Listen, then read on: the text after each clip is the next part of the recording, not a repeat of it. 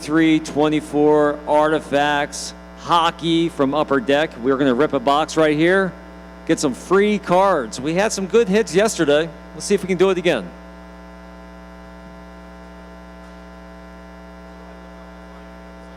So who are you at? We're not on Whatnot. So we're Go GTS Live. It's just on YouTube and Twitch. Do you know what they are? You know what they are, obviously. Yeah. You ever hear of Twitch?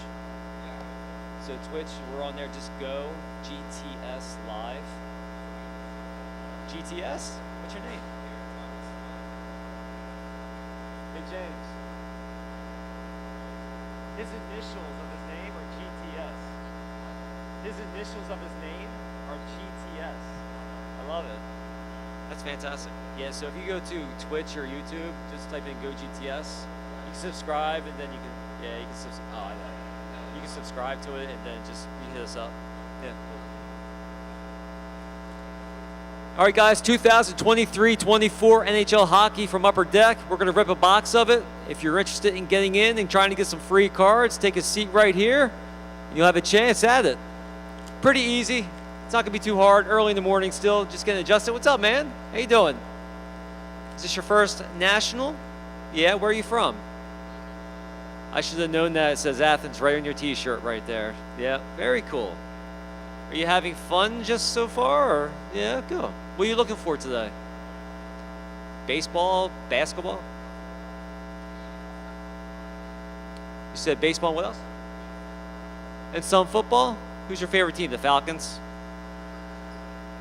You're not a Falcons fan?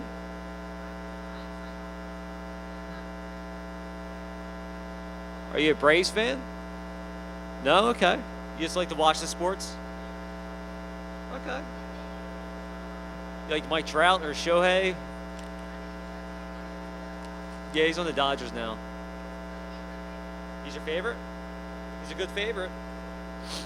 All right, guys, 2023-24 Upper Deck Artifacts Hockey. I'm going to rip a little bit of box here, see what we can pull, and get some free cards. Why not, right?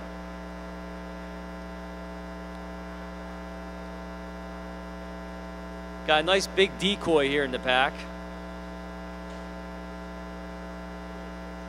Up closer.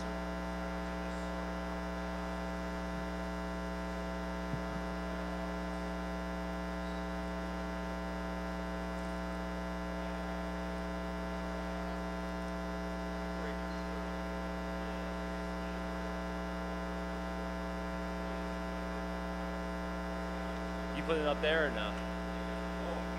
No? Okay.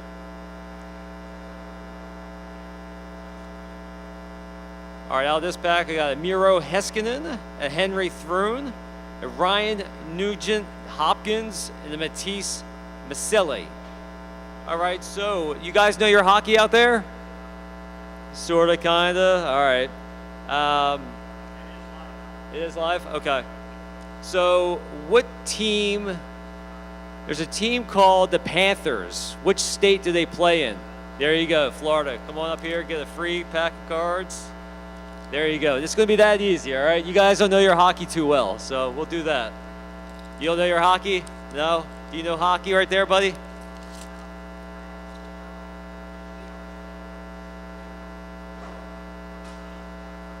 What team did Wayne Gretzky play for? Can you name one of the few? Oilers, right. That's where he started his career. Okay, good. All right, we have a Philip Khrushchev, a Mason McTavish. Can you see that, guys? And then we have a really cool Artifacts Rookie Redemption card. So that's pretty cool right there. I think it's the St. Louis Blues. Pretty cool. And a Joel Farabee. All right. Which team? The team is called the Wild. Where do they play at? Just raise your hand. Minnesota? Come on up here, my man. It's going to be that easy this morning. There you go. You got that redemption. It's a scratch off that you have to do. Yeah. 2023-24 NHL hockey. Artifacts from Upper Deck. We're ripping a box right now. If you're interested in getting in to get some free cards, take a seat right here like these young gentlemen. You may get yourself a little bit of a pack here. Jonathan Marchant, Lucas Reichel, Elias Peterson. You like that guy? Peterson's your last name. All right. And Malkin. Everyone knows who Malkin is. Yeah, there you go. Look at that. All right. Which team did Mario Lemieux play for? Which team did Mario Lemieux play for? My man. Penguins? Come on up here. You got yourself a card. There you go. That easy this morning. You guys just woke up, right? I did too, so there we go. 2023-24 Upper Deck Artifacts Hockey. I'm opening up a box, giving away some free cards. Come over here, take a seat, kids. I got a few more packs to go, so why not? JT Miller. Jordan Kyrou. Ah, here's a nice one. A Logan Thompson, numbered out of 499. And they always include these nice chunky decoys. And then a Philip Forsberg. All right, which NHL team plays in Nashville? Raise your hand.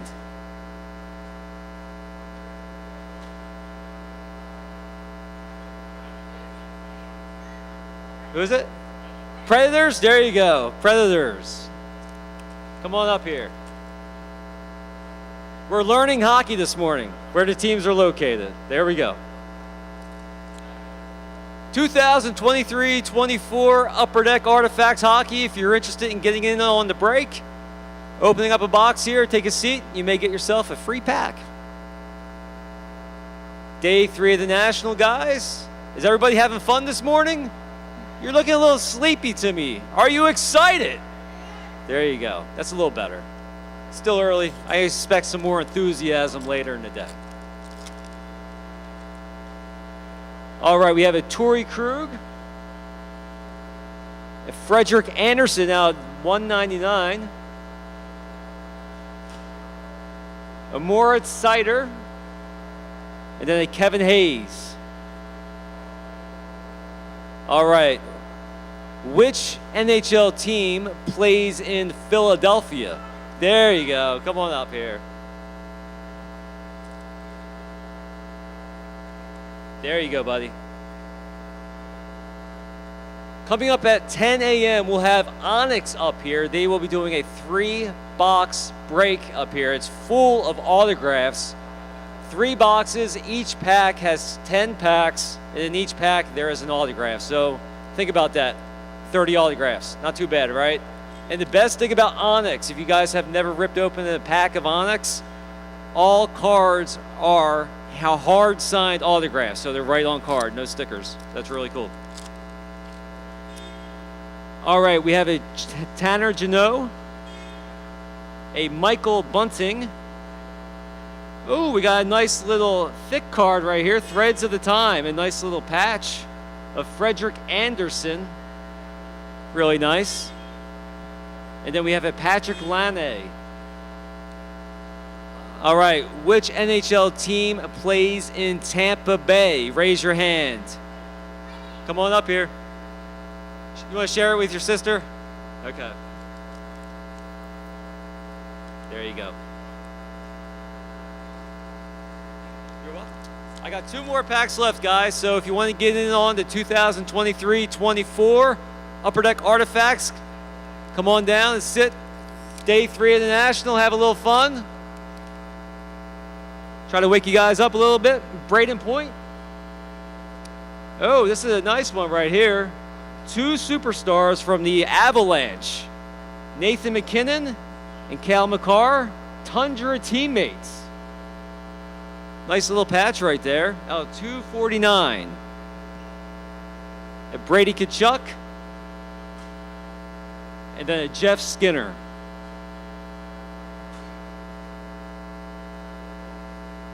Which NHL team plays in Dallas? Stars, come on up here. You're going to rack it up. There you go.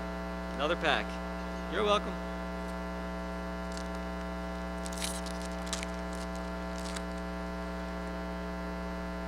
Our last pack, we have a Gabe Velarde,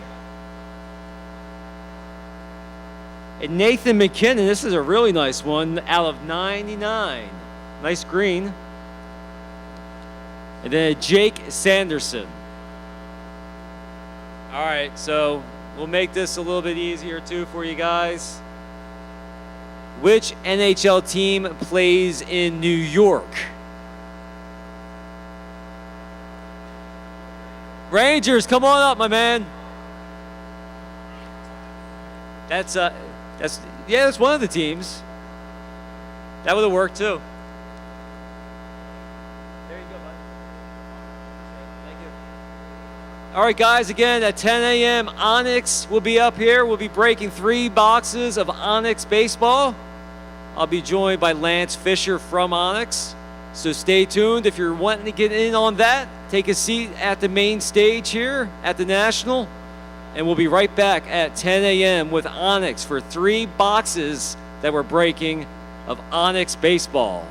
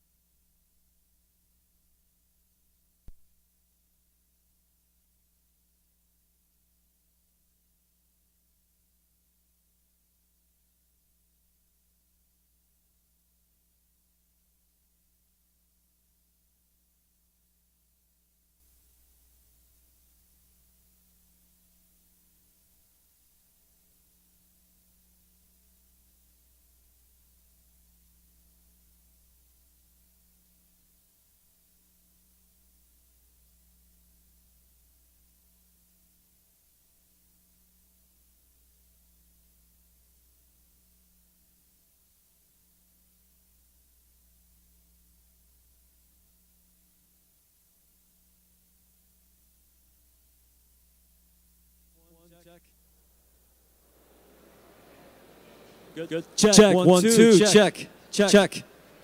Testing. 1, 2, 3. Test. Testing. 1, 2, 3. Check.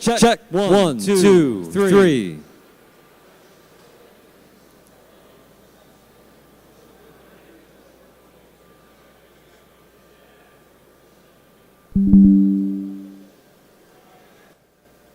Testing. 1, 2, 3. Got it? Test. 1, 2, 3.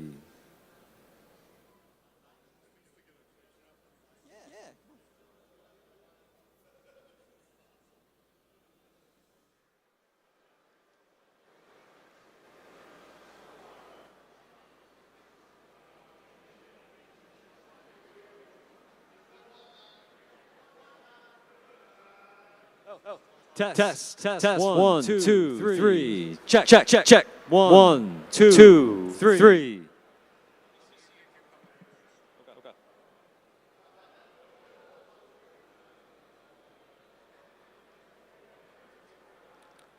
Testing. 1, 2, 3. Check. 1, 2, 3. Testing. 1.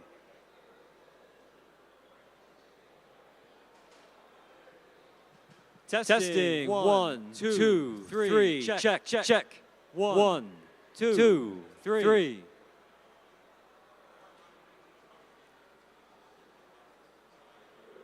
We are testing the audio here at the National. Check. 1, 2, 3.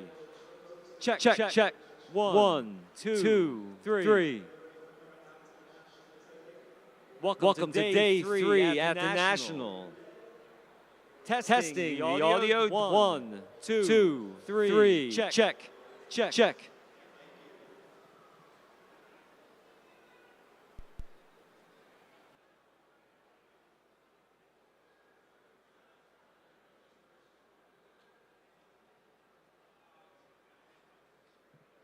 1, 2, 3. Testing. 1, 2, 3. Check. Testing. 1, 2, 3.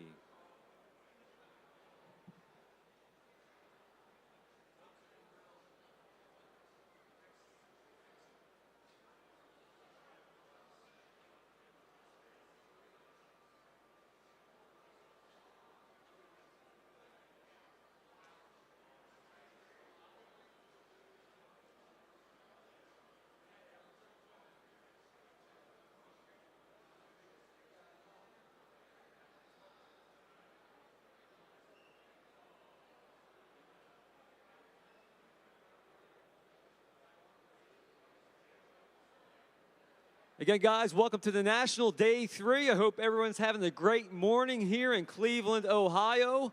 Coming up at 10 a.m., we have Onyx with Onyx Baseball coming up here. We have 3 boxes to break today.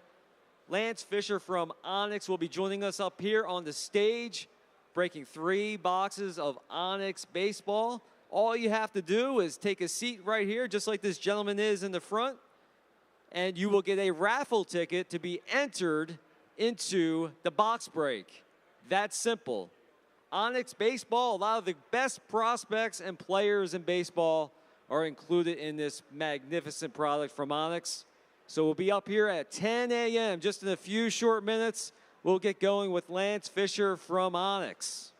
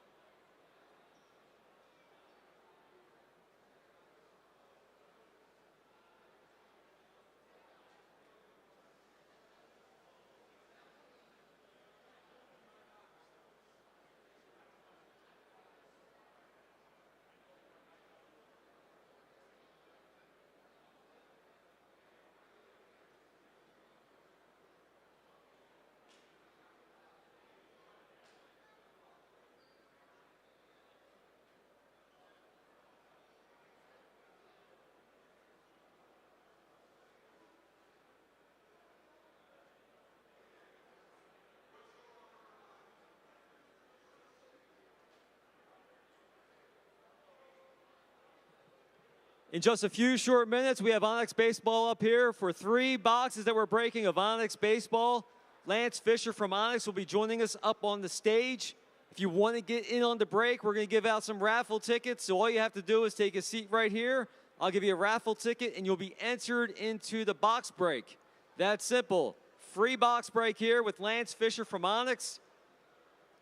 2024 baseball, right? Be 2024 Onyx Vintage Baseball cards. And the great thing about Onyx Baseball and Onyx products, all cards are hard signed. You can't beat that. You're looking at players like Charlie Condon, looking at Freddie Freeman. If there's any Freddie Freeman fans out there, you can also get an autograph of that superstar. So come on down here to the main stage, Onyx Baseball, Vintage Baseball. Get some on-card autographs. We have 3 boxes that we're breaking. Just take a seat, and we'll give you out some raffle tickets.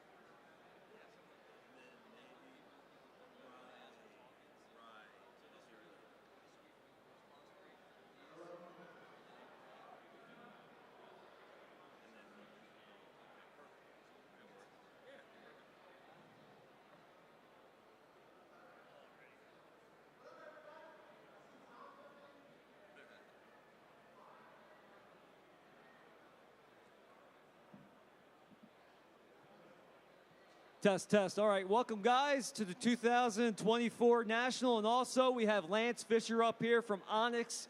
Onyx Baseball we're going to open up here. Lance, I'm excited to have you with me this morning. Thank you again for doing this. Yeah, no, thank you so much. Listen, the few people that are here, you guys are very, very fortunate. Oh, yeah. There's some really good stuff. This is free. This is free. I'm actually surprised there's not more. I think it's early. People are probably still waking up. Yeah. Had a long night last night. Absolutely. But there's some really good stuff in these boxes. We're going to raffle it all off so that you guys are going to get some free autographs. Yeah. We Yeah. want some free base cards. We've got parallels.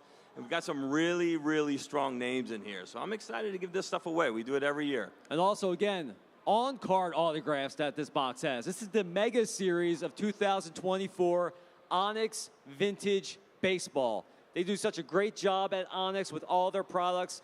Lance single-handedly sources these autographs every single year for this magnificent product. Talk about that a little bit, though, Lance, how you're able to get these awesome players into this product every single year. Yeah, we try to get out and do a lot of due diligence when it comes to finding the right players or the next superstars. We were actually Freddie Freeman's very first signing. Wow. In the minors. And it's funny because we had an opportunity to do Jason Hayward or Freddie Freeman, and we chose Freddie Freeman only because I saw a little more talent in the way he approached, and his mindset was actually very different from a lot of the guys that you see out there. So, you know, we've been very fortunate to find a lot of players before they get big. Yeah. And in this product, you'll see that. You know, the guys, their first autographs. So talk about probably the biggest prospect in this product is Charlie Condon from Georgia.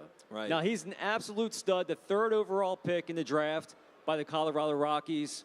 A guy that a lot of people are comparing to a Chris Bryant. He has that kind of potential. He has that length, tons of power. How do you feel about his future, Charlie Condon? Yeah, you know, it's interesting because a lot of people thought, you know, Cleveland's going to take him with the #1 pick. Right. And the interesting being in this hobby for as long as I've been and dealing with the agencies and stuff like that, you start to learn more and more about the team's mindsets. Right. And how they're looking to save money and use the allocated money for like the second round or third round. And so, I really felt strongly that Charlie is the best player in this year's draft. And he went third overall, but it was because, Cleveland was looking to save a little bit of money. I think Cincinnati, the same thing. And Colorado is actually a really good fit for him. Yep. He can hit. He's got the strength to hit a lot of home runs. And in that environment, even though Colorado's not a huge market, I think you're going to see him do exceptionally well to the point where he should easily be a Rookie of the Year favorite when he gets called up. And I don't think that's going to take too long. But I think he's got a great future in Colorado. That's fantastic. Let's start ripping some of these packs, Lance. Let's What do you do it. think? All right. Now, what's different about this year's product in comparison to other years? Yeah, so this year we decided to kind of do the packs instead of the boxes that we did. So every box now has 24 packs. We felt this is a more value-added approach, and the feedback that we've gotten from people so far has been very, very, very positive. The price point's very competitive, a lot cheaper, and we want to make sure that kids are able to collect this stuff. And I think, unfortunately, some of these products that are out there have priced a lot of the younger kids, younger generation of individuals out of the market. And we want to make sure that we can at least maintain it so that they can still collect and afford it. So a cool card that we pulled here of Kiner Delgado. He's a New York Yankees prospect. Can you tell us about Kiner Delgado? Yeah, Kiner's one of the up-and-coming Yankee prospects. And he's got a bright future in New York. He's young, so he's got probably a few years before he sees the big leagues. But I'm excited about Kiner and what he's going to do in New York once he gets to that point. That's great. Tell us about some of the other prospects that you're excited about in this product. Yeah, we've got a lot of draft guys, but I think one guy that you're going to hear a lot about here in the future is Ethan Holiday. Yep. Now, if you know that last name, it is the brother of Jackson Holiday, and he is projected to be the #1 pick for next year. He doesn't have a lot of stuff out there. I think the only thing he's got outside of what we put is Stars and Stripes from Panini. But he's one to really keep an eye on. Jackson, his brothers, even said that Ethan's a lot better than him. So if that tells you a little bit to be excited about, then, definitely want to get this product. And they're both the sons of Matt Holliday, the outstanding baseball player for all those years with the Rockies and also the Cardinals. Yeah, absolutely. We have a Trevor McDonald green. So one cool nice. feature this year, and Lance told me about this yesterday, is that they match the ink with the border of the card. So if it's a green autograph, it's a green border. If it's a red autograph, it's a red border. So color matching the cards with an on-card autograph. Awesome touch by Onyx. You did a great job with that. Tell us about Trevor McDonald. Yeah, so Trevor's a pitcher for the Giants. He's close to seeing the bigs. Really good guy. We actually did the sign with him in person in Phoenix this spring. And very quiet, but the Giants are really high on this kid. I think he was hurt last year, but I think this year he's coming back with a vengeance and having a pretty strong season. That's awesome.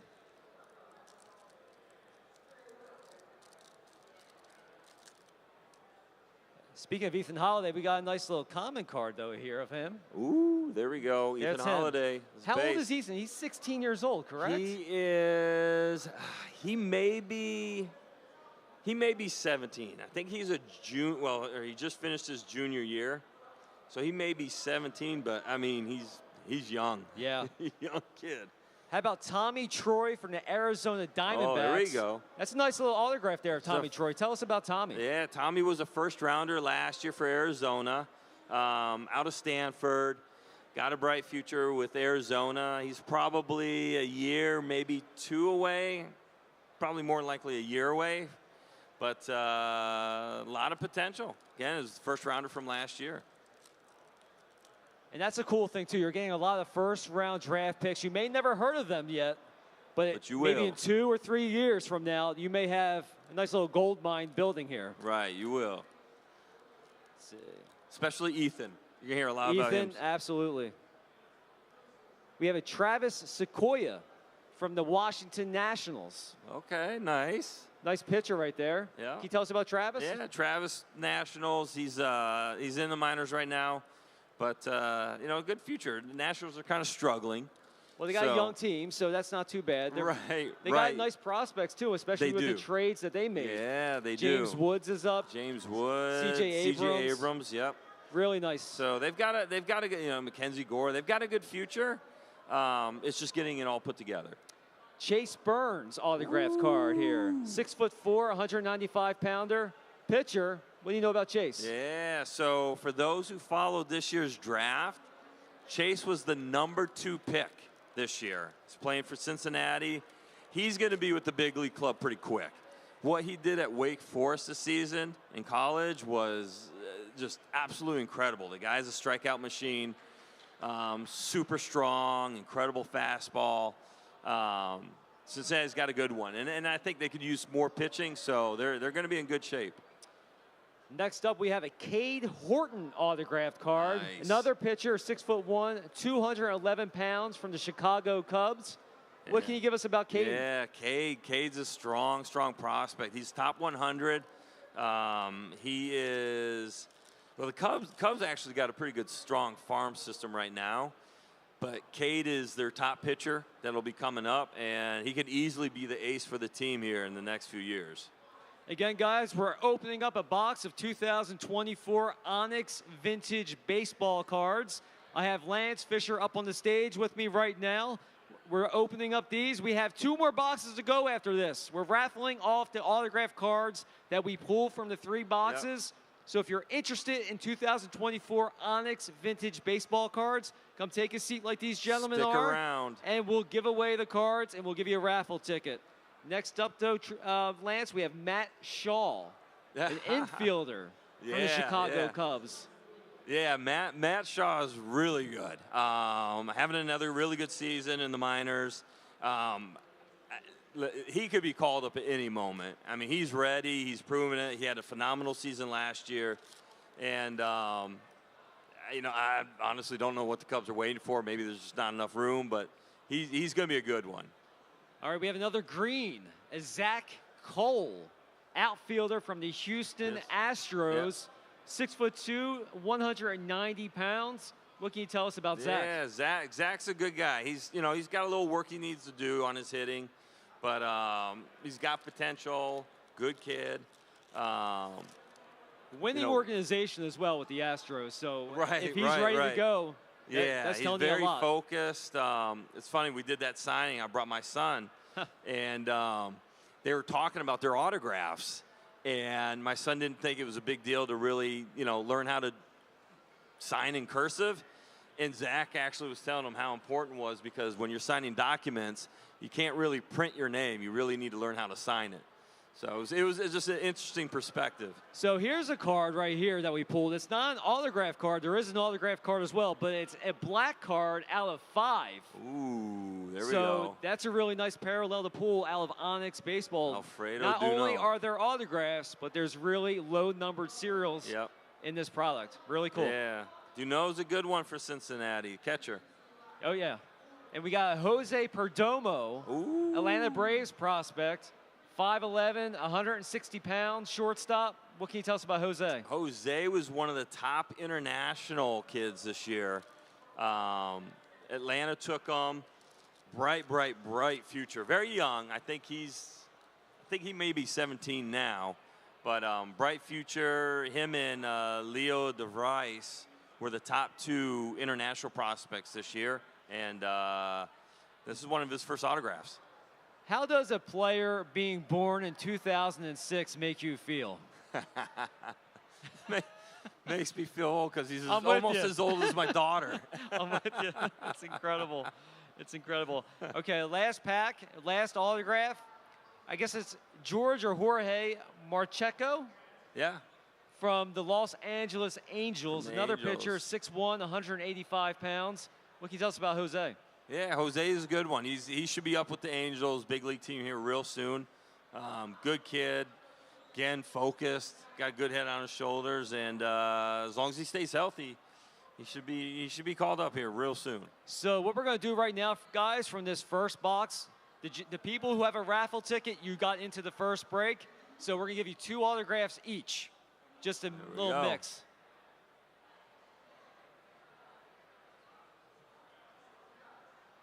Let me do the little raffle here. I'll have Lance. Yeah. If you guys want free stuff, if you're walking around, I would advise sticking around and having a seat so you get some free autograph cards. Again, we're doing the raffle for Good 2024 Onyx Vintage Baseball. The lucky people who got into the first break, all you have to do is sit down. We'll give you a raffle ticket, and you'll have a chance to win on-card autographs for this brand new product from Onyx. So we'll pull the winners right now. Our first winner, Lance. All right. Are they get to select the stack, or should I pick? We'll just do a random stack to each one. Okay. Yep. Perfect. All right. So the first one I've got, we'll just call off the last 4 is 2829. All right. There you go. Come on up. You're welcome. And our next winner, Lance. How about 2833? All right. All right. I get the green one. You got the green one right there. You're welcome.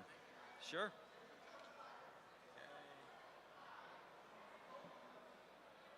2827.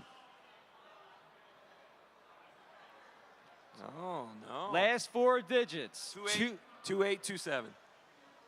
2827. Okay. All right.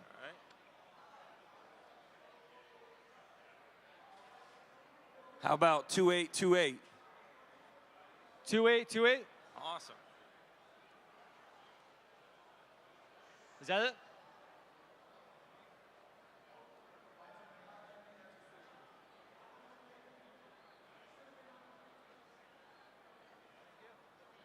Perfect. Next up, Lance, we have 2 more stacks here. All right. How about 2831? All right.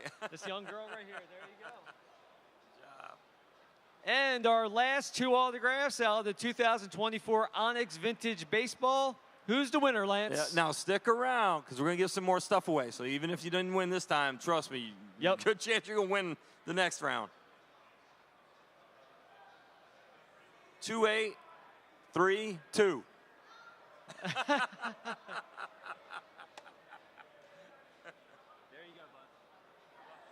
All right, guys. We have 2 more boxes of 2024 Onyx Vintage Baseball to open here with Lance Fisher from Onyx.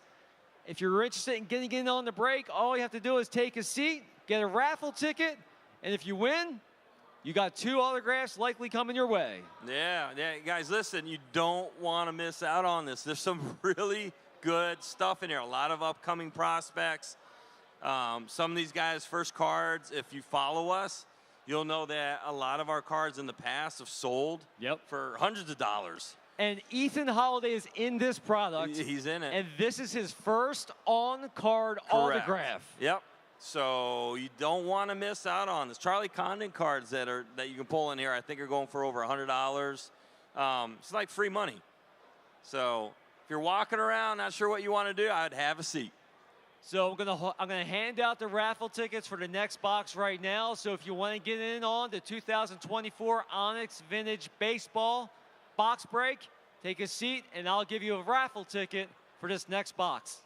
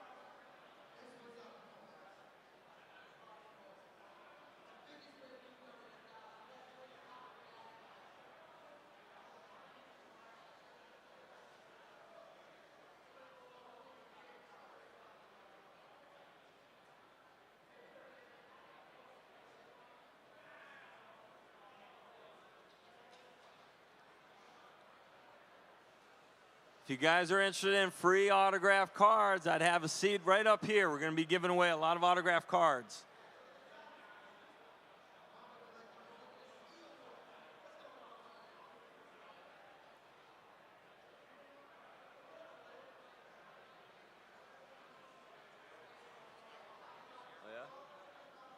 Oh, dude, nice. Hang on to that. Yeah, hang on to that. Yeah. Hang on to that for sure.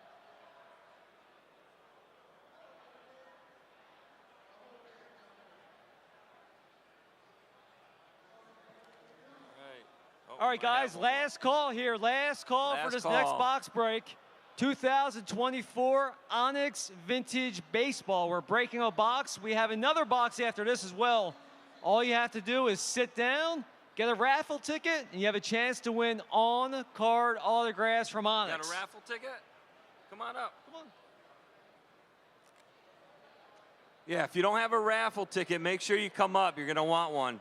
Last call, guys. Just come up here, get a raffle ticket. You have a chance to win autograph cards out of 2024 Onyx Vintage Baseball. Some really, really good stuff that comes out of this. So it's like free money. They're snoozing, Lance, I'll tell you.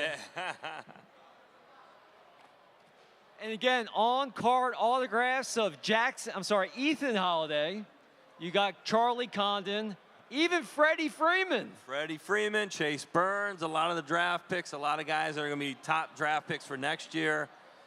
Parallels, inscriptions, all on-card autographs. Like,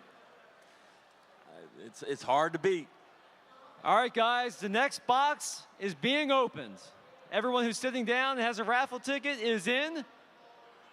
You want a raffle ticket? Come on up here, really quick. Yeah, don't give those guys one.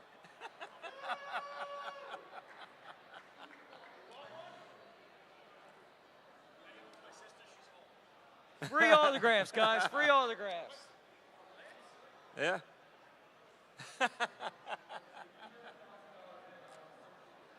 Yoni, I'll sign your ticket.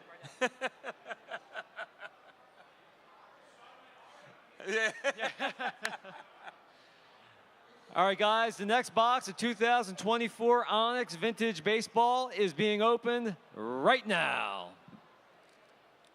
And again, Charlie Condon from Georgia is in this product. The #3 overall draft pick for the Colorado Rockies. On-card autos. Charlie Condon, Chase Burns, Ethan Holiday, Freddie Freeman, Corbin Carroll. It's a strong list. This is free cards, guys. All right, our first autograph out of the box is Jacob Cozart, a prospect. He's a young kid as well. Can you tell us about Jacob? Yeah, Jacob was a first-rounder this year out of NC State. He's a catcher. He fell a little bit further than what was expected. Still stayed in the first round. But, yeah, he's going to be a good one. Like I said, a lot of first-round picks in this. And again, if you're not really familiar with Onyx, they do source a lot of the top prospects. They even have some superstars in their products. But again, all cards are hard signed. They also have a new addition this year, Parallels. The ink of the card is being matched by the border of the card. Really nice, color matches. Yeah, we've got dual autographs in this, dual inscribed autographs. That's cool, it's some cool stuff. How about this one now, Lance? We have an inscription one of Caleb Lamavita. Caleb Lamavita, a 5'11", 205-pound catcher. Nice prospect. What can you tell us about Caleb? Yeah, Caleb, I think he's going to be a first-rounder next year. I think he's a top 10 projected. Got a lot of talent, smart behind the plate, controls the pitches. So, and the fact that this is an inscribed, which I think this is numbered to 10, right? Let me see here. Is it numbered? Yeah, to 10. It's Numbered 7 of 10. There we go. So, nice card. Someone's going to get it. Our next autograph, Drew Thorpe.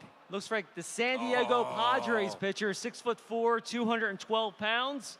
Nice looking pitcher. This guy's a beast. They call him the torpedo. So That's awesome.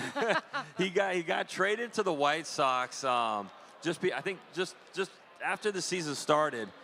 But the guy's insane. Was that the Dylan Cease trade? What's that? Oh yeah, Dylan it was. Cease It trade? was. Yeah, it it? was. Yep. So he should have an exciting future in Chicago. Well, we just had his card pulled. Jacob Cozart, another one of Jacob here. Not too bad. Nice. No, listen, that's one that it's not a bad thing to have a duplicate of. Let me see here. Sometimes they get color matched too. Silver's a little bit harder to see, but guys, some really good pulls so far. All right, here's a good one. Kobe Mayo green autograph from the Baltimore Orioles. Ooh, so That's a really good one. We got applause back there by James. That's a good one. Yeah, listen, if you guys don't know who Kobe Mayo is, you're going to know real soon.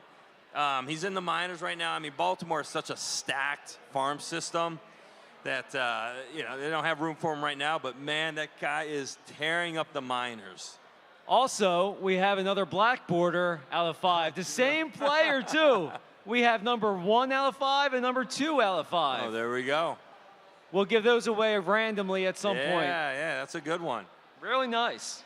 Talk about some of the parallels, though. The black. Yeah. Talk about some of the numbered sequences. So the black are numbered to 5, red or purple are numbered to 10, red are numbered to 25. We've got green to 50. The inscribes are numbered to 10. So a lot of very limited parallels. As you see, as we're pulling some good color here. It's hard to go wrong. So you're going to get some limited cards. And also, we have another Caleb Lamavita, another one of those. Oh, nice. Really nice. So we've got the inscribed version to 10, and then we have the base version.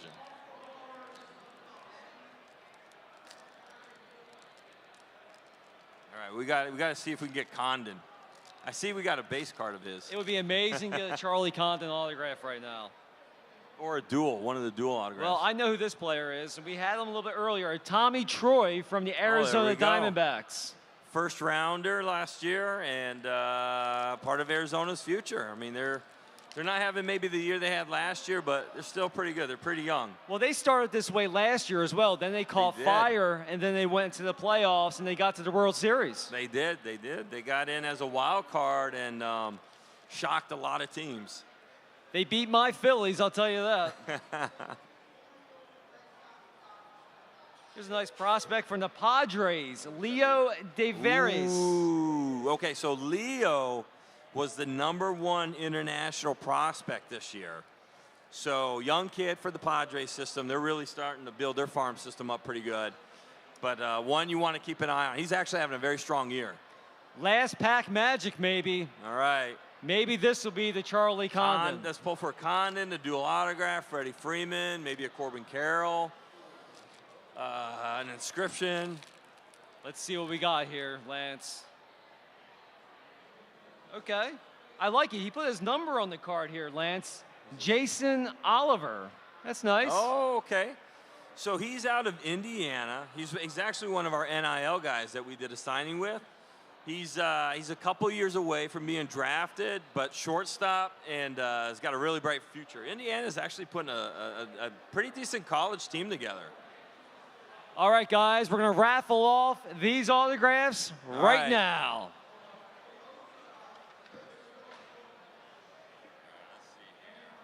The winner of the first stack is? I'm going to read off the last 4 again. We got 2844. 2844. All right. Come on up, my man.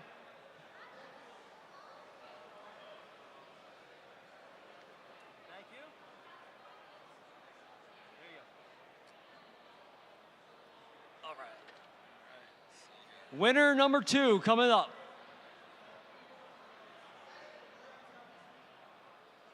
Let's do 2848. There you go. Congratulations. Awesome. Who's going to get the Kobe Mayo that we got here? That's coming up next. The Kobe Mayo is coming up next.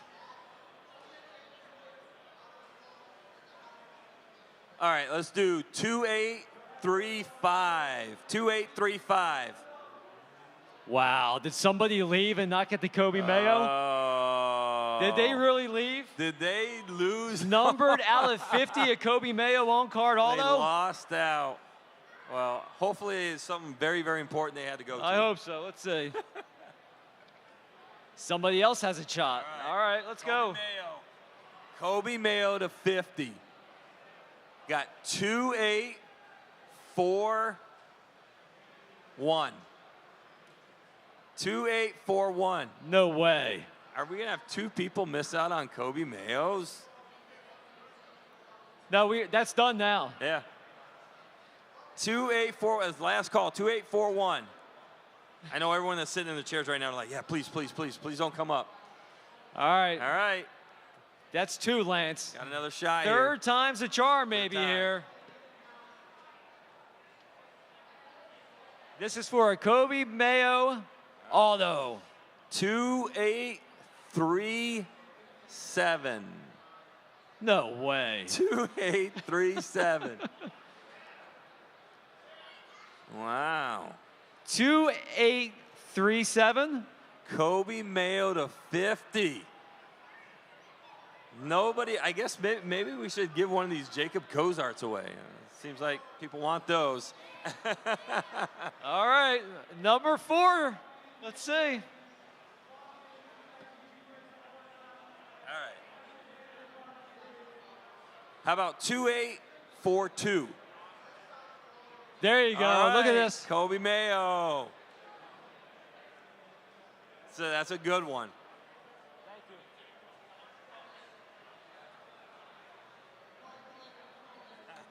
All right. Well, we have. Maybe we got more. I'll put. This is a numbered card right here. So. Yeah, or we could put one of these for since Yeah. it's only the one autograph. Yeah, that's cool. Or Condon. I'll give him a con. I'll give him a Or we'll base do that Condon. separate. Yeah, that's cool. Okay. Give him these. Give him these. Show it. Yeah. Yeah. All right. I hear you. Our next winner is going to get one autograph and then one of the numbered cards out of 5. All right, which is good. So I got 2849. 2849. 284. Oh, here we go. Oh, here we go. Our man here with the Venom shirt. There you go. Congrats. Listen, don't leave. We have one more box to break. Okay, so if you didn't win or if you didn't get a raffle ticket this time, make sure you stick around. Some really good stuff. We got one last box of 2024 Onyx Baseball. Make sure you have a seat. We're going to do the raffle right now. All you have to do is take a seat. We appreciate that. Thank you. All you have to do is take a seat. We'll hand you a raffle ticket, and you'll be entered into the box break for this last box that we have of 2024 Onyx Vintage Baseball. This product features on-card autographs of Ethan Holiday, Charlie Condon, Freddie Freeman, tons of other first-round draft picks, and future stars of MLB. Take a seat. Oh, we still have these. Ooh, that'll be another. We'll get it all. Do it on the next one. Okay. So we'll do that.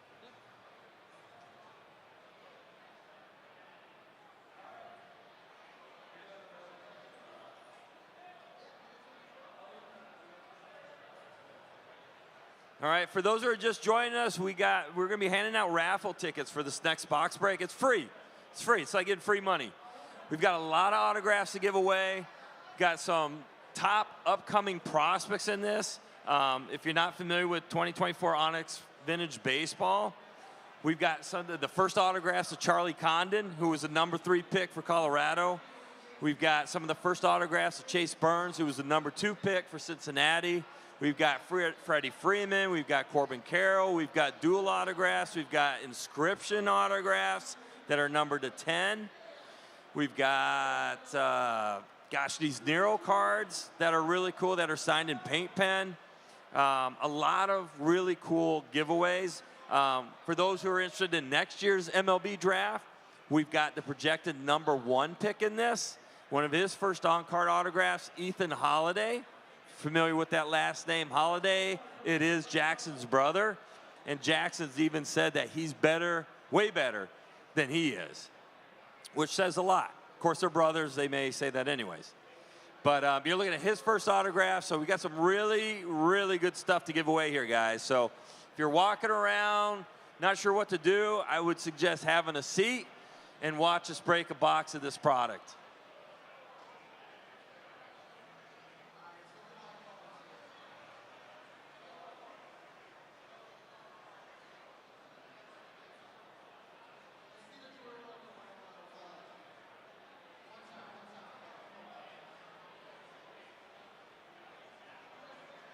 What's that? It's in the works. Yeah. Let me put it this way: we've got almost every first rounder for extended. Like it's loaded. Yeah, it's loaded. Let me maybe. But you've been here the whole time, so maybe.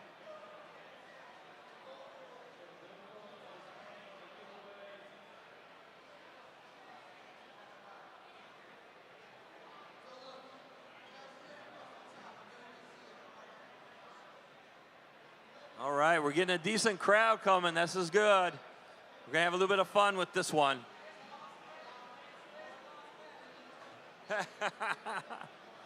going to have some fun with this one. We're going to pull some heat on this box.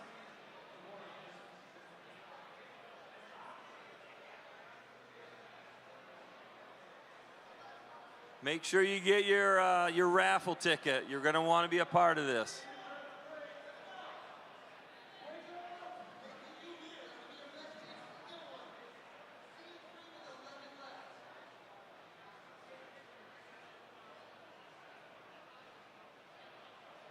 So I ask this question every year. How many of you have heard of Onyx?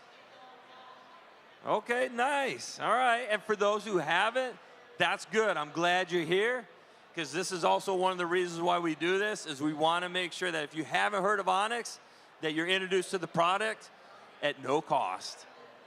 So we're going to have a little fun.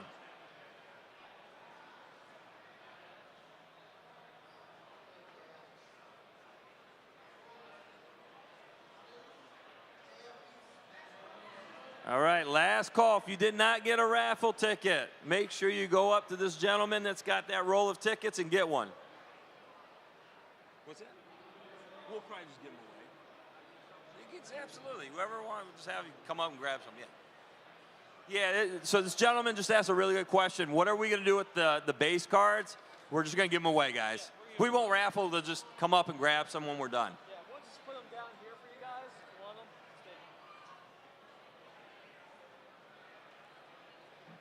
All right, guys, last box that we have of 2024 Onyx Vintage Baseball cards. We're going to be doing the raffle shortly after we open these cards. Myself and Lance. Lance from Onyx. I'm Chris Stuber from Go GTS Live. So let's go ahead and get into this last box. But I'll do one last call. If you want a raffle ticket, get in right now. Come up to the center stage right here, and I'll give you a raffle ticket to win autographed cards out of Onyx Vintage Baseball. Get it now. I'm telling you, you don't want to miss out on this. You got nothing to lose but money. Some of these cards are going to be worth some good money, so. Last call.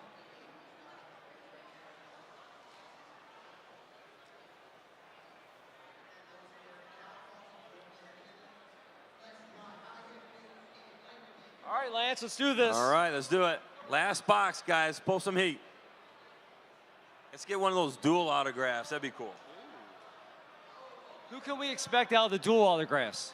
So we did dual autographs of Cade Horton, Matt Shaw combined. And they did some inscriptions, which were really cool. We did Drew Thorpe and Robbie Snelling. And they actually taunted each other on their duels where, yeah, I don't remember all their little sayings, but they were taunting each other while they signed them and did little inscriptions. We've got Corbin Carroll and Tommy Troy as a duel. We've got some good ones. So the big hit that we had in the last box was a Kobe Mayo auto, which is a green out of 50. So we had some lucky winner have it, but 3 people missed out. I think it was 4 people who missed out. Yeah, it was crazy. So hang around. Let's beat the Kobe Mayo. Let's get an Ethan Holiday to 10 or something. All right, it's another green though. Tristan Peters, Okay, for the Rays. an outfielder, 6'11". Is that true? Yeah, he's a big kid. He should be called up too for the Rays anytime as soon as they've got room for him. But good potential, bright future, and is ready for the bigs. We hit this gentleman out of the last box as well, Drew Thorpe. Oh, the torpedo. So, yeah, for the people who don't know about him or wasn't in on the box break last time, Lance, tell us about Drew. Yeah, so Drew Thorpe is dude's a monster. He was straight to the White Sox during the Dylan Cease trade, and crazy good. This kid's focused. When we did the signing with him, he's a little intimidating, and I'm not even trying to hit him. So bright future. I think Chicago's got a nice arm in the works. Another guy we pulled earlier, Kiner Delgado from the New York Yankees. So if you're a Yankees fan, Lance, let them know about him. Yeah, up and coming. He's young, so he's got a couple years before he sees the majors. But the Yankees are very high on this kid, and he's having a good year. He's got a bright future. All right, we have a Zach Cole on-card auto right here from the Astros. Astros. Let us know about Zach there. Yeah, Zach was kind of giving a little story about how he told my son how it's very important to learn cursive. And that it's very important to learn how to sign your name in cursive, and that you don't want to sign everything in block letters. So it was an interesting take between the conversation they had. So we have an on-card auto, a Travis Sakura from the Washington Nationals. Nice. He's up and coming. And then we also have a parallel out of 25, a Bryce Ranier. I heard of Bryce Ranier. He's a nice prospect. That's a good one. So, yeah. Let them know about Bryce. Yeah, Bryce was a first-rounder this year. One of the top high school kids, hitter. And he's going to be good. You know, as long as he's not rushed, he's going to be good. Uh-oh. How about a Chase Burns autograph card? This is a good one. Chase Burns, #2 pick from the Cincinnati Reds. Kid's a beast. What he did at Wake Forest was incredible. Strikeout machine. And I was surprised. I thought Charlie Condon was going to go to the Reds, but the Reds saw, they needed pitching, and they took Chase Burns. Oh, this is a good one. So we have an on-card auto of Cam Cannarella. So if you guys are or not Clemson fans, he's a good one. He's a top 5 projected pick for next year. Some have him as high as the #3 pick. And had a great season at Clemson and has got a bright future. All right, we have a Cade Horton autograph card from the Chicago Cubs. Any Cubby fans out there? Cade's got the potential to be one of the Cubs' aces here. He's ready. He had a great year last year. He's doing good. Just got to see when the Cubs want to call him up. All right. Let's see what we got on this next pack here, Lance. Oh, this one he was just drafted. Brody Brecht. Oh, all right. So did you guys know that Brody wasn't just a pitcher in baseball? He actually was quarterback at Iowa, too. Or no, I'm sorry. I think he was a receiver. Yep. Yeah. Multi-sport talent. Last pack magic. Let's see what we got. Let's see. Maybe a Charlie Condon, a Freddie Freeman, Ethan Holiday. Last pack.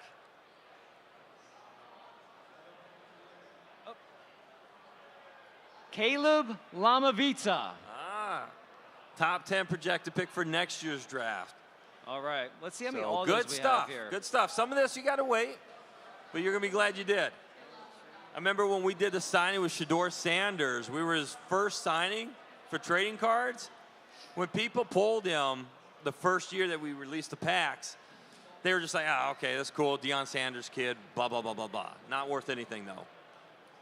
Then last year came, and football season started. Guess what? The only autograph cards you could find were ours out there. they were going for hundreds of dollars. I think they were going for like $300 or $400. That's amazing. It really is. So sometimes you just got to wait a year or two on these guys, but we're very early on some of them and some of their first autograph signings. So. All right, we got some nice little prizes here. We have 12 autographs, so we'll do 2 each, so 6 winners will get autographs. Then we'll do a nice little parallel pack here, including a Charlie Condon base. Ooh. We'll do an Ethan Holiday and Charlie Condon base, along with Nice. 2 parallels out of 5 and out of 25. Wow. So we got some prizes coming up here, Yeah, Lance. good stuff. All right, let's give some stuff away. And as we said, as soon as we're finished, guys, the base cards that are up here, feel free to grab some. Don't grab big stacks. Please try to let everyone at least get some. But they'll be up here for you guys to have.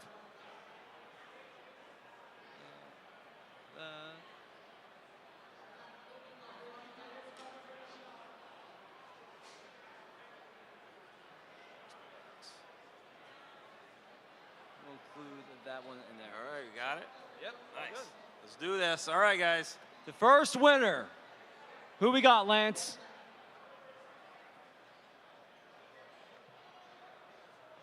All right, how about 2854? 2854. All right. Should just There give me you a go. box. You're welcome. This man's been very patient. He's been here since box 1. I love it. Actually, I think you were here last night too when we were supposed to break. So I think you slept in that chair. Our next winner. All right, let's do 2856. All Oh, right. All right. There you go. Congratulations. Winner number 3. How about 2852? 2852. All right. Winner, winner. You get an autograph. Oh, let's see. I'll get you an autograph one. There you go. Thank you.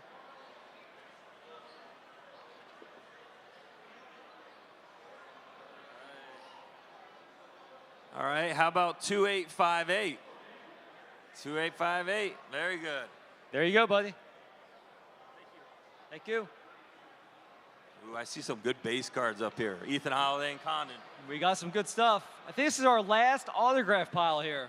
Put that one back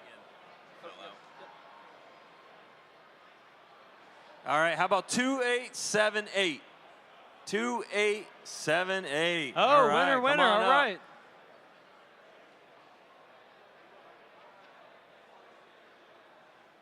All right, we have 3 non-auto stacks here. Let's see who's the winners. But they're good base cards. 2862. 2862. There you go. You got one numbered out of 5 and 25. There you go. So when we do these base cards, everybody, if we can let the kids kind of come up first and grab some and then grab the rest. Absolutely.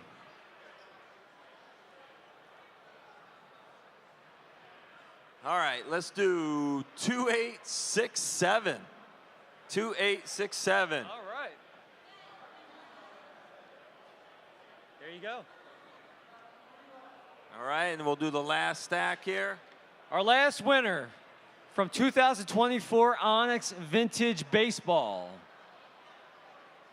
Let's do 2861. 2861. Going once. Oh, we got it. All right. Oh, all right, my little man here.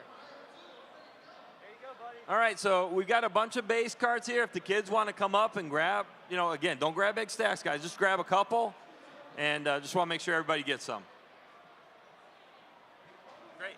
Again, thank you, everybody. Thank you for the support, and we're glad you were able to join us today. Yeah, big thank you to Onyx, Lance Fisher. Thank you again, guys. Give him a round of applause, please. Lance Fisher from Onyx.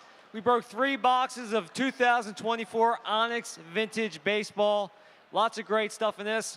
Go get it today. There's Ethan Holiday, Freddie Freeman, Charlie Condon autograph cards on card. Lance does a fantastic job. And once again, thank you again, Lance. No, thank you, and thank you to everybody out there. Again, thank you for supporting the product, and the brand, and we appreciate everything.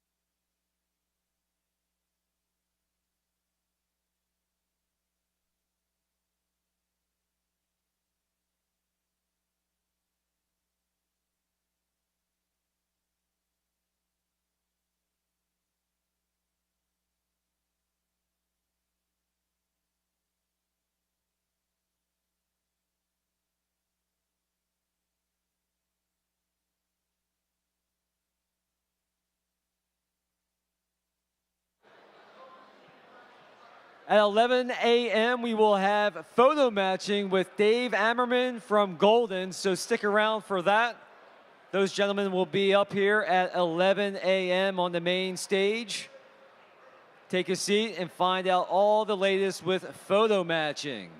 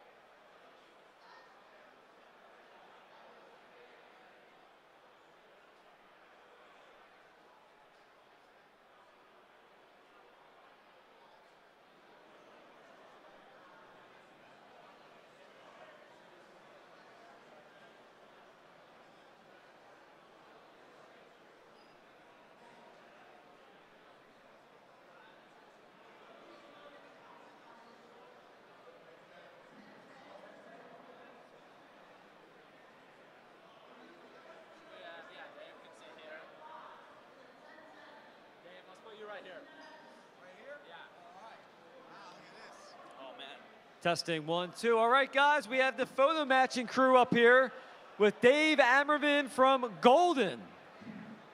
So, from the find out all the latest on photo matching, take a seat and listen to these gentlemen. This should be a very interesting discussion. Thank you. Appreciate it. We're here from Resolution Photo Matching to talk to you a little bit about what we do, and we're very happy to have guest Dave Ammerman from Golden Auctions here with us to talk about photo matching and talk about what they do with Golden at Game Used and some of the Game Used memorabilia that they sell and what they have coming up. Yeah, well, first off, can everybody hear me? I don't know. Yeah. First off, thank you, Ripping Wax, for letting us do this, and thank you, Dave, for taking some time out of standing around at your booth to come hang out with us. First, we'll just start. Go ahead and introduce yourself and talk about how long you've been at Golden and what exactly you do. All right, yeah, guys, thanks so much for having me up here. The booth's been crazy. If you haven't seen us, check us out, the Golden Booth. We've been slammed 24/7. When the Netflix series dropped, I've got 300, 400, 500 emails a day that I don't even want to look at my phone right now. Every night I come home and I'm like, last night I was falling asleep at the table trying to do emails, just trying to keep up with, everything, which is great that we're doing it, but it's just what we do, right? Like, this is collectibles. I was doing this when I wasn't working. I was looking at jerseys. I was selling in Golden. I was just having fun looking at collectibles all day, and now I do it at work, and that's what I get paid for. So since we were talking about the show a little bit, we'll get into that a little bit more. Talk about what's your favorite part of it? Obviously, you're one of the stars of the show, along with Ken. What's your favorite part of it? Man, King of Collectibles it's crazy. It's a show about memorabilia. You guys see King of Collectibles? You guys watch that show? Yeah. All right, cool. Thank you for watching, by the way. Look, for me, it's like having 2 full-time jobs. I do what I do. I'm in the office, and now I have the production crew also in the office. So, like, the first day of filming, you walk in, and it's our office with camera crews everywhere, and you're like, all right, this is my normal office, but it looks like you're on set, and so half the day you're in your normal seat, you're doing your job. Then it's like, all right, at noon we're going to do this scene. You have guests like in and out. It just becomes this like 2-3 month long, project. And some days I'll film from 9 a.m. till 5, 6 p.m. all day. And then when I'm done, I'll look and I'll see I'll have 400 unread emails. And then I'm working the rest of the night. And then they're like, guys, tomorrow, Dave, you got this big scene. I guess the one thing I regret, about the show is like, we don't have enough time to just like really get into the character, rehearse the scene. I'm not sitting there like, all right, I'm gonna hit this line and we're gonna deliver. I'm sitting on the set, writing emails, responding to clients, and then I put the computer down. It's like, hey, Bill, how are you? And we jump right into a scene. Like, literally, it's real life. It's what we're doing every day. Yeah, I was thinking, it's like, how do you get real work done at times when you got cameras following you around? I guess the filming and work kind of correlates with each other, but I could see, some of those distractions making it tough to get what you need to get done. But like you said, it's like having another job. For my role, right, I'm head of consignment, so I manage 15 guys in the office. But then I'm also the guy that Ken says, oh, hey, producers, you want some cool storylines? Go to Dave. So I create this folder. So if anyone has any cool storylines that they think make sense for Netflix, I put together a folder. And as soon as I hear we get a season 3 or something like that, I hit them with my folder. I give them all these options. And then I even work, so I'm also working as like a casting director. So, right, like not only am I doing that job, then they're like, Dave, can you call Bill and see if he can film on Tuesday and bring his item in? And since I have the relationship, can you call this guy, see if he can film next week? And I'm like, guys, like, we have a casting director. Yeah, like, so, it's just like, it's 2 full-time jobs, but the reward at the end it's worth it, it's well worth it. It's just a lot of hard work, Has life changed quite a bit for you since you've been on Netflix and obviously playing such a big role, or? Look, I was hoping that the week the show aired, I'd walk into like the grocery and, be getting mobbed and signing autographs. It's nothing like that. We live pretty normal lives still. Occasionally someone will recognize that watched it, and we had just a nice combo. So it's nothing crazy. We're not rocking around like rock stars or anything like that. But it's cool just to get that recognition. I did my my town magazine, you know, got a little write-up in there, you know, just little stuff like that. And it's cool being here. I love being here because I get to see like the kids that watch the show. I love when the guys come up to me from France and say, I never bought a card until I watched the show. Or a guy comes up to me from Montana and says, every day someone's in my store talking about the show. And these guys that haven't bought cards in 20 years are now coming back to they're buying cards again. And I'm like, man, I didn't think that I'd be helping the card show, you know, the card store in Montana when we were filming our show. We were doing this for fun, but, you know, we're introducing the hobby to, like, collectors' wives that actually can stomach watching, you know, 8 episodes of our show.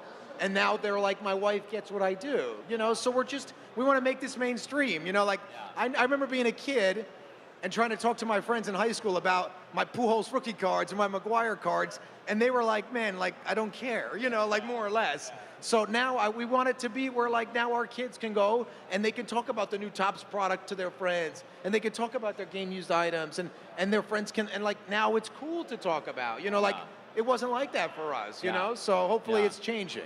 That's cool.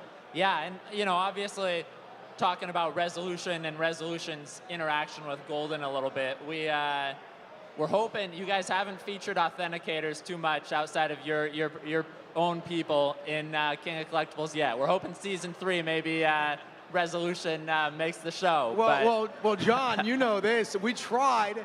Yeah. John came down. We actually did a photo matching scene on the Messi jersey. Yeah. Great result. Great item. You know, that jersey, I don't know if it's the highest Messi all time. It still might be. It's right up there, yeah. Yeah, I mean, what was it, 500th career goal? Yeah. So John and Resolution photo matched the Messi jersey that was on last season when the gentleman came and we went to the soccer stadium, and that was a crazy sale. And without Resolution, that jersey's a couple $1,000 bucks. Right, you know? And there's so much content you guys are obviously trying to fit in there. But let's shift over a little bit and talk about, you know, what Resolution and Golden do working together. Because obviously we're interacting with each other on a daily to weekly basis. Obviously you guys have a ton of game-used memorabilia, and we're doing a lot of the photo matching for that, for the applicable pieces. But to tell the audience a little bit about kind of what we're doing there, Golden will submit pieces to Resolution when they think they're a good candidate for a photo match, and then we'll work through our process and get them into the auction. I know we have a few right now. I think there's, you know, 10 or 15 in the current auction that have Resolution on them. But tell us a little bit, Dave, about, you know, kind of what are maybe some of your favorite res match pieces, or talk a little bit about what the Resolution photo match side means for you guys. Yeah, so I mean, John, if I'm not mistaken, right, you guys introduced photo matching to the hobby, what, 2016? We did. We came out in 2016. I appreciate that you remember the year there. And there were some people that did it a little bit before we did, but we were the ones that kind of, I would say, made photo matching mainstream and kind of brought it to being the standard for game-used authentication. Yeah. Yeah, I mean, you know, that pioneer, right, that pioneerism that you brought in, I was a game-used collector. I've always been. Started collecting game-used items in the late 90s. And, you know, look, there's a lot of junk, right? Let's be honest. And if you're going to throw good money at something, like you want to be able to sell it down the line. And I know that there's always a good deal, you know, to be had. But, you know, until you really introduced photo matching, you know, guys like me were spending $6,000, made it safe for guys to spend more, which is why they do. So now you can go out and spend 2, 3x, because I was always wondering, when I was younger, like, what's that item I'm going to buy and I'm going to hold until I'm older, and I'm going to sell it, and, you know, it's going to retire my family. And unfortunately, if it's not matched, if you don't have great provenance, then you might have sat on something for 30 years to find out down the line, which I do when I look at collections all the time, right? I've seen this collection came from a doctor in a couple years ago, and nothing matched, everything was kind of manufactured. He was buying items in the 80s. He spent tens of thousands of dollars on Willie Mays gamers and all this stuff that would have been worth millions, and unfortunately, you know, nothing was good. So now we have the confidence to know these items are matched and they're good, and people are spending more money than they've ever spent before. You know, that's what it's all about. You know, like these guys that bought jerseys in the 90s and 2000s, they now can hey, let me see if mine matches. It might be a debut item, right? It might be a milestone. So, you know, it's just setting the bar higher. So my favorite jersey, getting back on topic, it was a few years ago. A guy came to me and he had a Kobe Bryant rookie jersey. And he said, I want 100 grand for this jersey. And it was right after Kobe passed away. And I was like, look, timing makes sense. Kobe stuff's crazy hot. And 100 grand, it wasn't unreasonable for a rookie jersey. And I said, look, you know, I think we'd get you that. You know, look, I could never guarantee it. You guys matched it to, I think it was like his 11th career game or 7th career game, real early. As I recall, yeah, there were a few matches on that one, yeah. Yeah, it was good. I knew that it came from like a locker room source.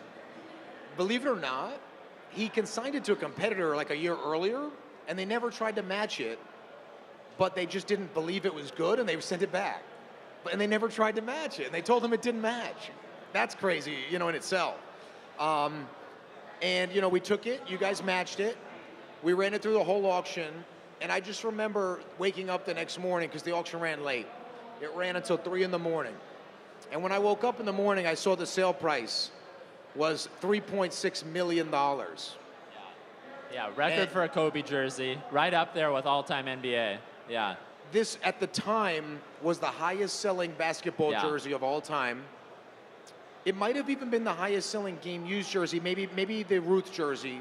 It that was went up right there, before. yeah. It's Jordan and Kobe are always right up there as the top two, but this is the top Kobe. Yeah. And the next morning, I remember, my job's not always rewarding, and we run an auction. Some mornings you wake up, or the nights, and you got the text saying what happened. Oh, I thought I was going to make X. I remember texting the guy in the morning with just one of those emojis with the, you know, faces, and he just hit me with the same one back. And, you know, I mean, look, we made the guy $3 million for an item that he had, you know, that he got from the locker room back in the day, and changed his life, you know. Something that we like to talk about is how photo matching is a value multiplier, and I don't think there's a better example than that. You know, if you're not familiar with photo matching and what that will do to the value, you see an item like that where, you know, someone's asking 100 grand for it, and then it ends up selling for 3.6. I mean, it's insane, and that was all in part to a photo match. So, well, there was. I got a question for you. Of course, man. I was curious. You mentioned you're up to over 300 million right now with Golden in sales, and you're now the director of revenue. I'm not pinning you on a number, but if you had to guess, how much of that 300 million might fall in the game used, you know, memorabilia category? Well, you know, I'm not your traditional head of revenue, right? Yeah. Like number crunching sitting there. Yeah, yeah. I like collectibles. I go Yeah. out and get consignments, and I have my team. You know, so I kind of just, you know, fell into this role Yeah. just by naturally falling there. So unfortunately, I couldn't give an exact number Yeah, like I yeah. should be able to. No. But what I can tell you is, you know, tens of millions of dollars in game used. We were running game used auctions at one point. I'd love to do it again, but we tried to condense there's too much. There's so many auctions, you know, going. We got our weekly, we have our elite, we have the 100, we have a pop culture. We're going to have a vintage. So the game used, I think it does better by itself, but when we were doing 2.5, 3 million an auction of just game used items, you know, so I would think if I had to put a number, obviously modern trading cards are really, you know, we're doing 7 figures. Actually, I'm sorry, we're doing 9 figures a year there. But the game used jerseys, I would guess, you know, probably 30 to 50 million a year in game used items, you know, conservatively. And I noticed from the show that you guys have put a real emphasis on expanding outside of sports, expanding into movie, actor, actress type stuff. How do you see that expansion going so far? Because we've started to see some pieces come in from you, cool pieces. How's that expansion working? Yeah, I'm glad you brought that up because I think it's really important. Yes, we've got pop culture auctions. Obviously, if you guys saw the show, we had a big lofty pop culture goal last year, just like we do today, right now at the National. You know, we've always got a goal, right? You always need a goal. The Kate Winslet Titanic piece, I think, was part of that, which is one that we had a resolution photo match on. Six figure dress. That's on, we got it up there. That's on here somewhere. Here's what I like about photo matching in pop culture. And a lot of people here, see, I get to see this stuff all the time and we get experience with it. What I would say is, just because you have the bat suit, right, from the movie, or I have a prop that I know came from a guy who from the set, some of these guys, there was 10 of these made, right? There was multiple Kate Winslet dresses, right? So you don't always know that the one you have is the one worn in that scene. So that's where photo matching comes in, because if I have a bat suit, like, doesn't mean that I can find it's the one, you know, that he wore the whole season or part of the movie. So the photo matching is increasing the value there as well, because a lot of these prop houses, they get all these, but people have extras. Everybody has 2 or 3. So if you want to know that's the one during the main scene, that's where photo matching comes in. And you guys, what's it like trying to match an item to something on screen? You know, it's got to be different than like a sporting event or a big hype photo.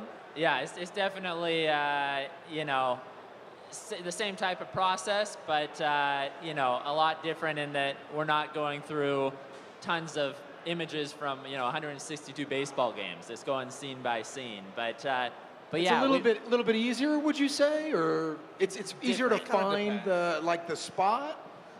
It depends, and it can be, you know, images, say from like a Getty image, oftentimes could be a little bit clearer. Sometimes the film, the footage from the film, maybe not as clear, and you know, you'll have to get the perfect angle of the person in the scene to make sure you can see the characteristics that are needed. So it kind of just depends. Well, and on some level, that can actually be a lot harder, because to your point, there's 6, maybe 4 or 5 Kate Winslet coats, you know?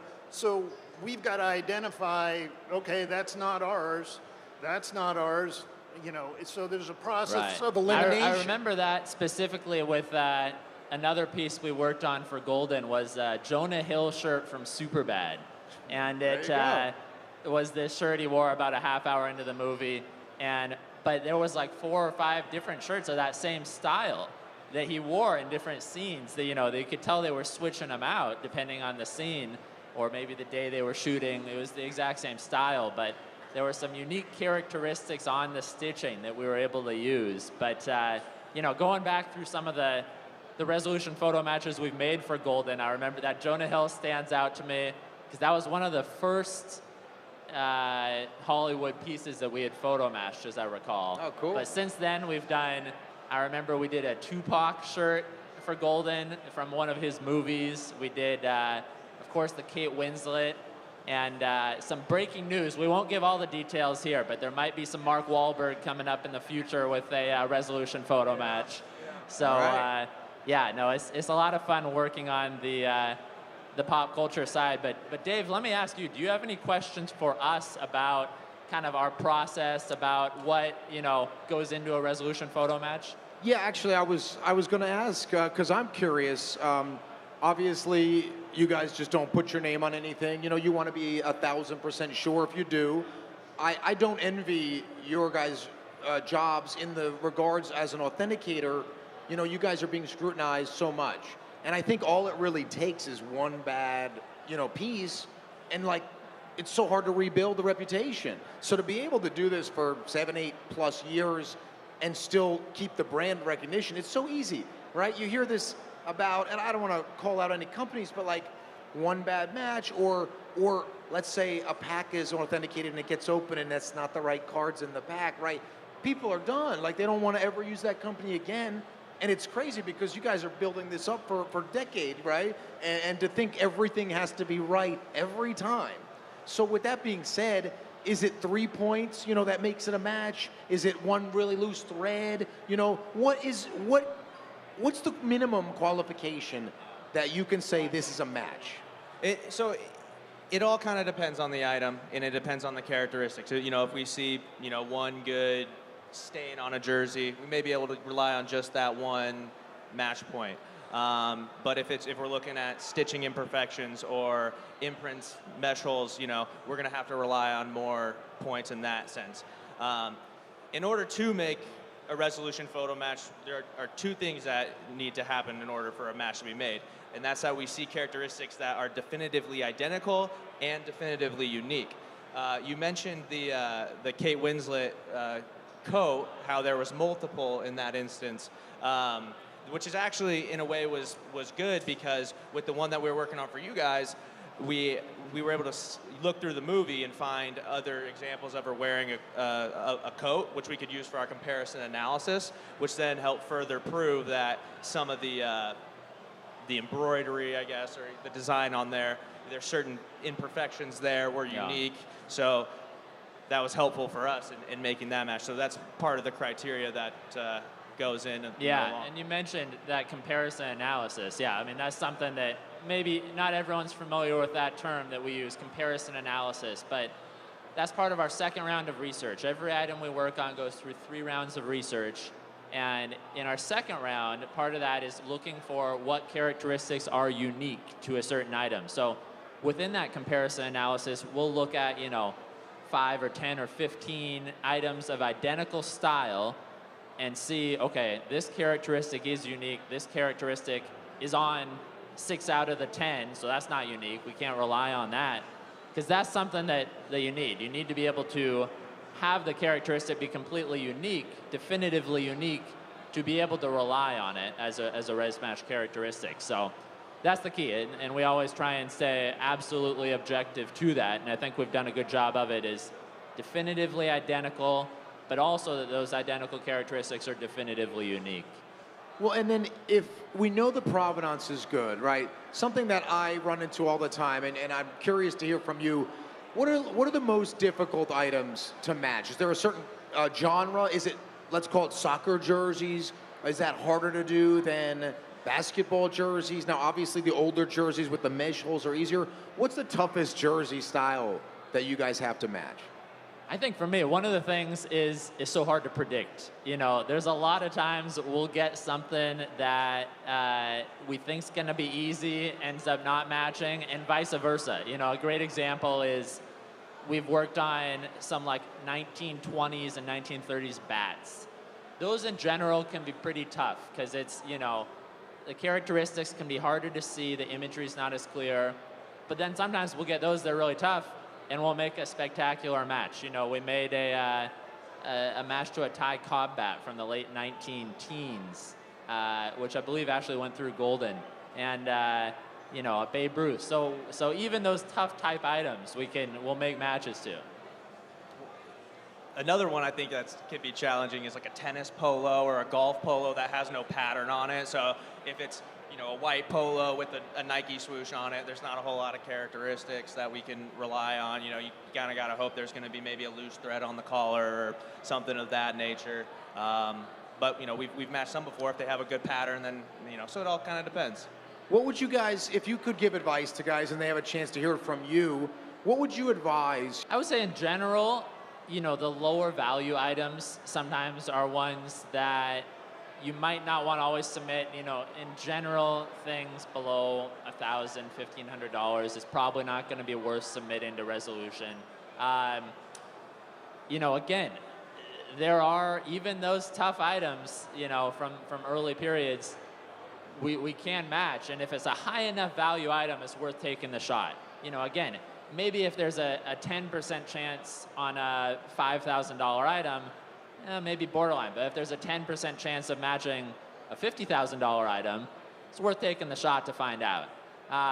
Another thing that on those lower value side that we've just rolled out in the last couple months with Golden is our auction certifications. So it's a more condensed version of our ResMatch certification that is a lower cost option. So when you have those, maybe not a $1,000 item, but maybe a $5,000 item or a $3,000 item, you don't want to pay for, the full fee. We can get that discounted option, which is a good option for a lot of collectors, especially when they're taking items to auction. Yeah, and just so everyone's aware, we went through this a while with you guys. I know that your time is valuable to do. It's almost the same amount of work, if not the same. So I know that it took a lot for you guys to come up with this, but it's a great option. So you guys can sign to Golden, can sign to an auction house, and Resolution will do the same work more or less for your item, and they'll give you an auction LOA, similar to like a signature auction LOA. And then if you want to upgrade to the full LOA after you purchase it, you have the option to do that. And then this way, you know, it works for both parties because now the guy buying it says, all right, I'm going to just tack on that extra few dollars. I know I want to upgrade ahead of time. And the guy selling it knows that his item's matched and he's going to get a fair shot in auction without, you know, having to pay the whole fee up front. And it still comes with a graphic, so you still get the visual of seeing the match, which obviously a lot of people, that's the most important part to them. So, you know, the content is very valuable as well. There's a lot more that goes into a match than necessarily what meets the eye on our graphics. You know, there might be a couple images that went into making that match. So, you know, if you end up with an auction cert, always good to reach out and get more information on that. So I've got a question for you guys as well. So what I'm seeing that a lot of photographers, a lot of images, they're getting more expensive. These guys are getting more protective with their items. I know Getty's, you know, changing, you know, you guys are a little bit at the mercy, right, of photographers and their costs. And I know that's the biggest obstacle to entry with what you do. I know guys that have started, you know, competitive, you know, companies and says, I'm going to break in. And then after a month or two, they're like, I'm out. This is a fortune. I didn't realize how expensive it was. What do you guys foresee happening, and how do you guys plan to combat it when these photographers and these other companies are going to try to protect these images where you guys won't be able to use them on your letters? What is the thought into that? Yeah, well, I don't think there's going to be an issue with not using them, not being able to use them. It's more just the cost. But it's something we've dealt with since we started. We've always felt that licensing, you have to do it. Otherwise, you're not playing by the rules and you're going to get in trouble eventually. Yeah. And we've seen that happen with a couple of the smaller upstarts in years past. But yeah, we have 30+ image databases we use. We have licensing contracts, so we're able to use those. Obviously, Getty Images is the biggest. We just renewed, so we have a 4-year Getty contract that we renewed, I believe, about 4 or 5 months ago. So we're fresh onto the new contract. So we're good for a few years to come here. But yeah, I mean, licensing is something that a lot of collectors don't get, the costs involved with that.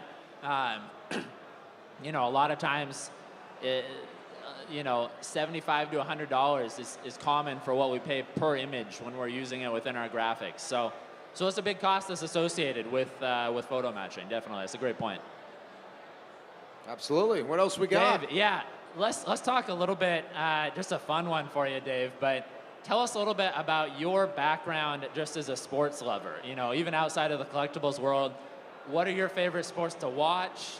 Do you have a favorite team, favorite player? Yeah, so I was a baseball guy. I've always been a baseball fan. That's my sport. You know, I grew up right outside New York. I got to watch the Yankees win 5 World Series. You know, so I've always been New York Yankees. Let's go. Yeah. Must be nice. Oh, he's got the Boston jersey on. But you know, look, I was 15 years old in 1998, and that was the year Mark McGwire hit 70 home runs. Yeah. So, you know, as a 15-year-old, I was already collecting McGwire. I was already buying his stuff. So I always wanted someone to break that home run record. You know, like I was always like, Matt Williams in 94, he's going to do it. You know, who's the next guy? Griffey's going to do it. Juan Gonzalez, Albert Bell's going to break it. I knew McGwire in 98 was going to break it from the beginning. So as a 15-year-old, I'm stocking up heavy. So when you're betting on somebody and he does it, man, that's it. You know, like from then on, I've been locked in. So for me, 1998 Cardinals, even though that year was the year the Yankees went 125-50 for the season, we had one of the best teams of all time, won the World Series. My focus was in St. Louis that year on the home run record, and I think everybody's was. The Yankees quietly swept their way past San Diego in a World Series, and I'm just thinking about the home run chase, you know. So that moment for me is the biggest, you know, September 8, 1998, 9:08 p.m. Eastern Time, 341-foot home run down the left field line. You know, that jersey, I would do anything, you know, to own that jersey. I don't think I could afford it. I do have a 98 McGwire jersey. It's not been photo matched. I've got a Mirza 10 on it. I'm waiting. Sounds like there's something that needs to be submitted there. I think, look, I think I will eventually. I want to. I think for that jersey, right, it's a white home St. Louis jersey. But I think with the St. Louis Cardinals jerseys, there's a lot of thread in there. Yeah, you know, so exactly. a lot of thread. So I think, and there's a lot of images from 98 of McGwire. So look, It's signed, so I know that he had it in his hands. I got the 810 because of all that. It's custom sized because Maguire used to wear his jersey a little short. He would tuck them in or he would cut them just kind of like Pujols would do. So I know it's the right size. And when I was putting it in a frame, I didn't like dry mount it. My brother made me this big frame. And when I'm putting it in the frame and I have it close, I had never held it that close. I'm like, man, these armpits look like there's a little something, you know, like just a little something in there. Juicy? Juicy enough to meet the criteria, you know. So I feel good, you know. So I think maybe when I get back from the National, we're going to send it your way. And I'd love to find out, you know, how many homers Big Mac hit. Look, I realize even if it doesn't match, it doesn't mean it's not good. It just might be, you know, he might have switched the jersey out. It might be just a game. He didn't hit a home run. I mean, there's obviously 162 games. Maybe 81 are played in that type of jersey. Not everyone's going to have a jersey, but I think with that St. Louis, look, working with the Yankees as long as I have with Steiner Sports, I realize that, and I think this is great advice for everyone out there, especially on the pinstripe jerseys, right? At the end of every homestand, they would switch the jerseys out. So every jersey I've ever gotten from Steiner authenticated or from the team has photo matched that entire series, more or less. I bought a Stanton 2 years ago from them, and I personally matched it to 4 homers, one off of Verlander through that series. And I always ask for photos first, you know, and the guys used to do that to me. Like, I'm working for Steiner Sports, I'm selling you a jersey from the Knicks or from the Yankees that has MLB, and they're like, I want to see pictures. And I'm like, why? Well, now I know because it might be 10 home runs over the last month. You know, so, and I'm sure you guys have come into, you know, the same scenario, is that oftentimes you get with baseball jerseys, you know, even though it's MLB authenticated to a date, you guys are finding many other dates that it's worn? Absolutely. Maybe elaborate more on your collection in general. Any items you'd like to share that you have or that are special to you, whether that be game used or cards or anything of that? You know, the things special to me are not the most valuable, right? The things special to me are the ones that I can relate to the most, you know? And I think that is what's cool about the hobby, what's cool about the Netflix show. You know, like video games, just recently we did a nice feature of them on our show, and it brought everybody back to like 90s and 2000s, remember them. And they were selling for triple what they've been selling for because guys weren't buying them to flip. They were buying them because it reminded them of childhood and excitement. Just like 98 reminds me of Maguire and being 15. Now, I didn't, you know, there's things I don't love about being a teenager, of course, but it just takes you back to that innocent, like, time period, you know? So for me, my Giancarlo Stanton items are some that I love. You know, I followed Giancarlo since his rookie season. I lived in Florida around that time. Maguire, anything Maguire I got, you know, I want to keep. Anything Yankees. I had a stadium blueprint, game-used balls. I got the ball. I got this ball off of Steiner's website many years ago. We were selling a game-used ball from a random, you know, April game. And I, like, did the math on it. I looked at it and said, hey, that's from Stanton's at-bat, his first at-bat in pinstripes. He had, like, 5 strikeouts that game, and it's the 5th pitch. I'm like, so this is, like, the first pitch to Stanton and the whole at-bat and maybe the top of the lineup, you know, prior. So, you know, for me, it's just like those fun little items. And I think the couple pieces I won't sell, because I sell a lot of my stuff. You know, I realize when the market's good, you sell. There's plenty of things I wish I kept, but, you know, I don't regret selling because I always get more stuff. It's, I have 3 kids. I have a 14-year-old. I have a son turning 9 on Sunday. This is the first year I get to spend with his birthday because it's always at the National. So this year's a little earlier. We always tell him his birthday's a week earlier or a week later. He hasn't figured it out yet. This year we're going to celebrate it on his birthday. I'm going to leave a little early on Sunday and spend some time with my son. And I have a daughter who's 3. My daughter's name is Belle because of Beauty and the Beast and Disney movies that I love. So I've been stacking up like Disney VHS tapes for her. I don't have that connection with her because we don't watch those movies together. But I played Halo with my son when he was 4 or 5. I don't play video games. But somehow, like, Halo's a great, easy-to-play game. And so I bought the whole collection of graded Halo games. And I wouldn't sell that because in 10 years, 20 years, that reminds me of my son.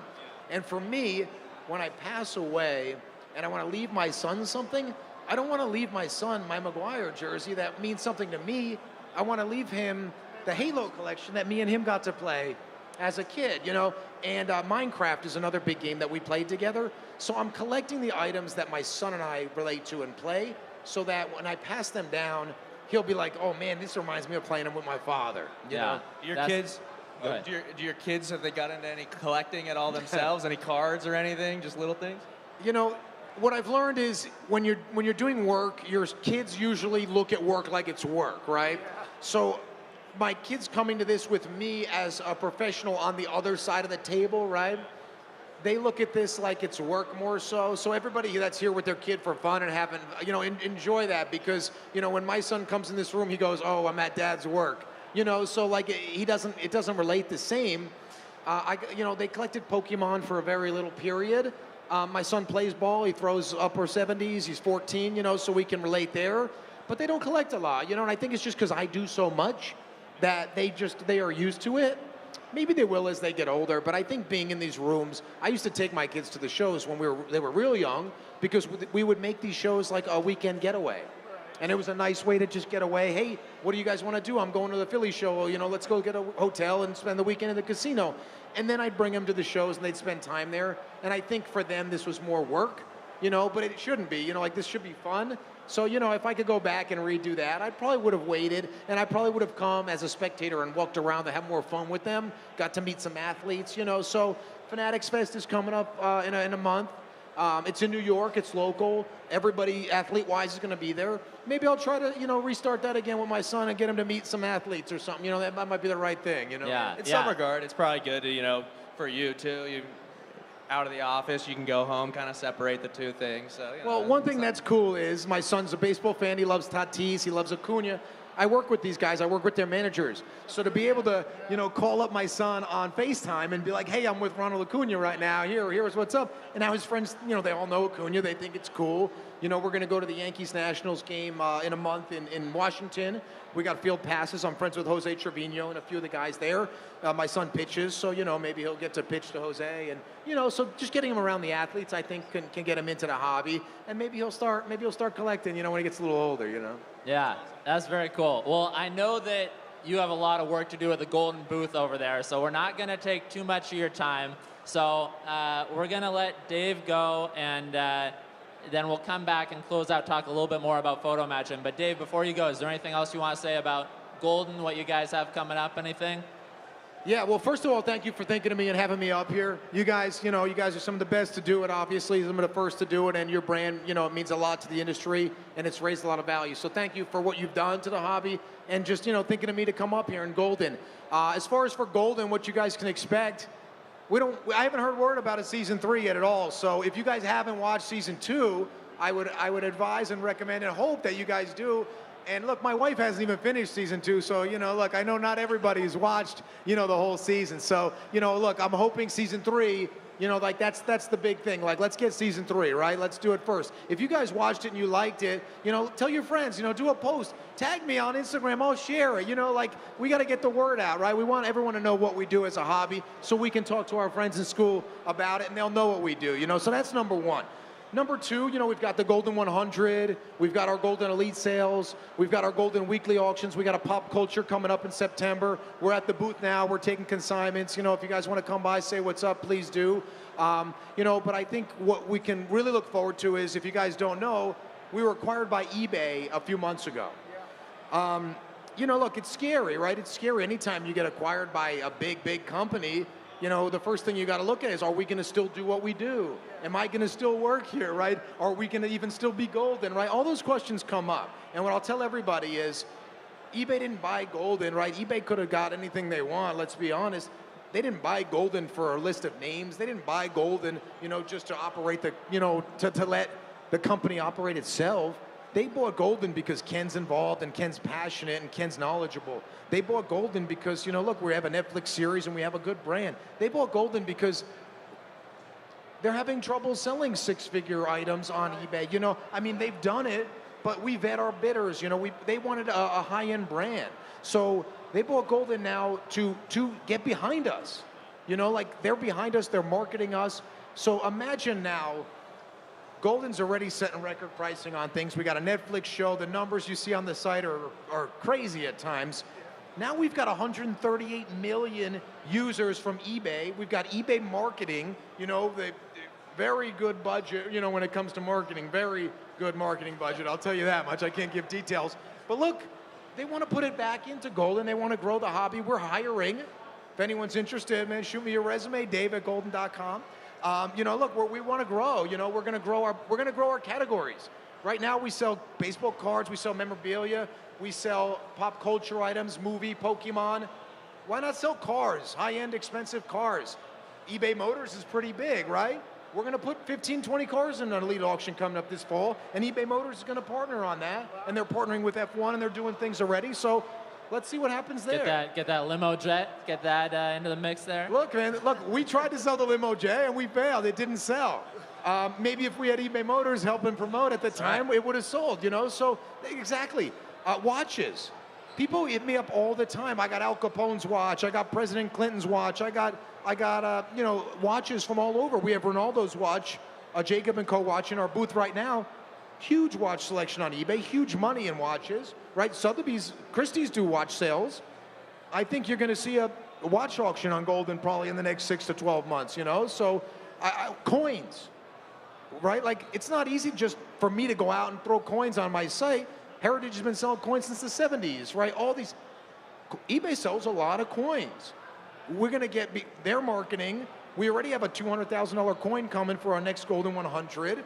Let's start selling some coins, you know? So we're going to just get into a lot of different categories, but business as usual for Golden. You know, we want to focus on the high end, and, you know, look, we want to be number one. You know, that's it, right? We want to be number one, and that, you know, it comes with a lot of work. I don't sleep a lot. I'd like to. I like sleep, trust me.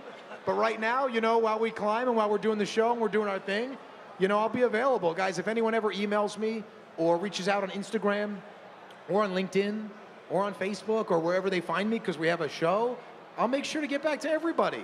Sorry, your 90s cards, you know, they're not quite for us, but thanks for thinking of me. If you find something, reach out, you know. So it was just being accessible and offering a white glove service, people to people. You know, everybody, AI is going to replace everybody, right? No, like, there's no way an AI is going to come and go into your guys' house and look through your collections like I will, like you guys will. You need to touch the stuff. You need to see it. You know, I look at collections once every few weeks. I'm in the house, and I remember a few weeks ago someone telling me, do you think I'd be selling my stuff like if you weren't here right now helping me go through it, telling me don't list this, don't list that, sell this is good, let's get this slabbed, right? We need to offer that to the people, and it shouldn't be as simple as fill out a form and just drop your item in the mail. If your family, if your grandfather saved a Babe Ruth ball and your parents gave it to you, are you going to fill out a form online and just ship it? Or are you going to at least want to talk to me? You might even want to come to the office, sit down, have a convo with me. You want to know I care about your item, you know. And honestly, part of the reason I don't sleep at night is because if the items in the auction aren't where they should be, you know, I'm owning that with the sellers, you know. So I'm one with the sellers as well. So we want the items to do better because I've seen it too many times. A guy will come in a collection, he'll give the widow $10,000, he'll buy the whole collection, he'll bring it to me, I'll get him $250,000, and the poor widow had her $10,000, but she trusted that guy because that guy was a friend, and he was always over there with his other friend, you know. So what I tell people is if you don't know what you have, or if you don't know the hobby too well, or if what you have is really valuable and you can't price it, we'll help you put it out in auction. We're on the same team. I'm only going to make a piece, so I want that Kobe jersey to sell for $3.6 million because, look, I made $600,000 instead of, you know, $6,000 off of that sale, you know. So we are on the same team, so everybody can win, you know. So that's really what this is all about, you know. And it's really great to be able to give back, you know, watch the kids grow in the hobby, give them a, you know, a show as well and a place to go and a face, you know, and just being part of it, you know, just being here with everybody is what it's all about. Yeah, well, thank you for joining us. We appreciate it. And we'll take a couple-minute break here. We'll let Dave go, and then we'll come back and close it out talking a little bit more about Resolution. But let's give Dave a round of applause. Thanks again for being with us. Thank you, guys.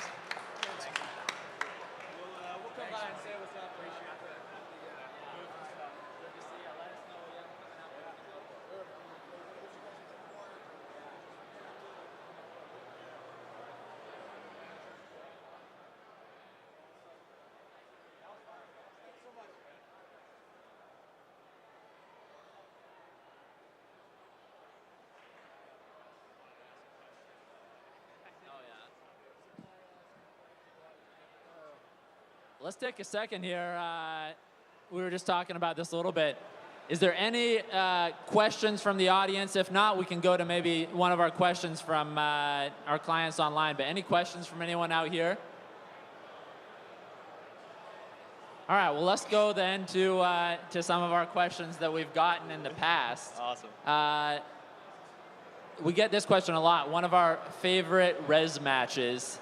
Any pieces for you guys that stand out as maybe not the number one, but maybe in that top 5 of one of your favorite res matches? It's so hard to say. There's so many. To me, the ones that stick out, we're from Seattle, so anything Seattle sports is always exciting to me. There's a Malcolm Smith jersey from the NFC Championship. I was at that game when he caught the interception. That one, to me, just from, I guess sentimental value is cool. But, obviously, some of the high-end ones. Recently, we did a Hank Aaron jersey. It was a rookie Hank Aaron jersey that it's up at Heritage right now, and it has the number 44 on it.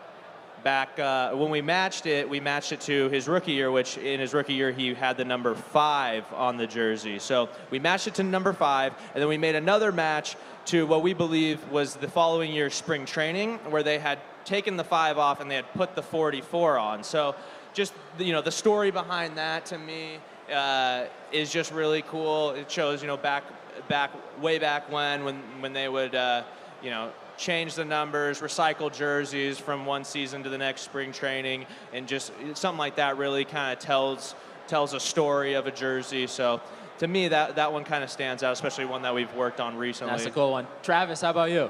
Yeah, I'm going to emphasize anything that really tells a story. You find new discoveries. Maybe it's a jersey that gets matched to 20 games, and your client was hopeful for one day, and all of a sudden you've opened up this whole story. This, and this happened. The other items I love to work on are real unique characteristics, where you're looking for a variety of ways to try and match it. It may be an older jersey, it may be a gray flannel jersey where you're looking for lines and shapes in the material. But when you find it, it's kind of like, we're there. So obviously we go to the next step of proving that it's unique. But when you have that initial, I think we found something, it's still really cool. It's still fun, and that's still my favorite part of it. Yeah, that's cool. For me, as far as the top few, there's a Ty Cobb bat we actually were talking about with Dave earlier. That's up there on my list. We've done a few different Michael Jordan jerseys over the years. We've done a couple of Michael Jordan finals jerseys. Those have got to be up there. And then, echoing what Connor said, anything Seattle. We're from Seattle, so, we've done a lot of Ken Griffey Jr., a lot of Edgar Martinez, going back. We actually flew over on the same plane as Sean Kemp. We've done a few Sean Kemp pieces. Yeah, that's a lot of those type of Seattle pieces are cool for us. By the way, Sean Kemp's here somewhere, so go get his autograph. if you're out there and you want to submit your collection, let us know. We're close. Travis, I don't think you answered the question. What's one of your favorite matches? Well, we worked on a Sandy Koufax a few months back that sold on Heritage for about $1.8 million. It was a beautiful jersey matched to spring training of his second year. I can't remember all the details, but it was just beautiful match. There was a picture with him and Roy Campanella, and then a classic portrait shot that everybody's seen of Sandy Koufax, and all of a sudden, I'm matching that jersey. And so that was really cool. That was one of my favorites. Any other questions? I actually have another question that came from, I've got questions from the web and from clients. We get asked this all the time, so I'll ask you guys. What in the sports realm do you see growing? What sports particularly are you seeing more requests for? Are we seeing more requests for? Yeah, Yeah, outside of the major sports, what we've seen in the past couple of years a lot of growth in is soccer and tennis. So a lot of these sports that are played more overseas. So that's been good to see. You know, we've seen expansion outside of just, you know, the baseball, basketball, football. So seeing those, you know, a lot of Nadal, Federer, we're starting to see some Carlos Alcaraz, so some very, you know, some high value items.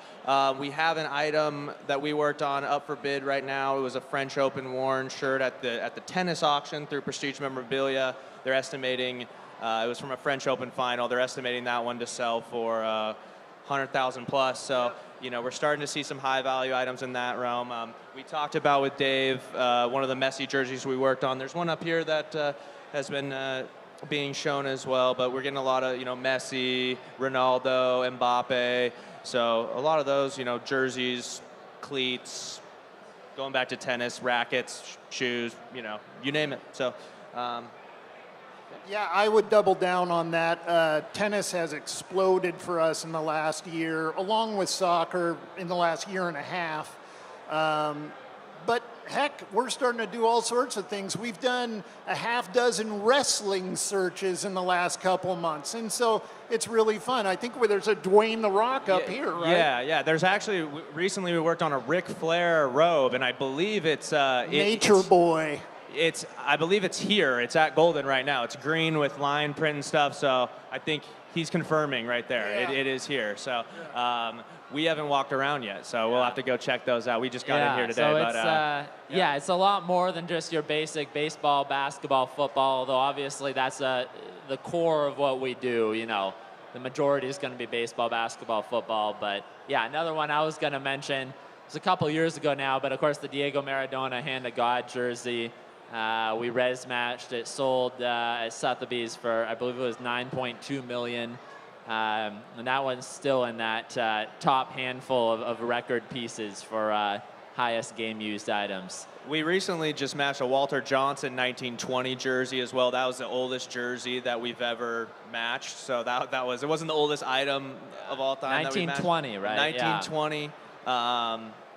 So that one was pretty cool. We were able to match it based on the pinstripe alignment, which there it is, right there. Just flashed off the screen. But yeah, that one sold at Heritage for, I believe it was 2.0, 2.1, somewhere just over in there. $2 million. Yeah, but and that was the oldest jersey we've done, and then we've done a few older pieces. We've done one of those Ty Cobb bats I talked about. I believe there was one other that was from the 19-teens. So, yeah. Anything else? We got a couple minutes here. We wrap it up, or? Well, was there any questions from the audience? Did anyone have anything they wanted to ask? No? I think just the one other thing I would say in closing is, just talking about the value that Resolution can add and the standards. Our biggest thing is keeping an objective standard. And again, it goes back to that definition of a res match for us, a Resolution photo match, which is definitively identical and definitively unique characteristics. And, we're going through 3 rounds of research and 30-plus image databases in every one of those items that we research. But it has to pass those criteria of definitively identical and definitively unique in order to get that res match determination. So, we're very proud of that, of the standard that we hold there. And obviously, we've been doing it a long time, since 2016, but we're always excited for what's coming next. I think we've done almost 6,000 items that we've researched, and we're excited for the next 6,000 coming up. So, anything else you guys have to add? No, I was just going to say, this is our first day here. We'll be here today and tomorrow. We'll just be walking the floor. So if you see us, say hello. If you have any items you're interested in submitting, we can take photos of those. Otherwise, you can find us on Instagram and Twitter at ResPhotomatch. You can email us at info@resphotomatching.com. Find us on the web. Instagram, Twitter. Thank you, Ripping Wax. Thank you, Whatnot. Yeah, thank you very much to Ripping Wax and everyone who was a part of putting on this main stage. And thanks you guys for listening. Enjoy the rest of the show.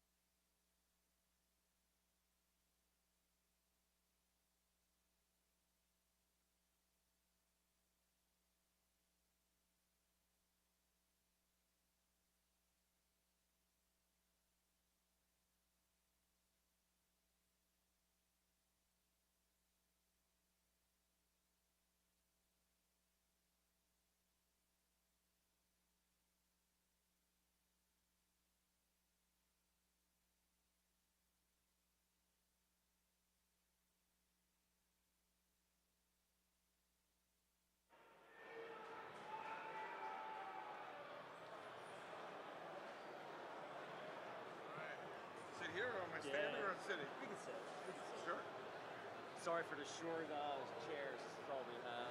Weird chairs, man. Very weird chairs. I'm not in charge of that. Would you rather stand? No, we can stand. Okay. New York City.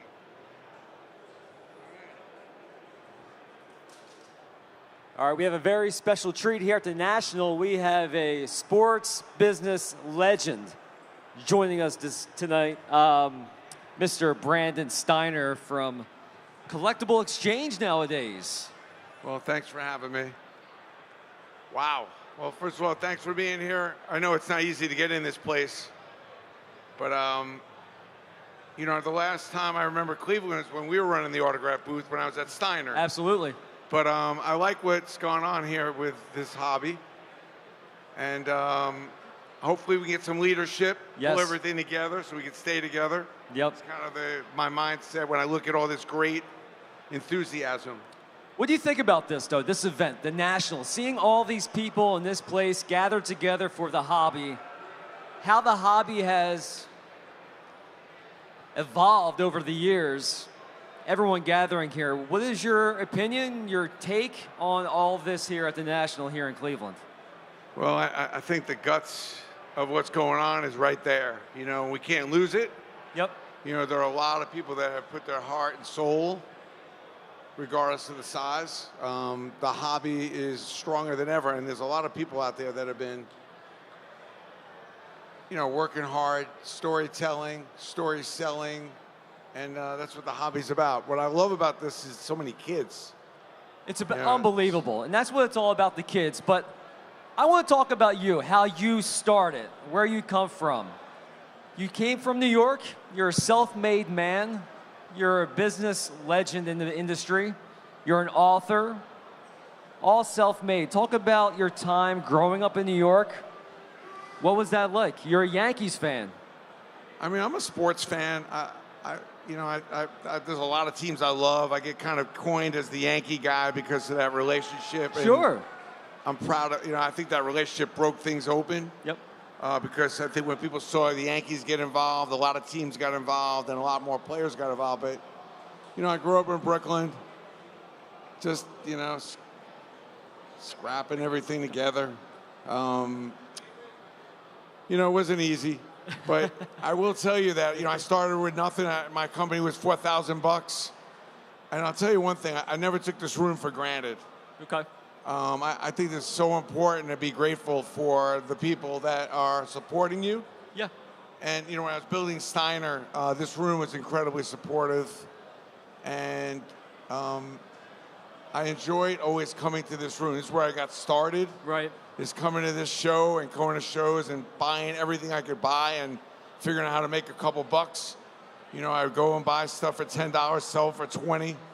It wasn't like I just, people say, oh, you have this, you have the Yankees or Notre Dame or Jeter or this one or that one, but it really starts with walking around this room trying to find some stuff. Right. And making a few bucks and flipping it. Not to mention Madison Square Garden as well that you had. I did read a story. Can you confirm this? You were 14 years old, working in a bakery. You claim to have invented the everything bagel. Is that true? It's true. I baked bagels starting around when I was 13. And when I delivered newspapers, my point of difference is that I would get people milk and bagels. And then anything the old ladies needed, I would get it for them so they would get the paper delivered. The paper was only 8 cents. But when I started delivering the papers, I had 29 dailies. And when I finished, I had 200 dailies and 240 Sundays. And I was really proud of that. But then the bagel baker guy saw me and said, wow, would you want to come and I could teach you how to bake bagels? Now, that's 1973. Wow, okay. It's 50 years ago. And there weren't a lot of bagel places, so I started baking bagels and making them and learning how bagels get made. And then I got promoted to the night baker, and I started messing around with all the seasonings and everything. And one night I just came up and I just threw everything on the damn thing. And that's how we came up with the everything bagel. Now remember, the everything bagel happened before cinnamon raisin, the marble bagel. There were so many different bagels that happened after. When I got in the game, there's only a few bagels, plain sesame, garlic, onion, and salt. So. So how many people here eat a bagel in the morning, or even eat bagels twice a week or whatever? Yeah. Any everything bagel fans?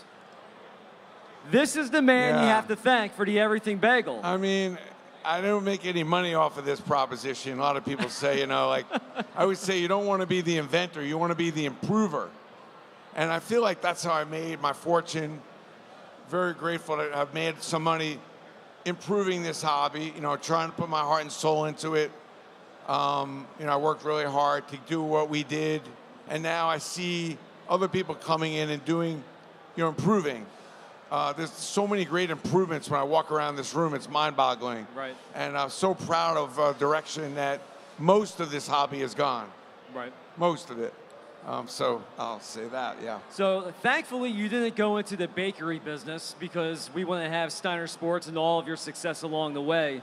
But when you were starting out, you were actually recruited by players like Mickey Mantle and Ron Darling and Lawrence Taylor to actually take them and promote them to other businesses for their business. What was that like at a young age when you're just getting started out and having Mickey Mantle call you, Lawrence Taylor call you? I was just focused, it was always awesome, to be in those players' company. But I was focused. I knew that the value proposition, if they were going to keep calling me, I had to do something. I had to actually add value. I had to really figure out a way to earn my keep. Absolutely. And I was just doing marketing. I wasn't doing memorabilia then, so I was just trying to find appearances, helping them with their charities. Lawrence Taylor was a very big part of my start, as was a lot of the Mets. So people think of me as a Yankee guy, but a lot of Mets. Yeah. So, I always had a great feeling of awe to be with great players or great business people, but I didn't get too caught up in it. And I think that, I was really just thinking about the business element of it. Like, sure. I saw a really good window of opportunity that said, these players need help. And I think I can help them. And was it more after their careers where they needed that help? At that time, players weren't making that much money. Right. So making them $5,000 was a lot of money, back in the late 80s and 90s. And I was doing about 2,000 appearances a year. I would tell my wife once in a while, I'll see you in about a week. And just, I'm running around, picking up players, driving them everywhere. Sure. I'm outside stadiums because it was so hard to get their phone numbers. There was no internet, So I had these Rolodexes, and I was known to have all the numbers because I would wait outside the stadium in the parking lot to try to get all their numbers. Wow. And that's what kind of gave me the... So that's how you met these players after games? A lot They of felt hours comfortable? waiting out there like a dog, just waiting. And they felt comfortable giving you their phone I don't numbers? know if they were comfortable, but what I would do is, like, if Lawrence Taylor came out, who I knew, I'd make believe I had something to tell Lawrence. And as soon as I saw the guys who I needed to meet, I go, Lawrence, I got to run. I said, the hell with Lawrence. I got some work for you, but I need your number. And it was a lot of manipulating to get these numbers and getting numbers from different guys, but you had to get their home phone number. There were no cells. That's and it a was lot of not trust. easy, not easy to get these phone numbers. So when you see some of these older players, they know me as a kid running around and trying to hustle and find gigs for them. Yeah. Did anybody ever give you a fake phone number? No, these guys, they use aliases. Okay. And that was always a problem. Like, you're trying to figure out when you're calling the hotels, their alias. Charlie Brown, Joe President, can I speak to Mr. President? There's so many funny aliases. So you got to really work your way around to get a guy on the phone. And sometimes to get a guy, just to ask him to do an appearance, could take several days just to get him on the phone. And I think that people don't realize how, when you look at this autograph pavilion, 150 players are here. It's unbelievable. It's unbelievable. Yeah. But back then, to put these players together, it was a huge amount of work. And there was a rotary phone for some of the kids that are there. You're dialing, and it took forever. So I always had 3 phones on my desk. That's how I need to dial like 3 numbers at a time. Yeah. Do you have any stories about the late, great Mickey Mantle that maybe nobody's ever heard, or something that private that maybe you can share with this audience? I love Mickey because he took, everybody in this room should just take a minute and thank Mickey Mantle because he took such pride in his autograph, and he was the first big autograph thing. He took pride in the autograph, and a lot of people came, and he was really the first guy that people wanted to spend money to get his autograph. It was only $6. Yeah. You know, back in the 80s, it was $6 for a Mantle autograph. And then Joe D kind of upped it and, you know, so on. But Mickey, one time, I was doing a signing with him, and he was charging, at the time, $35 to sign an autograph. Wow. And he called me up. He goes, Brand, I'm at the Regency with Whitey Ford. And he goes, come on over. I got these photos. I'm going to sign them for you. And by the way, I got to increase the price to 40. From 35, he has to reduce it? You know, Mickey was a big cursor. You know, I'm not going to use the language right now, but I was like, Mickey, F you. You can't raise your price. That was my, and I sent my, one of the kids that worked for me, he told me about this story recently. He goes, I told Mickey to F off, I'm not coming. And I sent one of my associates over to the hotel to sign the stuff. But, you know, Mickey was such a loyal guy and a great teammate. If you were on the right side of him, it was amazing. And I'm really grateful, you know, that he was one of the guys that helped me get started. Because a lot of people would call me about Mickey, and then I would go to Yogi. Yep. And I developed a great relationship with Yogi, and then I ended up representing Phil Rizzuto, and that's how I kind of got on that little run. Sure. So I always say, like, one thing, when you do the right thing, you can have a bad day, but you can't have a bad past. Correct. And I think, like, you do the right thing, even though it may not lead you where you want to go, but a lot of times it'll lead you to something else. Yeah. When you see an autograph pavilion like this, how they have all the memorabilia laid out, what was it like when you were starting out with Steiner, when you were doing these autograph sessions with these players? I mean, you didn't have all that stuff, did you? Well, we were trying to find stuff to get signed. I mean, it was very hard to go find photos. There's no internet. Hard to get licensing. There's not many people in the licensing area. So developing product was a really big deal. And when I walk around here, I see a lot of products that actually I think I invented, created. And now I see those products even better than what I did. Sure. But it's amazing. I mean, I hope that people are grateful, A, for what's going on in this room and the growth of this industry now, and also realize that, we need loyalty. We need everybody to stay committed to the National. Sure. And realize how important this show is, this collaboration that's been going on for years. It's really important that we keep this core together. Sure, absolutely. And now that you look at the space that it is right now, and you're with Collectible Exchange currently, what is your main focus with Collectible Exchange, and what is it all about that everyone here should want to go to the website, check it out? What can they really expect from the website? I love Steiner, so I'm very proud of that company, and I love my career. Yep. Collectible Exchange is going back to all my customers that I sold probably over 40 million autographed items, and I'm buying it back and reselling because some of those prized possessions are sitting in people's homes and they don't really know how to resell them. I'm doing that for the athletes. I have about 65 athletes that I sell their stuff for regularly. That's great. And then, I created the team partnerships, team collectibles, which I think is so important. Not that the team stuff is that big a deal, but it sent a message to the fans that collectibles were real. So I'm doing a lot of consulting with a lot of teams to do collectibles with them. Is there any certain teams that you have on board at the moment? Savannah Bananas. That's fun. I just finished. I did some stuff with the Islanders. I'm working with Ohio State, Villanova, Syracuse. Just to give you a couple examples, just amazing. And I probably have like 10, 15 projects that I'm a silent assassin on, working with them, but not really using my name. Sure, and you also have this Steiner agency as well. Yeah, I mean, we're still booking players, and tomorrow we're bringing Mariano Rivera, and we're bringing the 99 women here, so that's pretty cool. And, I'm busy. I'm liking that I'm not working for anybody anymore. So, I got big, and, you start working, you got 100 employees, starts wearing you down. I like this business. I love it. I don't got to do it. I get to do it. And, I feel like I worked hard to have an imprint on this business. Yeah. And I still like doing it. I don't need to take over the world doing it, but if I can make a little difference, my Collectible Exchange is a unique website. I'm bringing a lot of cool stuff that the players don't know what to do with. I'm finding a lot of old stuff that people have that, they're getting older, they're downsizing, and I'm having fun reliving it. We have a nice little company, and I'm partners with eBay. So eBay has been a great partner of mine. That's great. It's given me a little bit of length as far as the platform and getting, doing an eBay live show 3 times a week. So I'm having fun again and on my terms.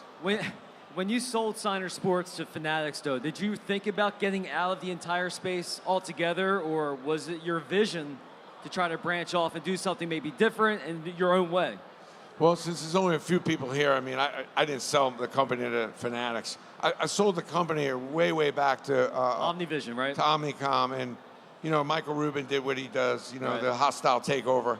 So I didn't have much of a choice. But we live with what he's up to, and I let people decide what he's about on their own. But if you follow the Panini thing, Right. then you could just understand what happened to me. Okay. And it will happen to others here. It's the way he is. But so, to me, like, I had this vision when I was at Steiner, what I'm creating now. I had that vision, and I was real clear about that vision. And now I'm just doing it without all the hands in my pocket, without all the headaches. I'm on a highway with no red lights. Sure. I tell you, man, this industry is on a highway with no red lights. And I hope the people that are in this room understand and take advantage of that. That we don't need anybody controlling it. We're in good hands with the dealers and the fans that are in it. And there's a lot of good people that have put a lot of time, energy, and their life into it. And I think it's doing just fine. Every avenue in this hobby there's a lot of excitement in it. Sports memorabilia, trading cards, game used, all that. So what space is it that gets you the most excited? I think all of it. I just bought Star Stock as 1 million trading cards, so I'm loving the trading card business. I love what's going on with the kids and the breaks and everything that's involved. I'm learning that business, and then I've always loved stadium and game use stuff, and I'm an autograph guy. I'm an autograph guy. I've lived a lot of my life, securing autographs. So I still get excited about finding something really cool and getting it autographed. I still get excited about finding a Babe Ruth ball or a Cy Young ball or something like that. Or what I miss is the collaboration, putting a theme together, which gets very difficult. 10,000-yard rushers. Yep. 500 home run club. A Super Bowl championship team, bringing all 40 guys together. That's what I was kind of known for at Steiner. And I miss doing that. Sometimes, I'm like, Brandon, slow down. You can't do that anymore, because it does take a lot of work and energy to do it. And I hope that in this show, I hope to be able to start bringing those kind of themes back. That's what you're working on right now? Like bringing the 99 women back, which is the biggest team of all time. But I love Mia Hamm and Brandon Chastain. And, so every year I want to try to bring a couple teams back, and I'll start working on that earlier. Because I think that's really hard for collectors to get. Sure. 25 players on a team, something like that. So to me, if someone else is doing it, let them. I always want to do what no one else is doing. What's the process of getting that done today? Just sourcing all those autographs on one item. And then you got people that have certain players. You got to collaborate with them because it's their player as opposed to. So a highway has some stop signs, but if you collaborate and do it the right way, it's doable, and that's what the show should be about. It's about getting stuff you can't normally get. Right. Sure. And getting a championship Super Bowl team or a World Series team. And getting 20 guys on the team together. Sure. And then maybe having a VIP party to meet all those players is awesome. And that's like what should be going on here. I hope, down the road I could bring that to the table. I mean, there's a lot of great players here. Absolutely. They've done a great job in the Autograph Pavilion. Don't get me wrong. The hair that I don't have anymore, I think I left that when I was running the Autograph Pavilion in Chicago. It's not easy what TriStar does. What kind of players get Really you hard. excited today? What kind of modern players are you looking at? I to love the potentially women have? athletes. Unfortunately, I feel like I'm I'm like a minority in this, but I still believe you should collect women athletes. They're great. Sure. It hasn't really taken off the way I was hoping, but I'm still behind it. I still like, I mean, maybe I'm crazy, but I still love a great hockey player who's going to be around for a while. Like a Connor Bedard. And you know, there's something great about doing Hall of Famers. I love like what I did. Scott Rowland like was amazing. Like, and I've done so many Hall of Famers and brought them to Cooperstown, but Scott was one of my favorite Hall of Famers I ever worked with, and I didn't see him coming. There's just something special about when a Hall of Famer gets in, especially when it's a name like a Scott Rowland. Obviously, you know, Mariano is Mariano, but Right. Great name and a great Hall of Famer to have. Sure. And I've done his collectibles now for almost 30 years. Wow. Wow. Crazy. You talk about Hall of Famers. Any players out there that you think belong in the Hall of Fame that are not going to be in the Hall of Fame for whatever reason? I mean, I think Thurman Munson should be in. I think Pete Rose should be in. Put Pete Rose in already. This whole room should get. I mean, Pete's been unbelievable for this hobby. Yes. There's nobody who's enjoyed this hobby more than Pete. Like, Pete should get in the Hall of Fame. It's ridiculous, especially with all the gambling going on in this. And then I think I'm a little more Yankee-driven, but Al Oliver should get in. Don Mattingly should get in. Sure. Keith Hernandez, Willie Randolph. Let them in. These guys that played it square, they played it fair. And I'd say the guys that did the steroids and got caught, keep them out. None of those guys should get in at I all. wouldn't let them in. Never. But it's funny, I asked Pete Rose, I said, would you let Mark McGuire in? He goes, no. I said, why? He goes, he cheated. I said, well, so did you. Well, that was the end of the interview. But I think Pete should get in. I really do. And if I had a chance to talk to everybody in this room, I would tell everybody to start voicing up to get Pete in. He's been good to this room. He's been good for the hobby. And, you know, not every guy has been great for the hobby.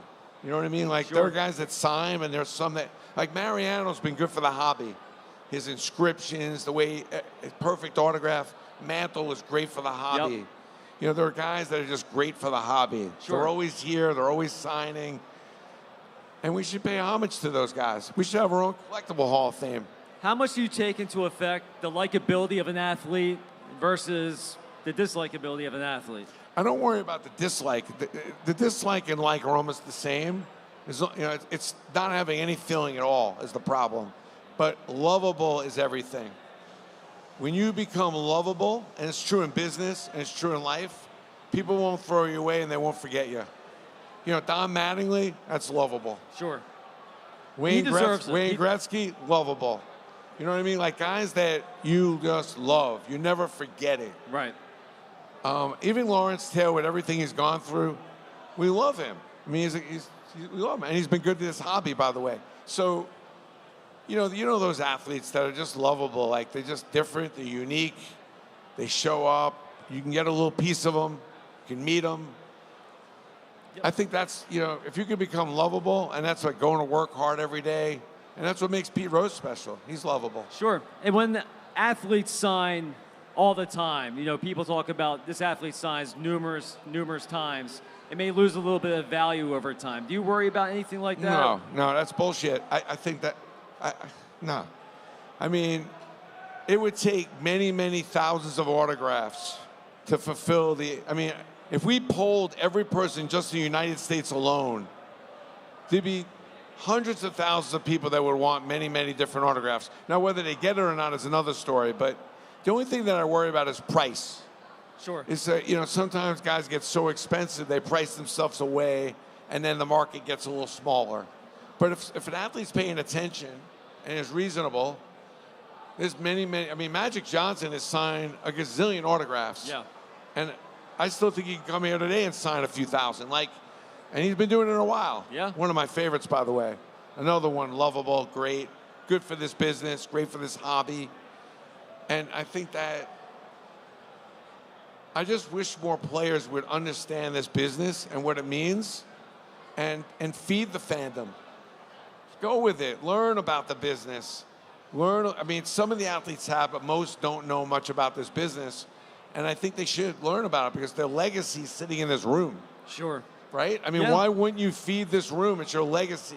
This is what's going on in our hearts, in our homes, in our offices. Feed it. And some guys get it, and some players don't. Do you think more players get it, though, when their careers are over? Because when they're playing, they're kind of tied down with other duties, whether it's be working out or actually playing the games. And when they retire, they have more time on their hands. They may need more money, things of that. I think just every player is either mindset, whether they give a shit and whether actually, whether connecting with fans matters or it doesn't matter. Okay. Like there are players that they just don't care and they don't want to connect. And yeah, and listen, it's their right. Sure. I'm not mad at them. I'm just disappointed. But and I'm relentlessly pursuing those players constantly my whole life.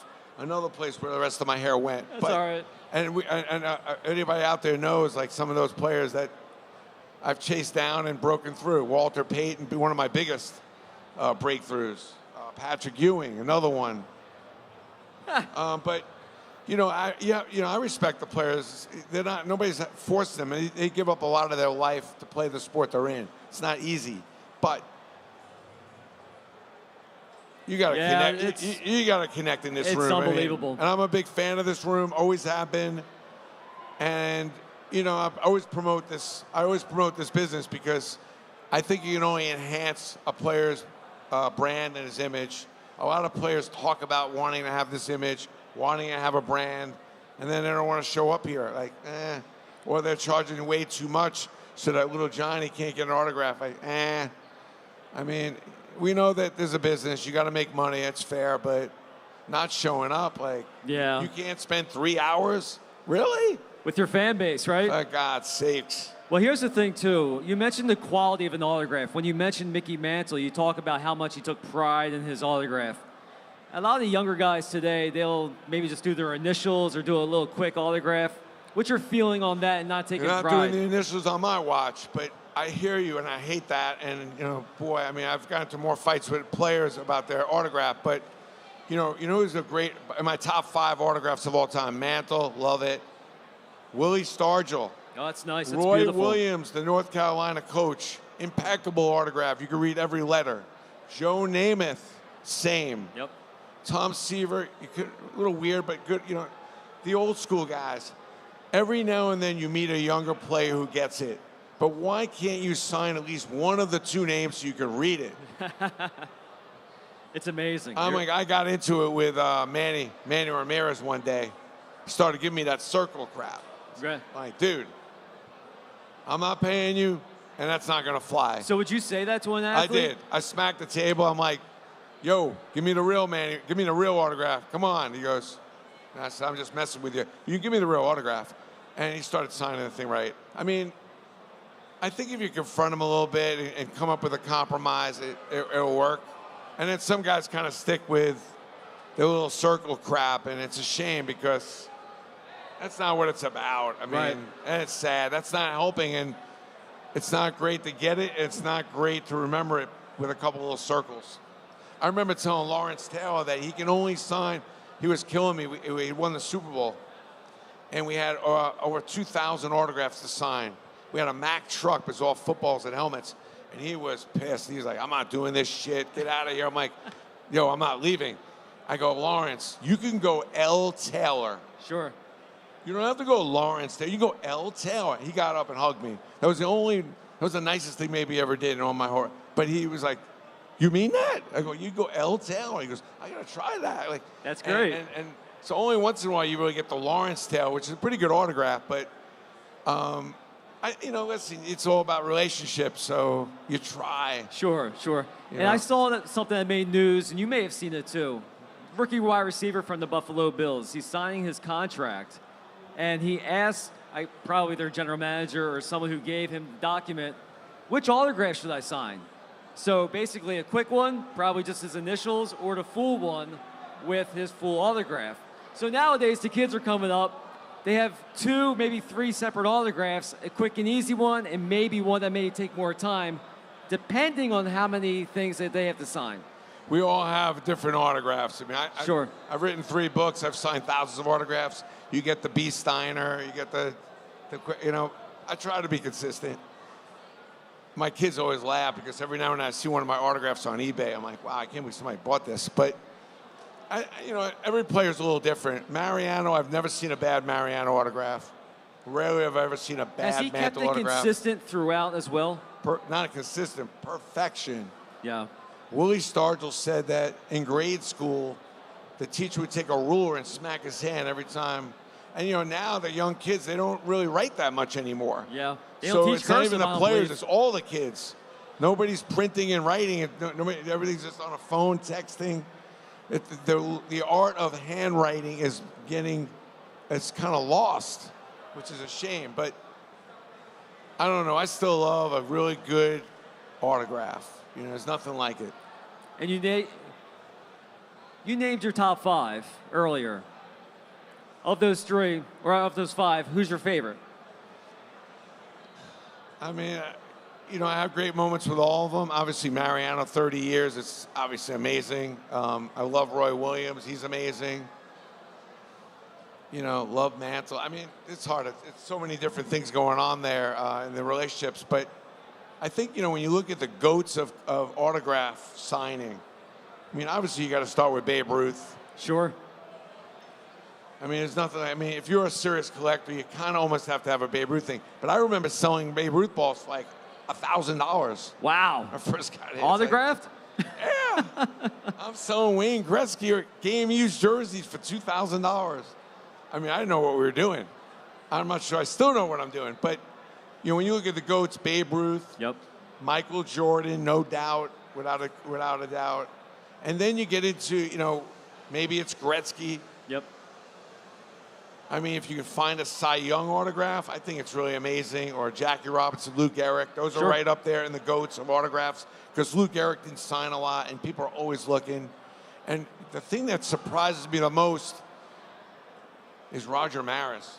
People just are a constant pursuit. Our great Roger Maris ball now is between 10 and 15 grand. Wow. And I love it because with Collectible Exchange, people are bringing me these balls now, and it's just amazing. Like, I'm seeing more Babe Ruth and Lou Gehrig. And, unfortunately, like, our baby boomers are now getting older. So people are downsizing, they're getting older, and they're bringing me these collections. And I'm having a lot of fun helping them liquidate it, sort it out. And same thing with the players. Like, it's unbelievable. Like, players were saving all this stuff, and then their wife's like, get this stuff out of the house. The average baseball player uses like 200 bats in a year. Right. He'd take home 40 or 50 of them after 10 years. He's sitting with 400 bats. Absolutely. So I'm helping him trying to dissolve and get, there's a lot more collectibles to be had, to be put in this room. And I'm so grateful when I walk around this room and I see the diversity and I see the passion. And it starts with a lot of young kids. And it's a great parent and child thing to do, which I always felt collecting was really about. It's one of the few things you can really do consistently with your kids. Love to see that young man there. And also teaching your kid about $1. Buy this card for $1, sell it for $2, and then take that dollar profit, put it in the bank. I mean, it's hard to teach your kids those lessons, right? Absolutely. And I think in this room you can do that. It's one of the things I love about this hobby is it does bridge the gap between adults and kids on a fun level, but it can get serious quick too. And I love that.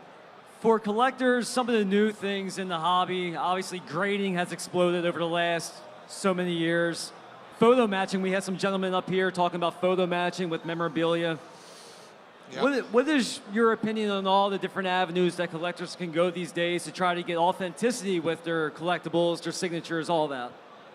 Well, it's like the Steiner name. Like, whether you like me or love me or hate me, I've been around for 35 years, and it's a name that people trust. When you look at JSA, when you look at some of the different authenticators, it's what we have right now. It's the best of what we have. Sure. And until we come up with something better, we're gonna have to kind of roll with it. And I think that most of the authenticators that have been able to withstand the test of time do a good job. Right. Some of the pricing is a little crazy. I'm very upset by some of the grading charges. It's like you're buying a card in a pack for $50, and now I got to go get it graded. Right. And you're going to charge me based on the value of that card. If I went to a Mercedes dealership, I would expect a 10. If you imagine if you bought the Mercedes and it was an 8, you'd be like, take this back. Right. Why am I getting a card that's anything but a 10? This is what I don't understand. In today's modern age, why isn't every card a 10? What a racket. What I don't like is you get these cards, it's very confusing, and then you can't get them graded because they're extremely expensive. And Right. I'd like to see some more grading companies step up so we're not just relying on the 2. Right. Well, the biggest thing with all that, I guess every card can't be a 10 because it's all about the population of that card. It's all about. It's about the corners, Yeah, it's about, and why can't they Yep. be perfect? And I think that it's unfair to the consumer that we keep giving these cards without complete transparency. How many of these cards are getting printed? How many rookie cards are you going to put out this year? How many cards are you saying is a 1 of 1? Yeah, that's 1 of 1. Oh, this is 1 of 1. This is 1 of 1. Oh, no, that's bullshit. I'm like, at some point, somebody needs to call the trading cards companies up and need to say, it's enough already. Because what I'm concerned with is, like, I'm an adult. If I'm stupid enough to buy into that, great, so be it. Sure. It's the kids that get confused and they're tricked. And they're spending their bar mitzvah money and birthday money on a card that's $1,000 when it's only really worth $100. And this is what the hobby takes 5 steps forward and it's 8 steps back. Sure. If I can get a young kid that's collecting at 10 years old, that's 50 years that we're going to have them in this hobby. Why mess with them? Absolutely. Why give them a card that's way, way never going to be the value that you're saying? Sure. And this is what upsets me about the trading card business in this room, is that there's no transparency.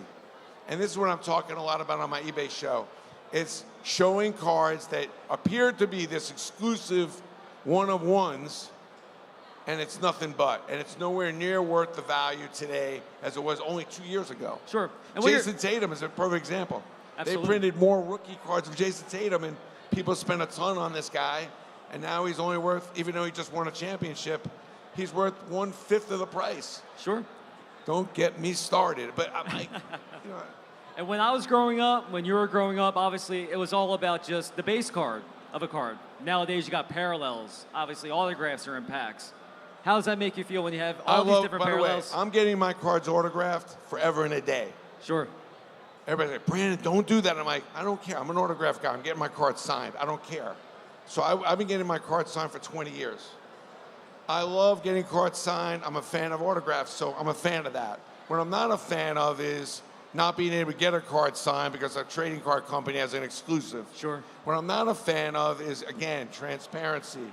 How many cards are getting signed? So you understand what you're getting.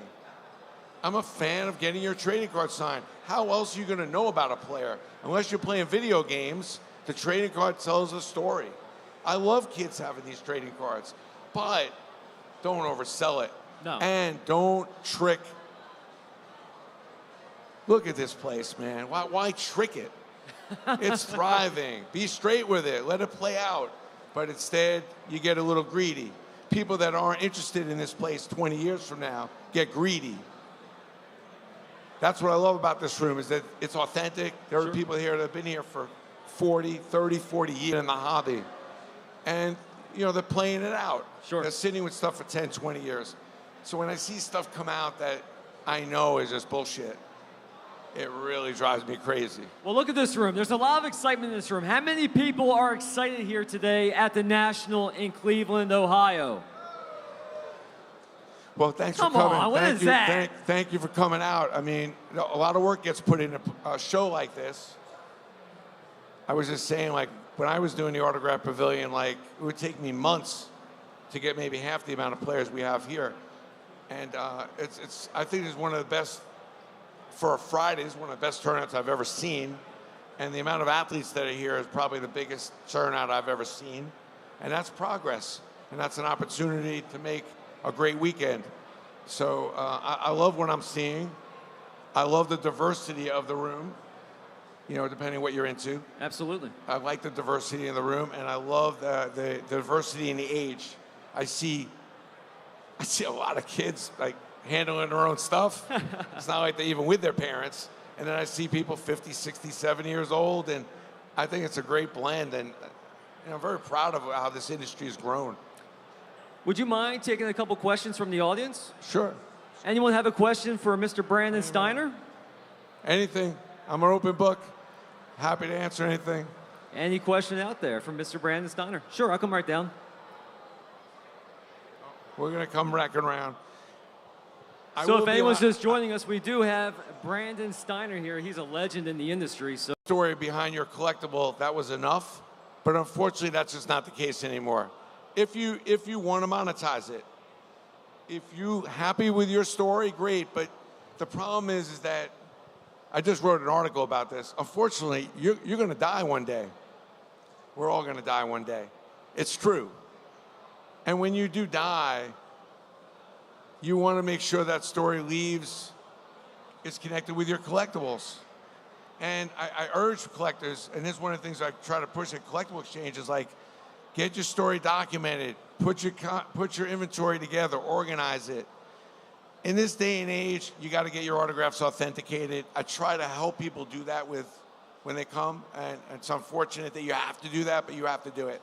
And the good news is that if you do it, it does transfer down when you leave it for your kids. It's a lot easier to do that. I had over 7,000 items in my sports room when I left Steiner. And my wife looked at me and said, "What are you doing with all this stuff?" And I said, "You mean if I die?"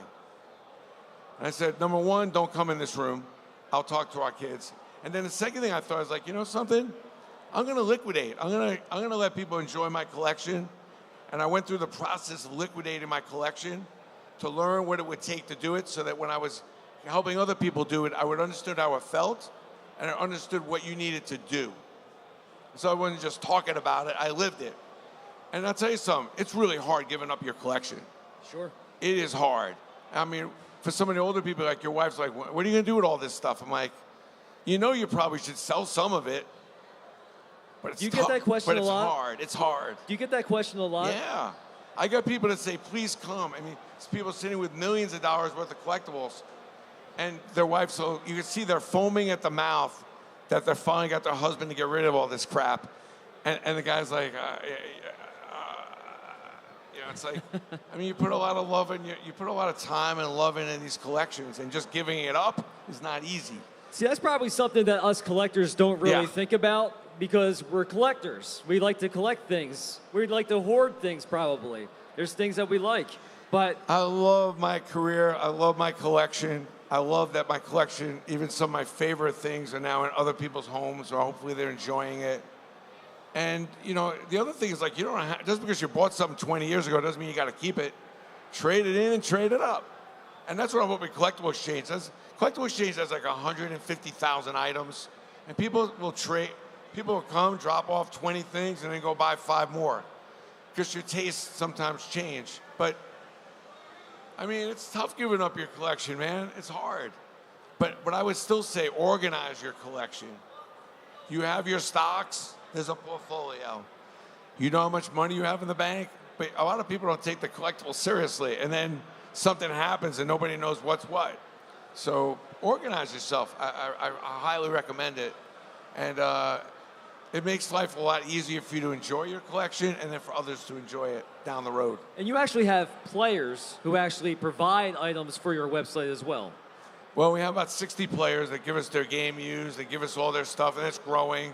Because I don't sign players anymore, I partner with them. If they don't want to partner with me for the right reasons, so we could sell things at the right price, I don't want to do it. I don't want to chase after these guys. I don't want to overcharge people anymore. If they want to partner up, great. If they want to give me their game use, great. And if they don't, that's okay. But so far, 60 players have agreed to do that. And the site's growing. I'm so excited. I'm seeing more stuff now than I've ever seen.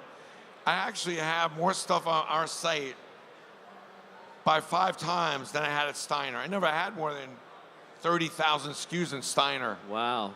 And we have almost 150 with 1 million trading cards. Like, I never had that much. So it could be a lot more diverse. And it's just, I'm having a ball, just seeing all these different things. And there's some really, I'll tell you one thing. I always thought I was a great collector. Steiner, all the stuff I've done, blah, blah, blah. But there's some amazing collectors that come up with some amazing ideas. Some of them are in this room, like, it's amazing.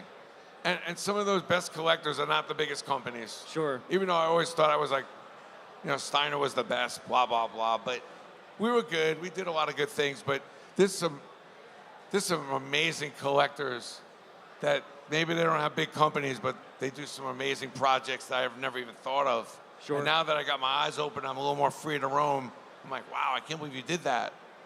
If you're just walking around or if you're just joining us here, we have Brandon Steiner here, the legend from Steiner Sports and now has the Collectors Exchange.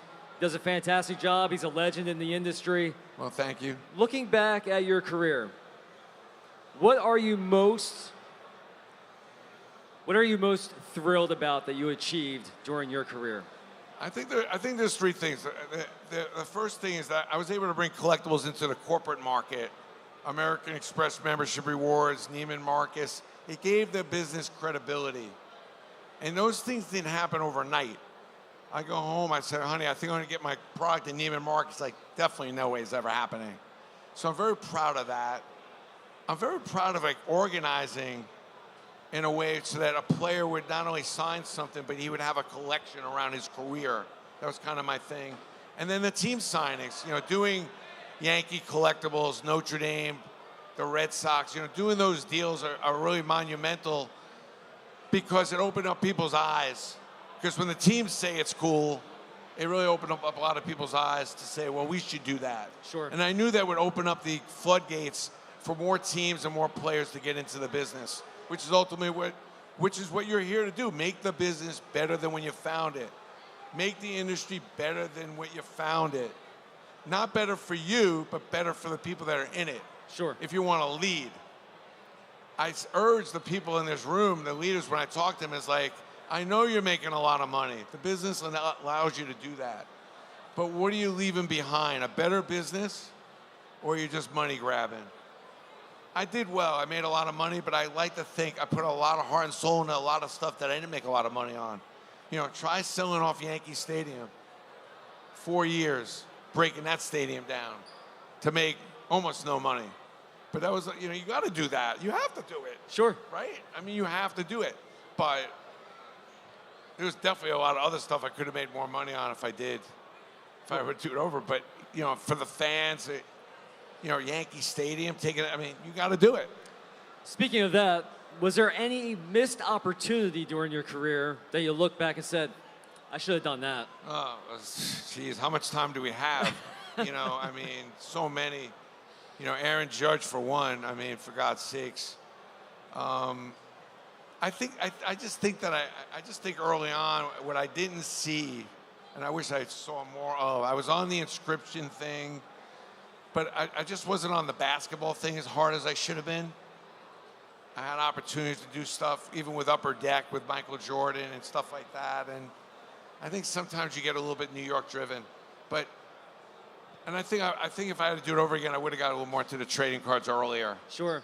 And well, speaking of that too, is there something on Collectible Exchange that you're going to be doing that you didn't do with Steiner Sports? Everything. Just so many different things. Working with the Savannah Bananas now. We're working with the PFL. I never did anything with a fight game. We're doing a whole bunch of NIL stuff with a whole bunch of colleges. Michigan, Ohio State, goes on and on. I'm just trying to do everything that I didn't do that no one else is doing. And for anybody who's listening, I have no idea what I'm doing, but I'm going to do it anyway. I haven't had any idea what I've been doing. I don't want you to think there's any secret to this sauce. 30 years, I've been banging away at it, and I go home, my wife looks at me, I have no idea what I'm doing. I don't know. This is not an easy business, but I think, if you work hard enough, you can work your way into an industry and work your way into an incredible career, even if you don't even know what you're doing. And it just, you work hard and your intent is to do good and certainly always to make whatever it is you're doing better. And I think doing quality, what I love, and it's a little easier to do, I love some of the quality of some of the photographs, some of the product that I'm now seeing when I walk around the room. And I'd like to think that was a lot the way I thought about it. Like, I would never have an athlete sign anything that wasn't great. If you had a Nuke Rodney speech for all the collectors in this room today, words of encouragement, words of advice, what would you give to the hobby community today as your Nuke Rodney speech? I would just say two things. One, there's a study that was done in Stanford. They put some marshmallows in a room with a bunch of kids, and they told the kids not to eat the marshmallows. Then they studied those kids for 40 years. Obviously, some of the kids ate the marshmallows, and some obviously didn't eat them, waited. And 40 years later, the kids that waited the longest to eat the marshmallows were the most successful.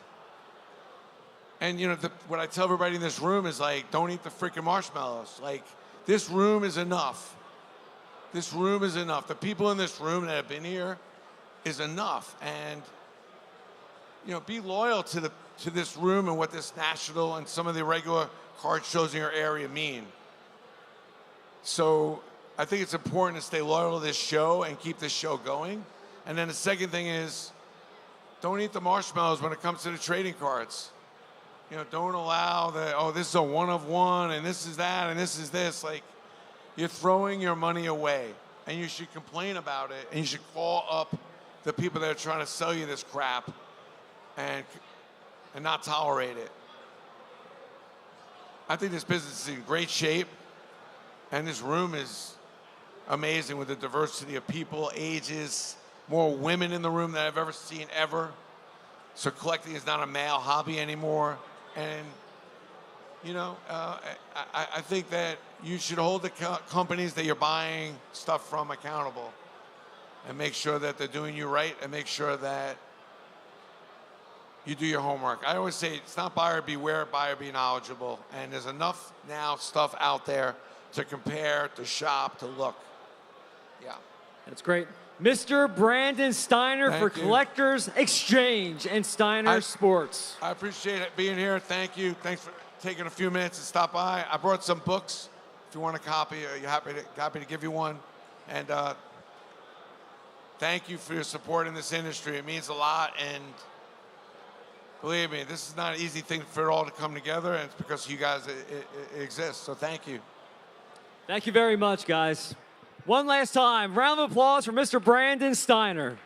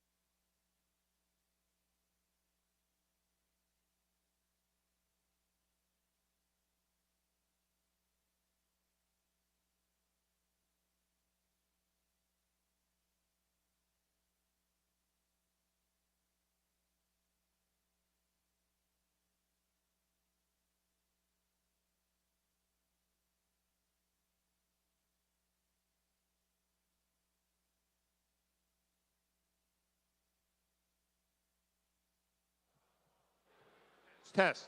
Test. How you doing, everyone? My name is Tom Zappala of the Great American Collectible Show. We're going to be recording this week's show today, the next 2 hours, and then it's going to be shown all over the country. What I want you to know is we do commercial breaks every 20 minutes, so I don't want you to get confused. I'm going to say we're going to break for a commercial, and about 5 seconds later, I'm going to say we're back, because then they edit all of the commercials into the show, okay? We're going to be starting in about 3 or 4 minutes. We got a great show, all kinds of giveaways, so we hope you enjoy it.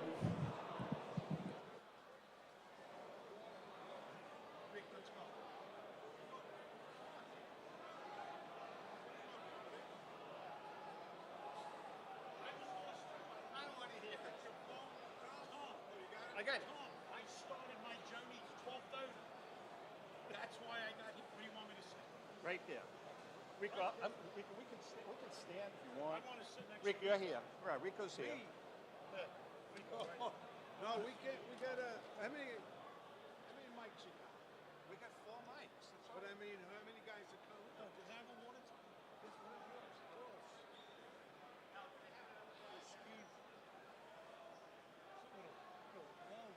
I know it. They got. Yeah, you could stand. Oh, I can't stand. No, well, he's got the bad. I got a bad back. My feet, I've been walking around for consignment, so my feet are burning. This is a great hour break. You know what? We went around, me and my wife. Same thing, my back was killing me. It's the concrete. Yes. The concrete. Absolutely. You need rugs. Need pillows. Pillows. Whoa. Yeah.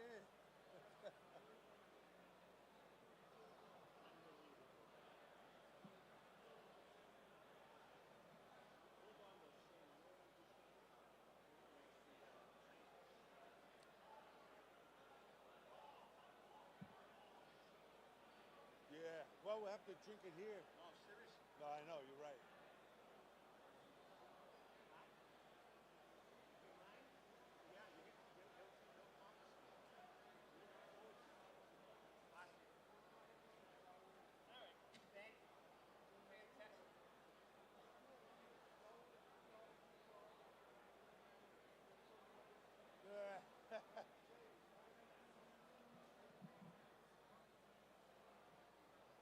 So, Rick, we can handheld these for now.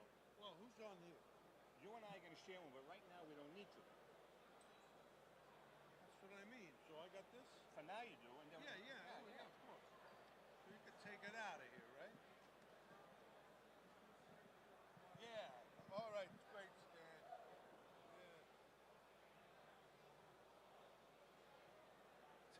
Testing, eh?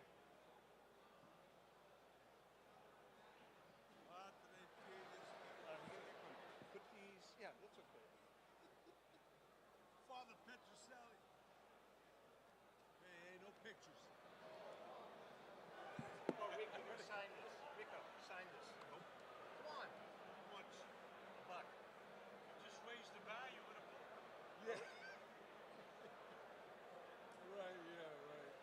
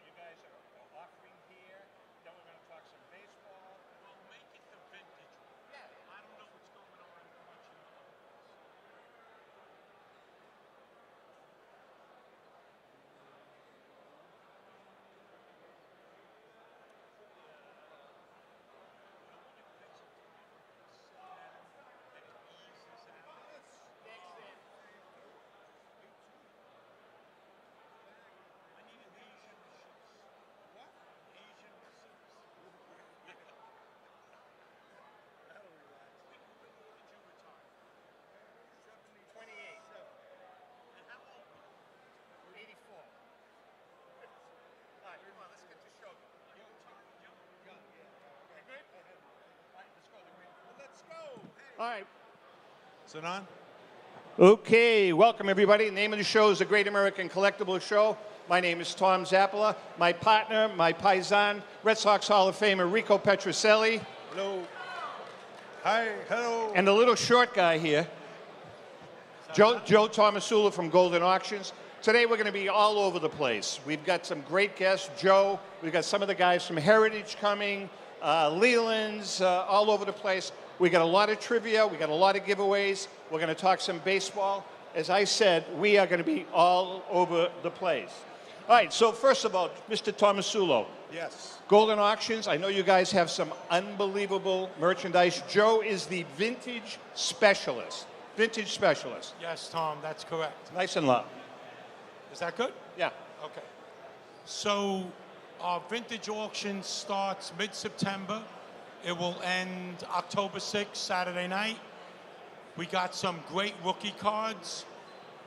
One of two known Harness Wagner, Henry Recchius cards. It was a cigar trade card that predated his famous T206 by roughly a decade. And he's in a Louisville Colonel uniform, which is amazing. The other example is actually in the Hall of Fame. Hey, there he is. So this is the only available example. We have a Christy Mathewson, 1903 rookie card cabinet. No. We got a great selection of Babe Ruth cards Yeah, see? from the teens and early 20s, and a whole host of Type 1 photos, tickets, 1903 Red Sox World Series program. It's going to be an amazing auction. It'll be Golden's first vintage auction. Just everything is pre-1980. Yeah. Hey, we got another guy here. Your partner in crime. You're in the right corner over there, brother. Our good friend, Derek Grady from Heritage Auction. We've got some of the heavyweights here. Mr. Grady, how are you? I'm on? Okay, good. Yeah, you're on. Good directions getting me back here, by the way. Well, The front entrance why is did like you give him over your there mic? somewhere. all right. Now, Heritage Auctions this year, I think they pretty much, Joe, you're going to have to agree to this. At least I think it's the primo piece. The Babe Ruth called shot Yeah. jersey. Why don't you tell our audience about it? Do you think they're aware of Babe Ruth calling us Wizard of Oz stuff too? We have Dorothy's slippers over there. We have a Wicked Witch hat that Tom would look good in. Power Rangers, but we do have Babe Ruth's called shot jersey, and it is absolutely worthy of Cooperstown, and it's going to find a new home here in about 30 days. But the estimate on that's $30 million, and it is front and center in our booth. So get a chance. You can take pictures. There's Jackie Robinson's uniform over there. There's a DiMaggio. There's a Mickey Mantle. There's game-used bats of Shoeless Joe Jackson. Again, Jackie Robinson, Babe Ruth bats. So it's a phenomenal curated collection over there at the Heritage Auctions booth. Derek, everything was photo matched, right, as far as the shirt? A lot of the jerseys have been photo matched, meaning it's been pinpointed on the player's back with different images, matching buttons, letters, etc. So it's fully authenticated. Now, you guys are friendly competitors, right? Joe is no competition, but yes, we like each other. We are competitors. I mean, technically, if any one of you opened a baseball card business, you would be competitors. And so this guy, and he's good. He's been around for a long time. He just changed hats. He worked at a different company. Now he works for, I don't know, some guy did a Netflix show. Oh, Golden. Okay, yeah. If you guys get bored, like really bored, and you want to watch TV, Netflix, there's a Golden show. Apparently, Joe's not on it. I'd actually watch it if Joe was on it, but that's who he works for now. So. And by the way, we have some giveaways. These are called tension balls on? because listening to these two clowns, Two idiots. you're going to need tension balls. Hey, can I say something here? But see, I brought the good giveaways. No, we've so got I'll be some the good favorite. giveaways. Listen, Yeah, we've no. got some great giveaways. No, he today. probably doesn't, but we bought wax that I'm going to open up and throw some packs out there, so you guys will enjoy that. And by the way, a shout out to Mike Provenzal from Heritage Auction. Mike, stand up. We Wait, want to where see. is Mike? We want to see if you have the same suit on that you had Oh, on last year. there- he there's does not. Mike. Very nice, Michael. Very nice. Wait, Another is guy, that Mr. Paul out there too? Paul? I see Paul. Paul from PB Collectibles. Yeah, PB Your Collectibles. friendly neighborhood card. You know something? He's got a little. He's technically competition too to Heritage. Yeah, but right? listen to this. 'Cause he has a store. He's got a little neighborhood card better than shop, right? In downtown Newport, Rhode Island. It's like Beverly Hills. Yeah. That's all, right? Probably. All right. Can So I listen, say we've got some something, sir? giveaways. Reed, go ahead. Well, I just want to say one thing to all you Cleveland Indian fans that are here. Cleveland fans. In the None. late Thank 60s God. and 70s, we used to kick your asses. I'm telling you, really. Sudden Sam McDowell was there. Sudden Sam threw 100 miles an hour. Nolan Ryan. Yeah, but hold on. Did Sonny Siebert play for them too? Sonny Siebert, yeah, he could throw, but the old dungeon, the stadium where the Browns used to play, we played there. How many people did that hold? 2,000. They had nickel beer day one night. And people were drunk. They started coming on the field. We were fighting them. This was incredible. And, but they are a good ball club this year, so I'll give you credit. All right. We got all kinds of stuff going on. We got some trivia, giveaways. We are going to, some of them are easy questions, some of them are not so easy. All right?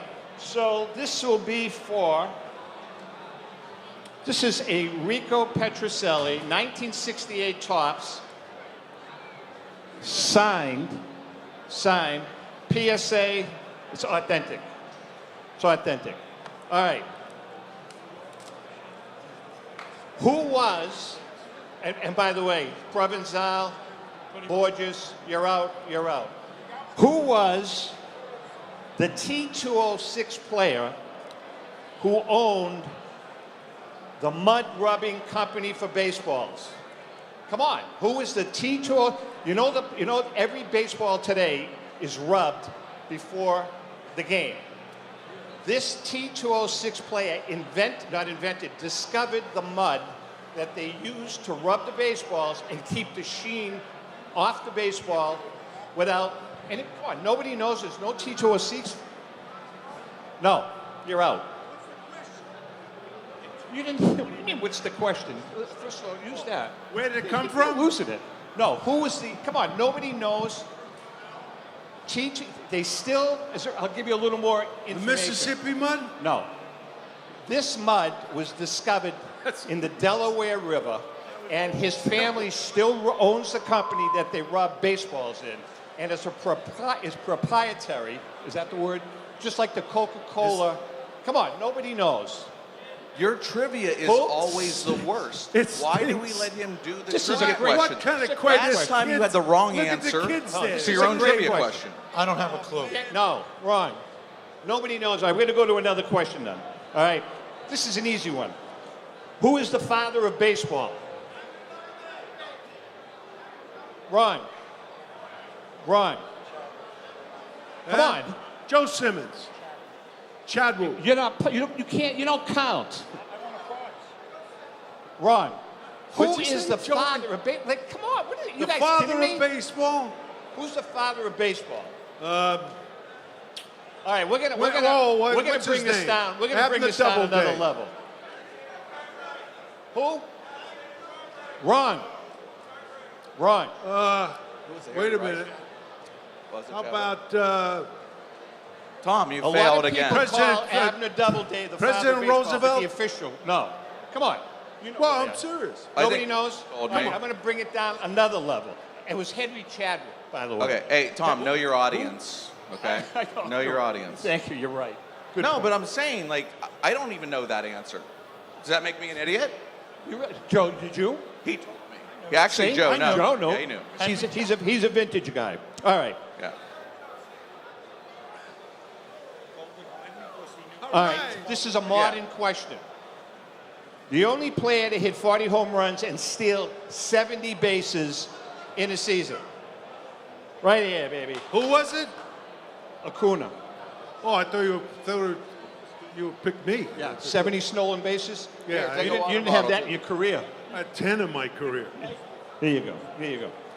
All right, listen, we're going to talk a little baseball. We got some great giveaways. that, Tom? I said we got some great giveaways.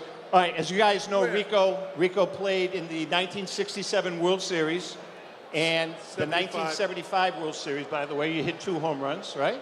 Yeah. 2 home runs in the 75 World Series. What's that? Slide.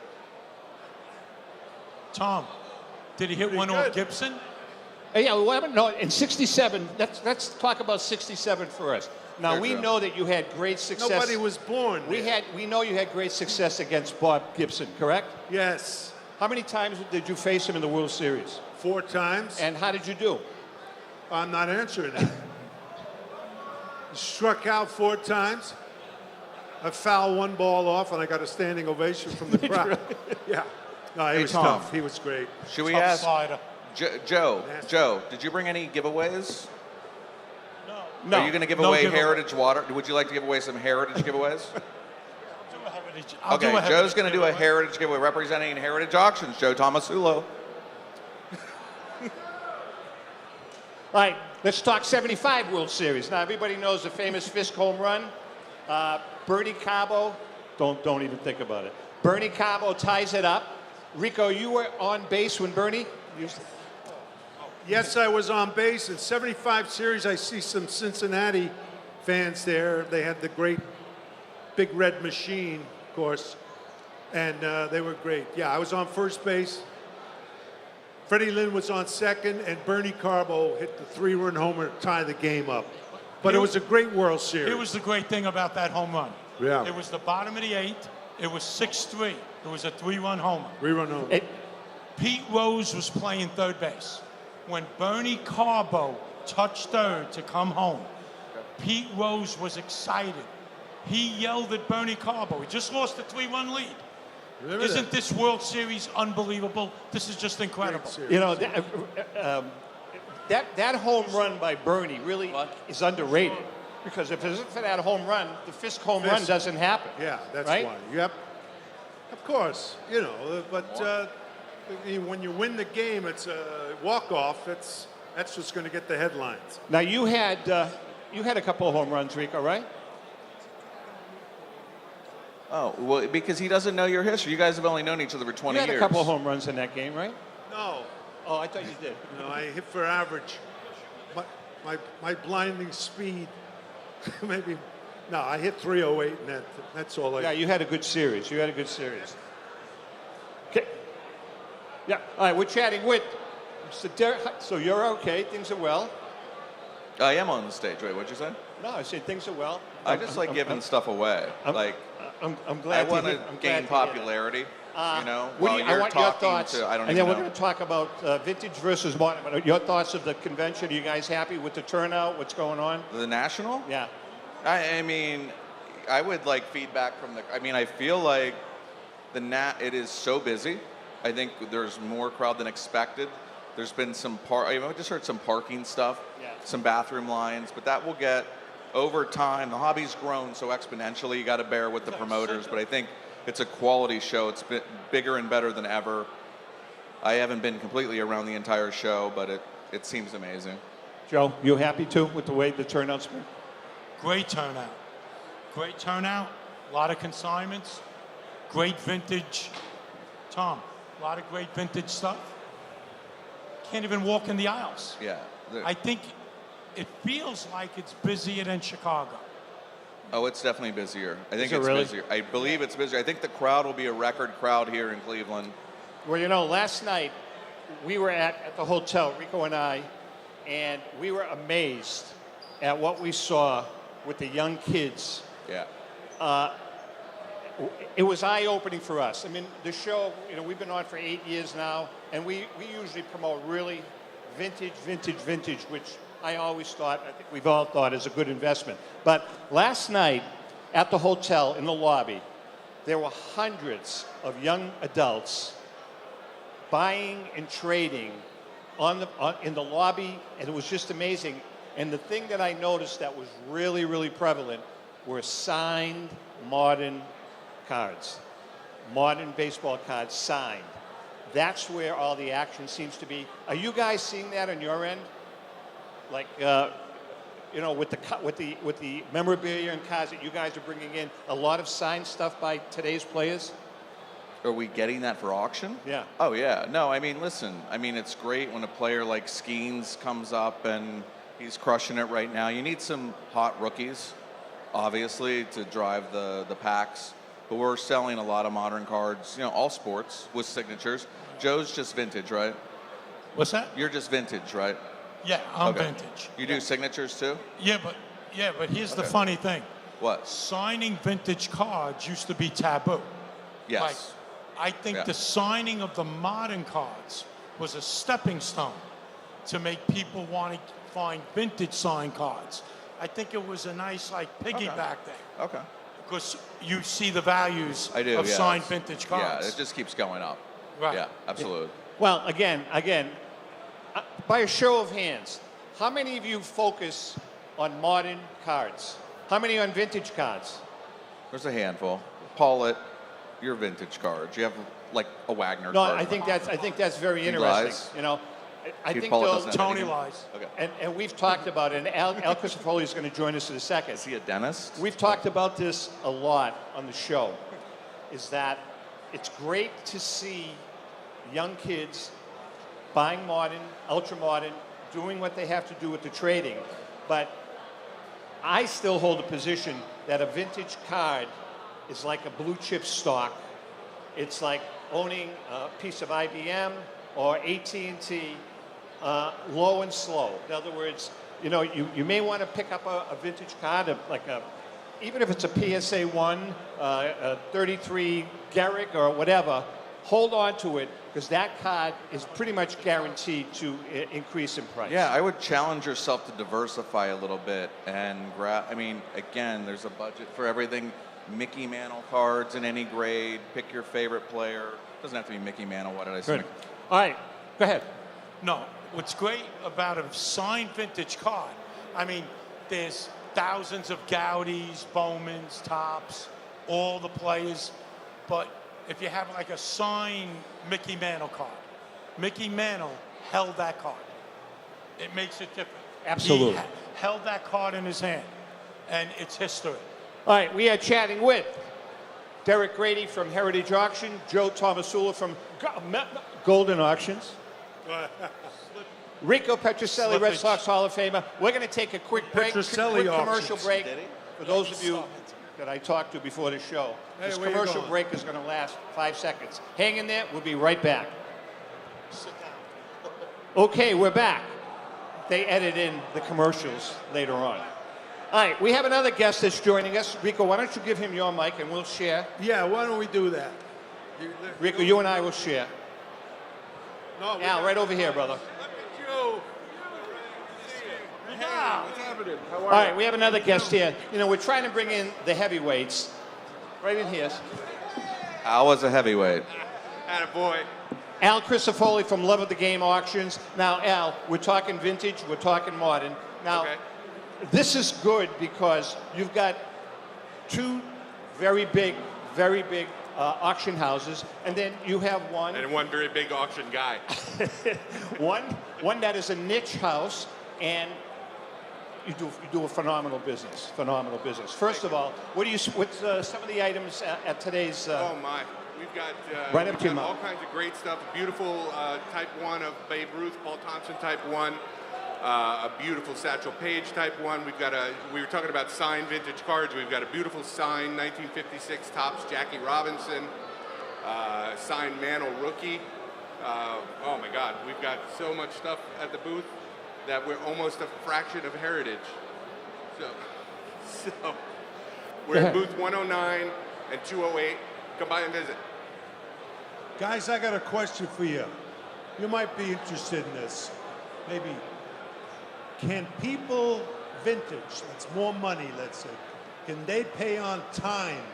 Or, you know what I'm saying, monthly or whatever it might be, whatever you have. Do you ever do that, or can people do that?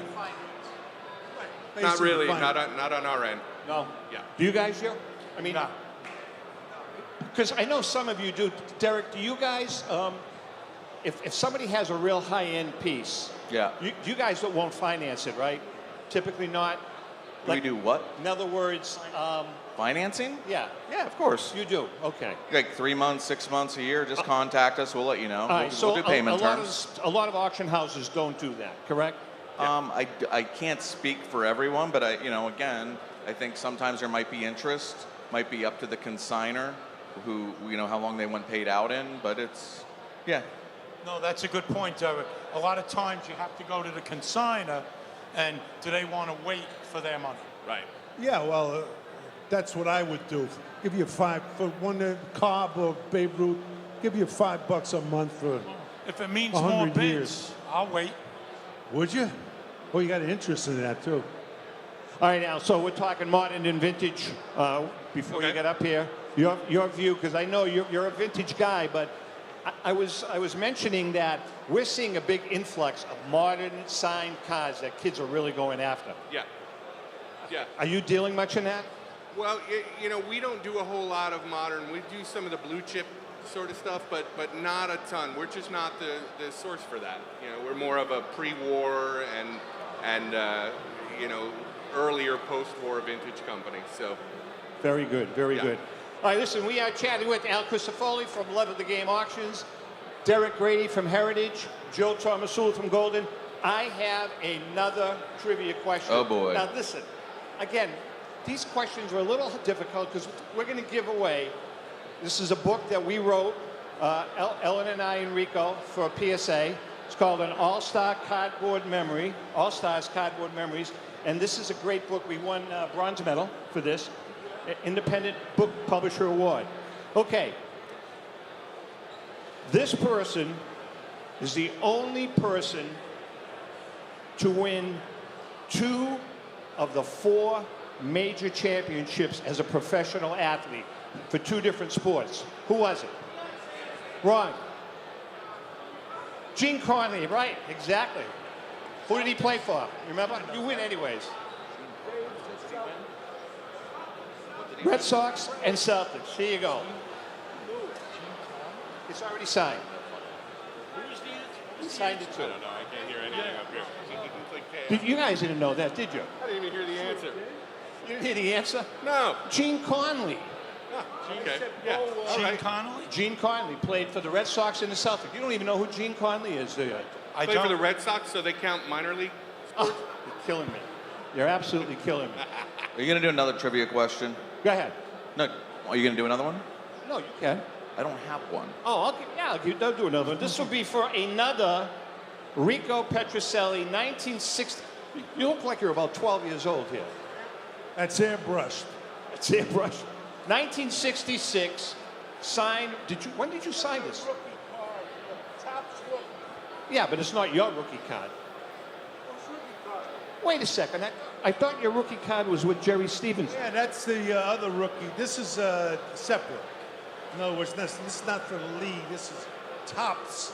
They decided who. All right. All right, so here's a question. And by the way, Rico has said that this guy was probably the greatest pitcher you ever faced because you never had much luck against him. Right? Yeah. So, which pitcher? No, I'm going to ask the question.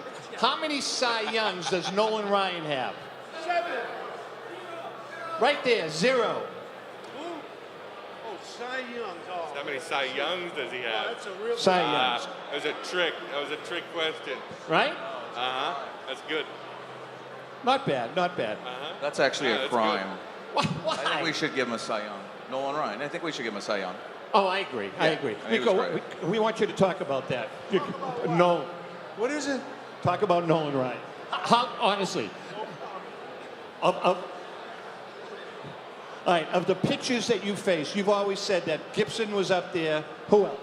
Well, Nolan Ryan was a great pitcher. He would have won 400 games if he had good hitting teams. Never played for good hitting teams. And yeah, in Boston, newspapers, when he retired, they had a list of all the players throughout his whole career who he struck out and how many, right? They had my picture there. So he was tough. He was a great pitcher, period. I don't care, how many games he lost. But that's it. What about Sandy Koufax? Yeah, I faced him in spring training. No comment on him.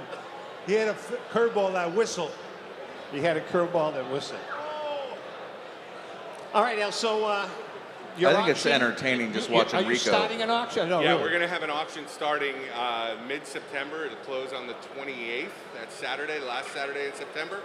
Loveofthegameauctions.com is the address. Is everybody writing down? And All right, so if people want to make an appointment, do you know what your booth number is? yeah, booth number 109 and 208. All right, so if you have memorabilia, you want to bring it up to Al at booth 109 and 109 and 208. Love of the Game Auctions. And all of your Hannes Wagners and Ty Cobbs. We'll take Great. all of those. All right, brother. Thanks for joining us. Thanks for having me. How about it for Good to see you, Rico. Al Crisafulli, Love of the Game Auctions? Good job, Al. All right, I got a question for you, Joe, and for Derek, and for Rico, because this has been an ongoing. Who's your choice, Ohtani or Trout? Who do you go with? I'm still Trout, but he's catching up fast. He needs to do it a few more years. And you think he passes him? Well, he may, because Trout is injury riddled. Trout keeps on getting hurt, so he can't stay on the field. What do you think, Derek? Trout keeps getting injured every year. That bothers me. Yeah. So I have to go Ohtani.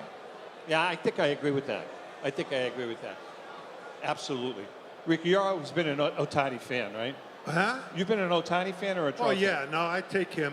I take him because of his longevity. He'll play a long time because he's a great hitter. So, we've talked about this a lot on the show. How do guys like Willie Mays? You played against Willie Mays an awful lot. You played against Frank Robinson, Hank Aaron. You played against the greatest ball players of all time. Mickey Mantle. Mickey Mantle. How do those guys hold up in today's game? Oh, you mean could they play in Could today's they play game? in today's I think game? so, because hitting wise, you adjust. The pitchers are throwing 95, 97 miles an hour, but they're still being hit. And it's all timing, and you're going to eventually, catch up to them. Unless you stink, you know what I mean? That's different. When I say you stink, you just don't have the All right, bat Joe, speed. you can run with this because I know. I'm chomping at the bit. Go ahead. Okay. So you look at guys, Aaron, Mays, Banks. They would be great in the 1910s. They would be great when they played. They were great. And they would be great in 2050. Here's the reason. All the advanced technology, the training, the conditioning. How many home runs would Willie Mays have hit if he was training then? Lifting weights was taboo back then. Players didn't lift, Yeah, heavy we've talked weights. about that. Freddie Lynn, right? Right. I mean, he kind of started it with Nautilus. And as a pitching coach, those Gibson and Seaver and those guys would be throwing 100 plus if they were on the conditioning programs these pitchers are on today. So everything is relative. Derek, what do you think? Could they have played today? 100%. Yeah. Yeah, there's no doubt that they'd be training the way they train today. With some of the players today, be able to play back then with these guys. All right, so let me the ask. all-time greats are the all-time greats. All right, so let me ask you this. Let's take it back another notch. How about guys like Nap Lajoie, guys like Willie Keeler? Could they play? Rick, what do you think? No. Well, I think the players of today are the greatest athletes in each sport, football, the major sports. Excuse me. Because, all right, they have the opportunity to work out and all that stuff, but they're great athletes. Talking about athletes. And bigger, stronger, incredible. So I give them a lot of credit. Yeah, the old timers probably could play in this era, but I'm saying these are the greatest athletes. Yeah, I kind of agree. I think I agree with you. Take care. Good luck. Congratulations. oh, well, now Derek's popular. See, this is what happens. That's hard. You think it's just my looks, He's don't like, you? no, It's he's like the Pied see, Piper. It's just, oh, wait. Everybody wants a picture, right? He's like the Pied Piper.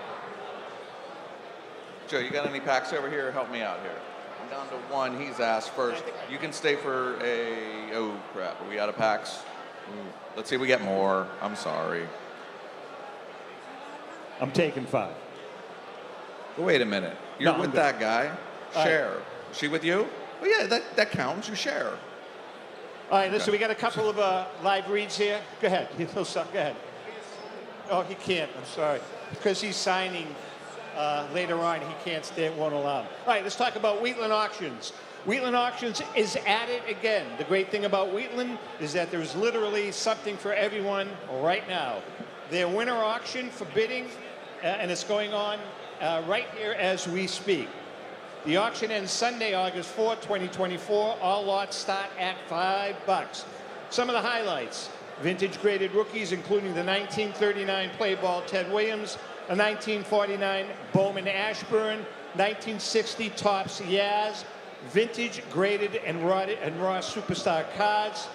The auction will begin again and close on August 24th at 7 p.m. Eastern Time. The auction ends one lot at a time, so don't miss out.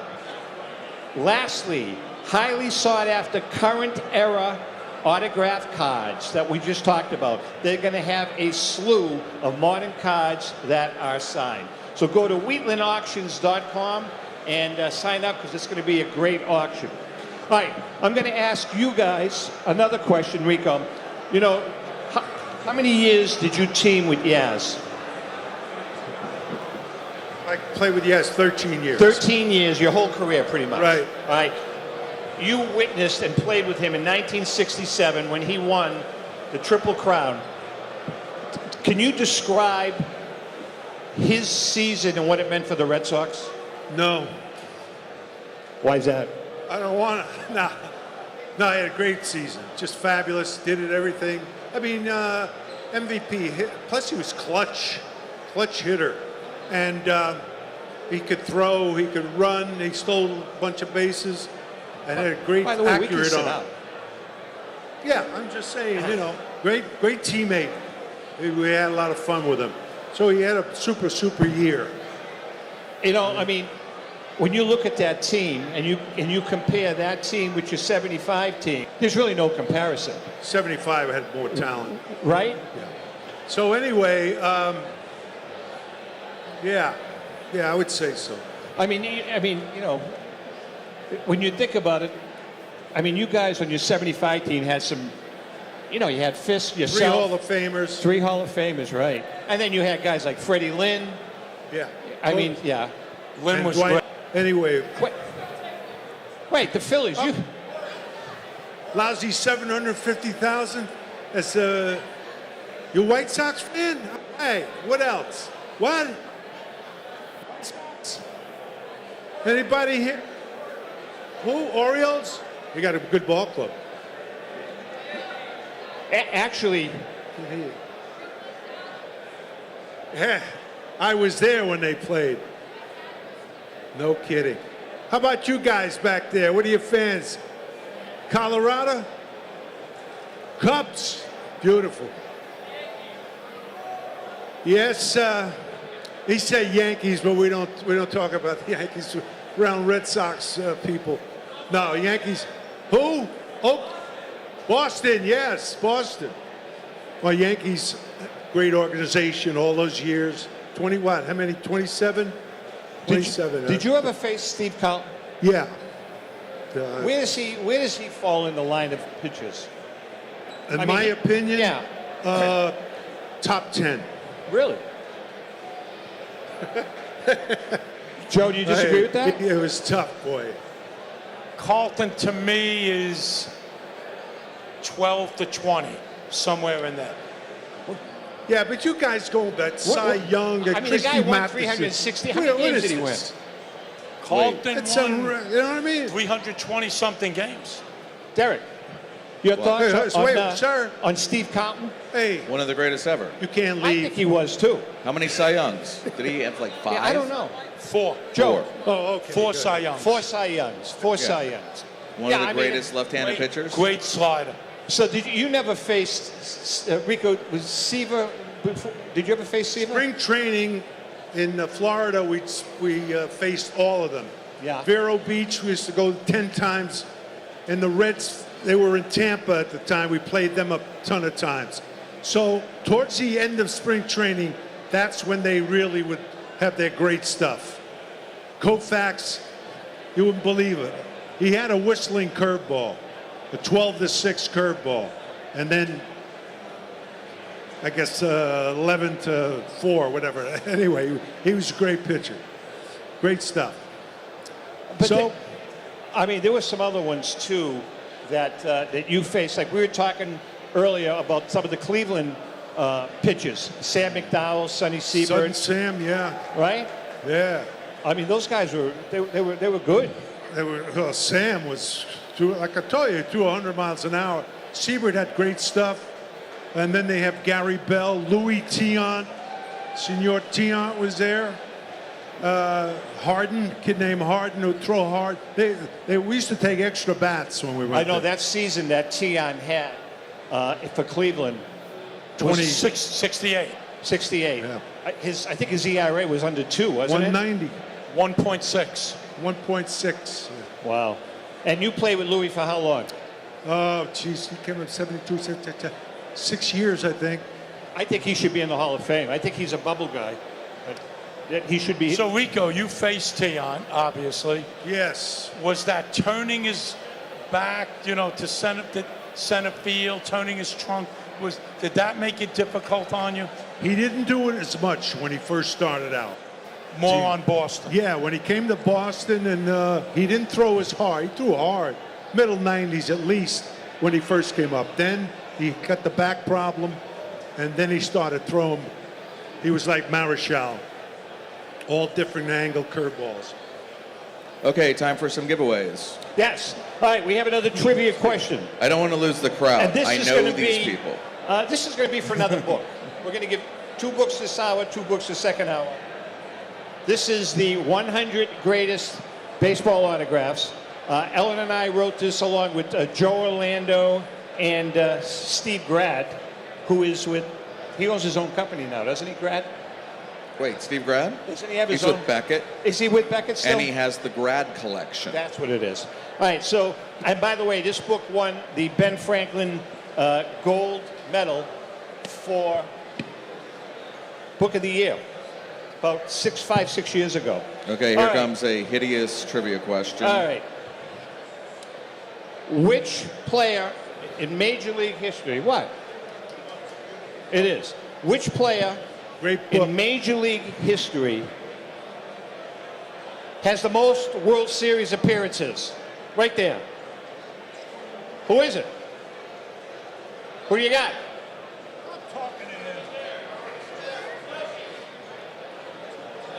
Yeah, did you cheat? Right there. He's got it. Yogi Berra.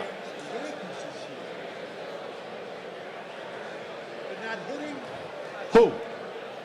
Huh? Who? Yeah, no, I'm talking. No, you got. Hey, nice going. There That's you a go. beautiful Congratulations. book. No, I was wondering what's wrong with the Yankees. They The fact got that up they to a suck. great start, and then they struggled. Wait, I see John Tobby in the crowd. Are you lost, John? Or did you just come over here to hear us?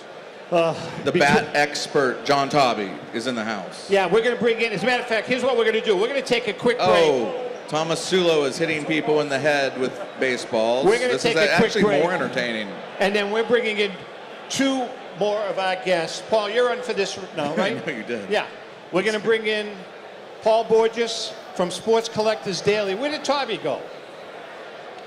I overshot him. He went to retrieve Where did he the go? ball. Oh, there he is. He beams up.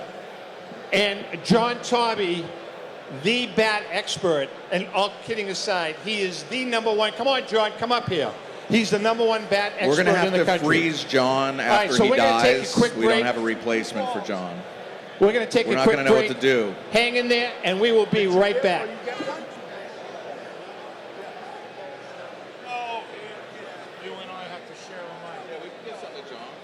Paul, where's Paul? Come on up. Come down to. I know. John, they hit us. John, take my. Could anybody use a water bottle? I know I'm down John, to get in my here. lower giveaways, but All right, we are they back, work. by the way. We are back. There you go. Test All right. We have some special guests. John Tarby from JT Sports, Paul Borges from PB Collectibles. You know, we're bringing in kind of an eclectic bunch because they're from all sizes. Now, John is the most eclectic of all. Right, John? Yeah, Tom, thank you. Thank you. You know, we asked John a question about the George Brett pine tar bat and where it was. And John, and you were honest at the time. You said, I'm not sure where it is. And with your research, you found out that it is in the Hall of Fame. It's in the collection in Cooperstown. Really? Yep. All right, so you have a display here. You have an exhibit. What are some of the highlights that you have? Well, we've got a couple of George Brett's bats. We've got, oh boy, we've got Babe Ruth. We've got Ty Cobb. I've got two Teddy Williams. Two Ted Williams. I have Rico Petrocelli. Yeah, the one with the hole in it. That's the one. That's the one. We've got a great selection. Juan Soto, Johnny Bench. Now, are there any? I know bat collecting is a kind of a very niche, right? It's kind of a niche area to get into. Are there any bat collectors here, or do any of you own game-used bats or store-bought bats? You do. You have one. Now, you one have bat. That's all. We have to change that. You've handled, John, some pretty expensive bats. Yes. What is the most expensive bat that has gone through your hands? Well, in the last, several years, a lot of the upper end bats have broken the seven-figure mark. Really? Yes. The Babe Ruth bat that we have in the booth right now is valued at $2.35 million. So if there's any buyers there, you're willing to sell it, right? Oh, sure. It's the earliest known Babe Ruth bat, autographed by him and dated 1920. A 1920 game-used bat signed by Babe Ruth. Yeah, I would say that's worth a few bucks. Yeah. Right? Ty Cobb, that's close to $500,000. Ted Williams, $330,000. What about the Petrocelli bat? Rico, that one's priceless. It's precious. It's priceless. Yes. Hey, Paul, so let's talk about PB Collectibles. Now, you're in Newport, Rhode Island. Newport, Rhode Island. Literally a friendly neighborhood card shop. Again, you guys all have a niche. You have a niche, and you have your customer base. You're on the floor today. You do not have an exhibit, right? I do not. Just so, why don't you tell people how they can get in touch with you? At pbcollectibles.com. You can email, call, what have you. And I'm here walking the floor for the whole week, meeting some clients and so forth. But you can also reach us at, like I said, pbcollectibles.com. And shoot us an email, and we'll get right back to you. You have some beautiful things. Why don't you tell us about some of the highlights in your store? We just actually last week picked up a 1922 Carmel set. It's a really rare piece, E122s. I've been looking the floor. I haven't seen any. Really? Not a one. And we deal in a lot of vintage, but a lot of modern stuff as well. Interesting. Hey, John, Mr. Tarby, quick question for you. Cracked bats. Cracked. Is there any value in a cracked game-used bat? Oh, sure. As a matter of fact, a lot of collectors are going to prefer a cracked bat because it lends more to game use than an uncracked bat. And what about pine tar bats? Bats that have extra pine tar on them. Bat collectors love pine tar.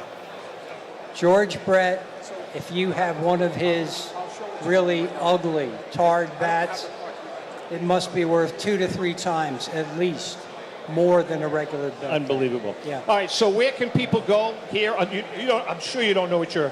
All right. You don't have a clue. You can check our website for our inventory at GameUseBats.com. And also you can stop our booth 518 in the other room. Yeah, I highly recommend that you check out JT Sports' booth. It's like going into a museum. It's unbelievable. John, thank you so much, man. Tom, thanks. Thanks for coming by. Paul, thank you so much Thank for coming you. by. Rick, we're back on, boys. Thank you so much. And by the way, a shout out to Stan Orr. Stan, one of our oldest. You've been with us since day one, 8 years ago, on the Great American Collectible Show. By the way, we broadcast every Wednesday evening at 6:30. We're on WCAP up in the Boston area, but we're also live on camera on Facebook, YouTube. You can listen to us on Spotify, iHeartRadio, Podbean, all of those platforms Okay, that so we know very little all about. right, Tom, I got this now. I'm sorry? So we created some promo sets, some one-of-a-kind promo sets that Leaf did. They're really cool. They're non-sports, so do I have non-sports collectors out here Paul. that want any promo Paul. cards? Just come up to the stage. They're numbered. They'll be on eBay. Oh, now oh, wait, they're numbered. Oh, wow, hey. Where'd this come Wait a second. She was next. Thank Oh, you. great. By You the just way, have to folks, say number, I'm okay? So sitting- put numbers on the back of your cards, and this is what happens. No, actually don't. You'll ruin them. All right, I've got 2 left. Do you want me to split these up? No? You don't. All right, here. No. I just got to give them to the first guys in line. Here you go, dude. But by the way, if you come back to the Heritage Auction booth and you say that you withstood listening to this for an hour, you can come back and get more free promos because you were here. If you recognize me at the Heritage booth over there, just say, hey, I put up with that crap for an hour. Just give me a pack of cards. You know that really hurts. That hurts. I mean, they suffer out here. And by Their the only way- entertainment is Rico hitting people with baseballs. We have Golden Auctions giving out Heritage water bottles. It's a train wreck, but it usually is. By the way, I'm sitting. I know, this is what it's come to. Rico's wife was nice enough to get me a seat because I'm having a knee replacement surgery in 2 weeks. You're in trouble. And it's been brutal. So, Elsie, thank you for wherever you got the chair, but I appreciate it. From your wife, that's where. Oh, is that where it came from? Of course. Who hasn't again, as Derek says, these are tension balls. Oh, there we go. And, But I encourage you guys to go to the Heritage Auction booth, take pictures with some of this legendary items. You can actually take pictures with the ruby slippers. You can take pictures with some of the entertainment stuff over there. But really, there's bats, jerseys, there's incredible Can we talk stuff. about the ruby slippers for a minute? Do I want to talk about the? Yeah, I do. Okay, because I'm an expert on the Wizard of All Oz. right, so- okay, go ahead. They were in reality, there were 2 pair. Were you the Cowardly Lion? I was. Okay. No, there were 2 pair, correct? Originally, when they. You know what? I'm the expert here. I just know we have a legit pair. Well, I know there's one in the Smithsonian. Yes, there's one in the Smithsonian. I think there's a few, and we have one of them, so that's great. Yeah, have you seen him, Joe? I have not. Really? No. I've been too busy. But you can go take it. No, he hasn't been busy, actually. It's been crickets at his booth. So I'm kidding. You should really take a picture of that called shot, Yeah, Babe Ruth jersey. I agree. Thank you. That belongs in the Hall of Fame. Thank you. No, honestly, take this. There's auctions like this that don't come around once every 25 years. So it's just worth seeing. It cost us probably $250,000 just to put up the booth. Yeah, you guys really have outdone yourself. And I know, Joe, you guys you got some unbelievable stuff too. But that jersey has really been the centerpiece of the whole national. What's the traffic been there, Derek? What's that? What's the traffic been like at your The booth? traffic. We have couches, we have chairs, so you'll have some consigners sit down and fill out paperwork, but also we just have people that sit down and watch TV. So you just don't know, people just take a load off and come and sit down on a chair, so. By the way, in the second hour, we're going to be joined by Joe Orlando from Heritage, who works with Derek. Joe is the former CEO of Collectors and president of PSA. We've got Mike Hefner from Leland's, that's going to be joining us, and Brian Dwyer from REA Auctions. 3 more heavyweights. Heavyweights, great Right? guys. Oh yeah, yeah. But just for the, but again, giveaways are the key to people's hearts. Okay, without giveaways, they really don't care what we have to say. Oh yeah, those guys are all cheap. They won't bring anything. Oh, they don't bring anything? Well, then it's going to be a guarantee- sparse No, we got crowd. more. We got more tension balls. Yeah, it's gonna. They better bring something with We, them. we got more tension balls. They got to spend some money. Really. So, I want your impressions, both of you. I mean, you guys have been doing this convention for years and years and years. The technology has exploded versus how it was 15 or 18 years ago. What are your thoughts on that? I mean, I walked the floor today and my mouth dropped at some of the stuff that we're seeing with broadcast and all kinds of stuff. Derek, what are your thoughts? On the technology? Yeah. It's probably passed me by. Like, I mean, it's Right? really, when I came to this side of the room where there's more of the breakers and I'm used to the regular show where there's dealers, you can buy cards, you can buy wax, you can buy commons, you can, and over on this side it gets a little more modern and corporate, but it's, I'm glad, if the kids are into this interactive stuff and some adult, Honestly, some of what I'm seeing, I don't even understand. Look up there on. Right. Look up there on the wall. Exactly. What is up on the wall? Is that The the Breakers Breakers Bowl. thing? Oh yeah, I have. I mean, that's yeah. incredible. Absolutely incredible. Yeah, I'm a dinosaur now. This is. Well, Wow. again, We're not in Kansas anymore. Exactly. I mean, I guess just that's the way it works. Well, Tom, I want to ask you a question. This show is, when is it on? This sports, Great American Sports Collectibles Show.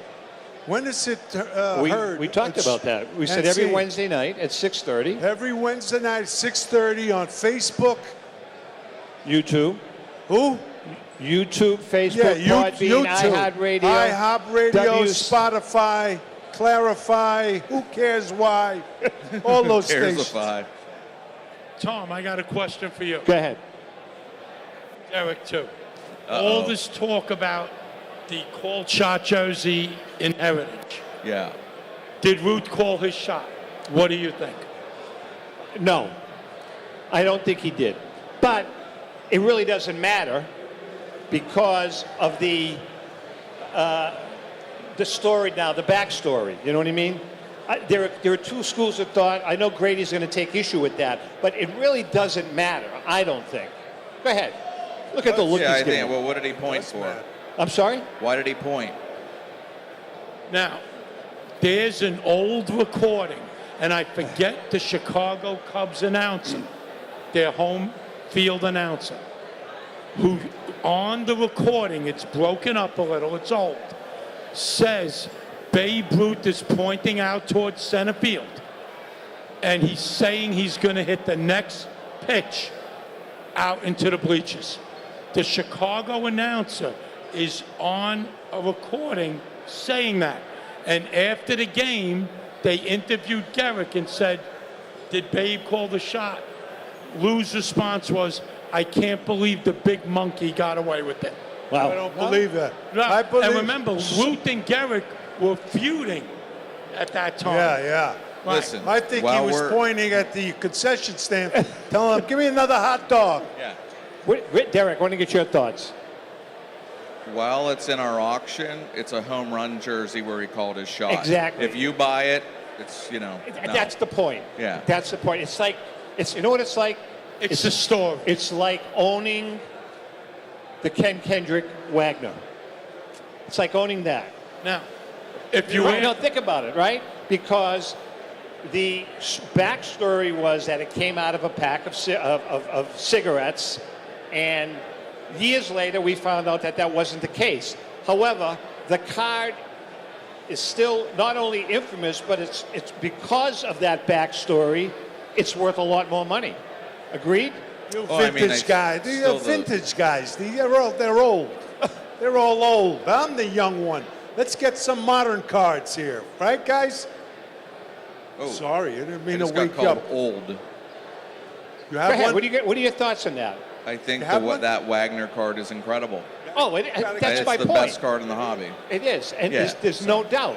There's no doubt. It definitely is. Still got it, Rico. I'm making a comeback. All right, so Actually, you know, we all know that Rico actually had. Did Jim Lomborg teach you that? He did. No, you know what saved his career? Louis Aparicio. Leave me By them alone. moving him So- to third base, they saved his career. hey, Tom. What time? We're just about done. We're just about done. No, that's okay. No, I was just Yeah, well, curious. you can hang till the next Some guy of the So I comes. can Cards are, go stand in line for the bathroom. No. Apparently, the bathroom lines are long, so I have to go like. Your counterpart is going to be here in about 5 minutes. Who's that?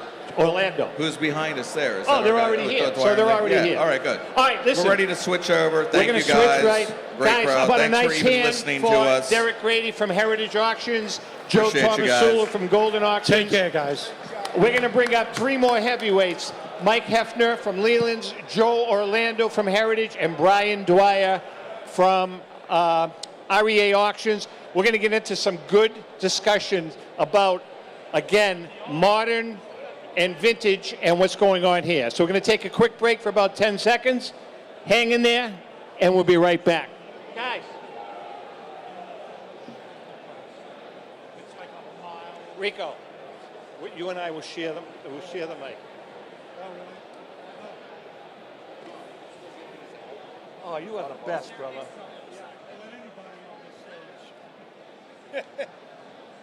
1, 2, 3. All right, Rick, now. Talking, doing it. Anywhere you Guys. want to sit. Just Yeah, grab here. Got 1, 2, 3. Yeah. The other one's that's too small.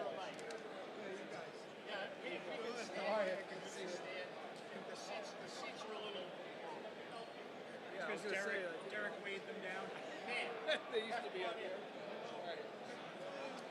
This is weird.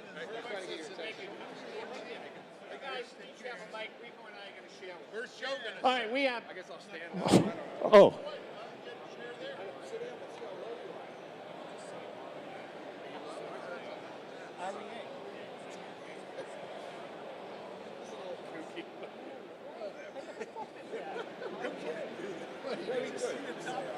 Okay, good point. Okay, we are back, and we are joined by 3 more heavyweights. How are you, sir? What can I do for you? Bobby Orr's nephew said to show this to me. We're going to take a look at.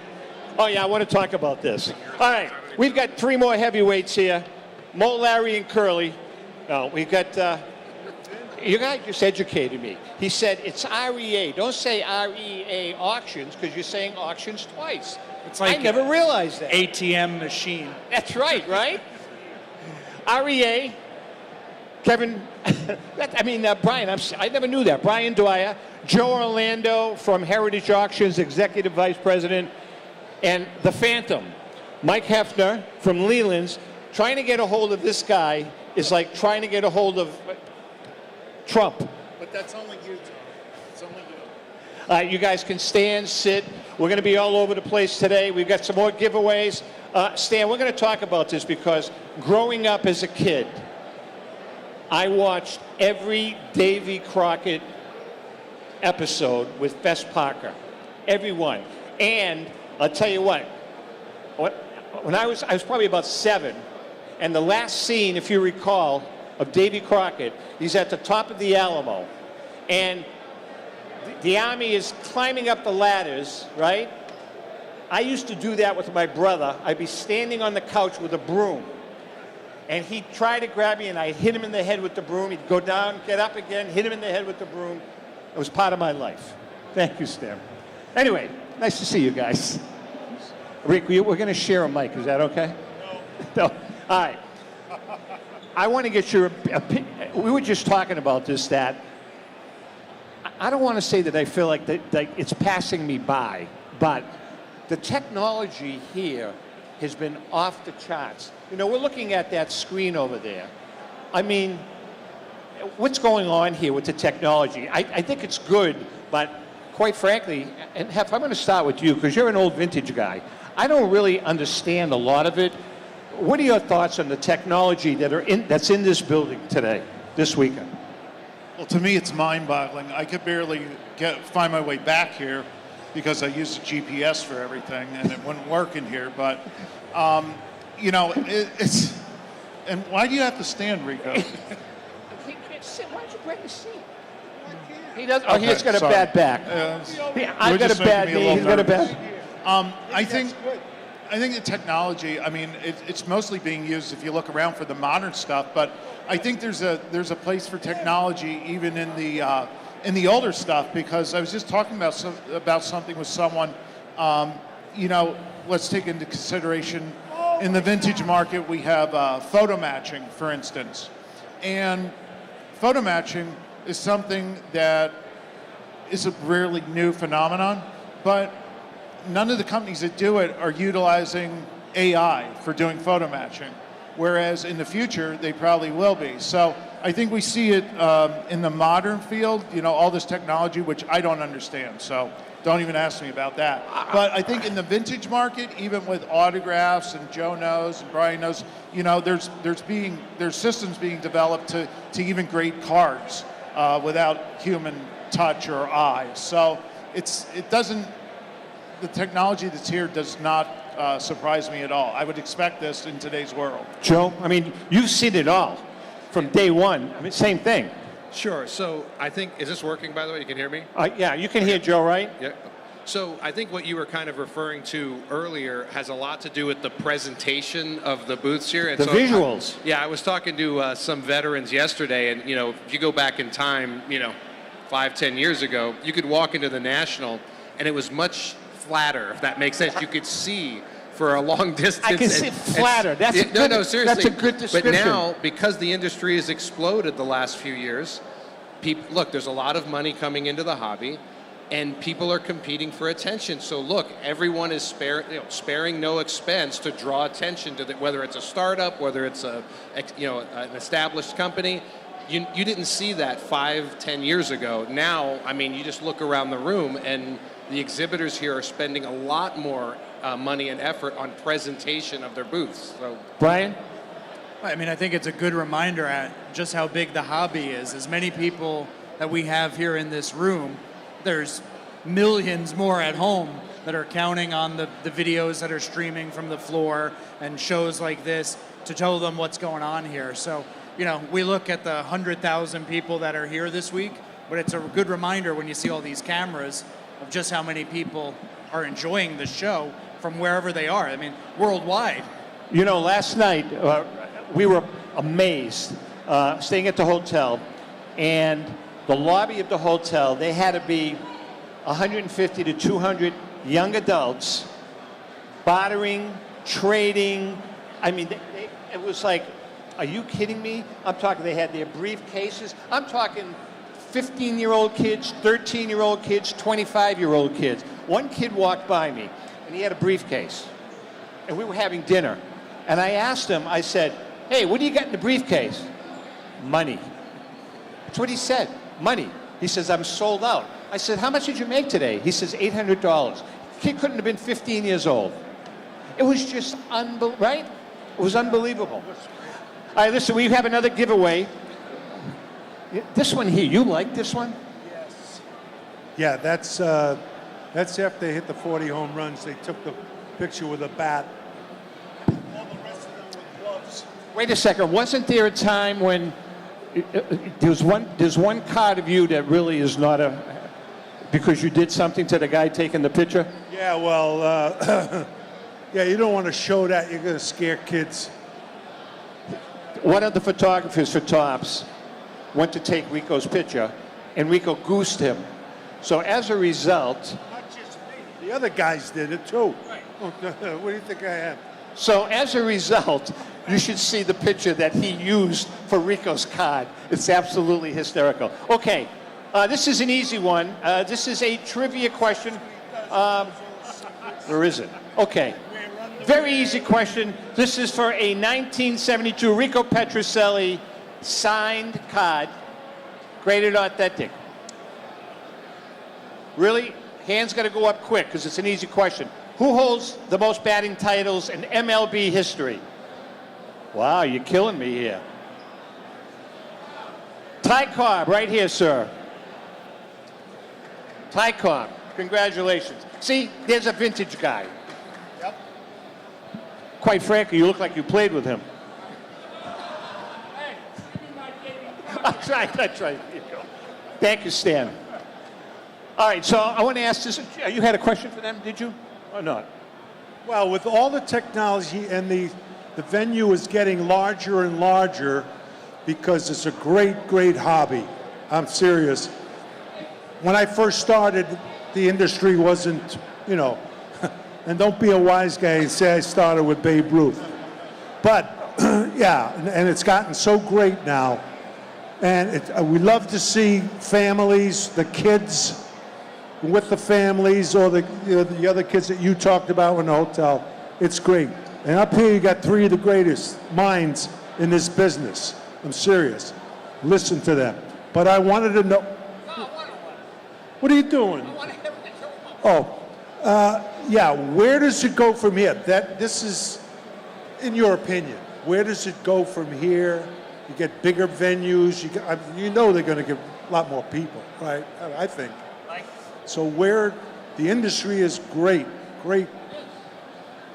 That was actually a good question. Mike, where does it go from here? Well, I mean, hopefully it keeps growing from here because, you know, I was around, I'm a dinosaur, and I was around in 1990, 91 when it looked the same way as it does today. You know, back then we got crowds like this, and there was a wave that we rode, and then the wave crested and it came down, and now we're back to where we were in 1990, 1991, and I love to see it. But I just hope that it continues, and I think it will continue. I think it will get bigger, and it's going to require maybe more shows, maybe a bigger show, maybe 2 nationals a year, something like that to really accommodate the people that are here. But like Rico said, I just love the fact that we have all these kids, all these families, because the kids that are collecting modern today will be the kids that are collecting vintage tomorrow. And, you know, whether they start in vintage or they end up there, it doesn't matter. They're all enjoying themselves. They're having a great time. And, you know, we love to see it. Joe? Yeah, I'd like to pick up on something, you know, Mike said. He mentioned that maybe we need another big show. I don't think there's any question when you see the crowd last year and the crowd this year. If you look at other collectible fields, so for example, in the coin market, when I was at Collectors, we had PCGS, which was the #1 coin grading service.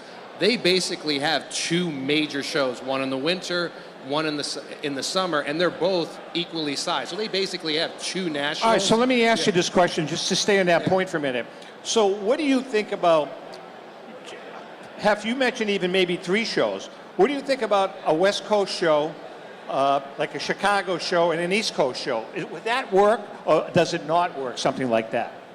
I kind of like the idea, again, it's just my opinion, I like the idea of something more central. So when we go, you know, Chicago, because that way everyone can get there. It's easy, it's by the airport, there's, you know, it's convenient. I kind of agree with you. So I think if we make it convenient for hobbyists, we'll get more participation. The last couple of years, of course, it's been off the charts. By the way, just a reminder, after the show, Rico is going to be signing at the TriStar area. Unfortunately, you know, people have asked him to sign now, and he can't because they won't let him, obviously. He'll be signing Carl Yastrzemski's name. Yeah, he'll be forging Yaz's name. And by the way, Tom Roger's here. Tom's going to be joining us in a little while. Nice to see you, Tom. All right, Brian, what are your thoughts? I mean, I agree with what these guys said. The hobby just continues to grow. This is my 19th national, even though I'm much younger than these guys. But the way that I've seen it grow is tremendous. And you've got kids, you've got families. And what I'm hearing, too, is like these smaller shows are making a resurgence, which is nice. You know, we've got a couple local shows in New Jersey that are popping up. There's a Charlotte show that's going to be starting here soon. So it's nice to see that there's this enthusiasm. All right, so I'm going to ask the 3 of you guys a question. This guy here is a big modern promoter, Rico, even though he's 112 years old. Question here is that you guys are vintage guys. Brian, I know you have always been a little more on the edge, leaning, you know, when we talk about modern versus vintage, you've always been more like down the middle. You're a vintage guy, but you get it. You two guys are dinosaurs. No, I'm kidding. No, but you two guys, I'm like you, Mike. I'm like you. You guys are vintage guys. I know you're not either, Joe. You're down the middle, but I'm amazed at what I'm seeing. As I mentioned last night, we were in the lobby, and you know what they were trading? You know what the big go-to cards were? And again, this is stuff that has gotten past me. Signed, modern baseball cards. This could be the longest question I've ever seen. Signed modern cards. I mean, that's what it was, I mean, that's what they were trading. Judge, whether it be basketball, Steph Curry, they had to be signed, and they're going back and forth. Are you guys seeing that? Now, obviously, Leland, you're not seeing a lot of it, are you? Well, we are, you know, we have to be involved with new cards because it's such a big segment of the hobby now. We'd be foolish for not handling them. Do I collect them myself? I'm ashamed to say that I actually do. You know, I can totally relate to the people that are out there ripping packs because I get in trouble all the time from my wife because I order boxes of wrestling cards on eBay and I sit there and I open them and I look for the Roman Reigns autographed card. So I can totally understand why people are doing this. It's fun, and it's almost, it's like playing the lottery. People get things of great value through these boxes, although the chances are not that great of getting them. And I understand it from that perspective because I do love opening boxes. There is a thrill in it. And I do appreciate the new wrestling cards. You know, I just haven't gotten into the new baseball stuff. I don't know if I ever will. By the way, we're going to do a wrestling show. Because I think in this whole hobby, I think I'm right up with you with my love, and you too, actually, right? Weren't you a big wrestling fan or not? Are you a boxing guy? You're a boxing guy. He won't admit it. Joe, what are your thoughts on what we just talked about? Yeah, so I can remember back in my old PSA days when we started to slab, to encapsulate signed trading cards. And at first, it was a slow ramp up because you have to remember, you go back to the 1980s, it was largely taboo. There was a card purist did not want autographs on their cards. But then into the 1990s, the manufacturers started to introduce autographed cards into the product. And I think that's a big part of why it's so accepted today, both in modern and in vintage, because they kept putting it in the product. It became the chase cards. It became the more valuable cards. And now today, I mean, it's one of the hottest areas of the market, period. Not just modern, but now vintage signed trading cards have become incredibly popular. So I think it's just sort of, you know, it's completely changed in terms of the hobby sentiment overall. But the modern product, it's a really good example of how modern product can actually end up helping vintage collectibles. That's a good point. That's a very good point. Brian? Yeah, I mean, one of the best things about the National is getting exposed to stuff that you don't collect or that you don't know or you don't see. And I think about myself. I don't collect today what I collected when I was 14 years old. But coming to these shows, my tastes change, they evolve, I get exposed to things. So I love that we all commingle at a show like this. Good. All right, listen, we have another giveaway. You know, Rico's, he's giving out these little cheap tension balls. Whatever you call them. They're tension balls. We got plenty of them. By the way, we have more of them, don't we? Yeah. Can we have them when you get a chance? Oh, you have them? It looks like me now. All right, this is a giveaway. I don't know, but can I give this something away here? All right. I asked this question. By the way, here's the giveaway. This is a book that Ellen and I wrote for Ken Kendrick from the Arizona Diamondbacks. It's called The Diamondback Collections, 50 of the Greatest Cards in Sports Collecting History. And we won the Independent Publishers Bronze Medal, and it's signed. This is not an easy question. How many people, first of all, how many vintage people are sitting out here? Are there any vintage, one vintage guy? Oh, just a couple, because this is a tough question. You ready? Anybody know anything about the T206 collection? I'll repeat the question. Raise your hand. Does anybody know anything about the T206? Two people. This is going to go really well. I can see this coming now. All right. Then I'll move into an easier question. What T206, you guys have to know this. If you don't, I'm going to never let you down. What T206 player owned. Now, you know today in baseball, every single baseball that they use in a game is rubbed in a mud to take the sheen off of the baseball. A T206 player discovered a mud, whatever you call it, in the Delaware River. His family still owns that company today, and every ball is rubbed in that powdered mud, whatever you want to call it. Who was the T206 player? Who? Wrong. Anybody else? No, you're wrong. Come on. We'll give you the answer, but the name of his company still exists today. Anybody know? All right, we're gonna go to our expert, Brian Dwyer. Right. Brian, who was it? Lena Blackburn. Lena Blackburn. Now, Lena Blackburn was. What did he say? He's saying his real name is Russ. Let's go to Wikipedia. His real name was Russ. Prove it and you win it. Russ Blackburn? If his name was Russ, you get it. Fair enough? Is it not in your book? You didn't. No. Could be Russ Nixon. This man right here. Hey, you win. Congratulations. You win it. Fair. That was good. I didn't know that. Did you know that? You didn't even know who Lena Blackburn was, did you? I did. You did. All right. We're going to take a quick break. Joe is in the house, Mike is in the house, and Brian is in the house. And by a quick break, literally, we mean a quick break because this is going to be aired nationwide, but the producers edit in the commercials. So we're going to take a quick break. We'll be right back. Okay, we're back. Why don't we bring up Tom? Why don't you come up now?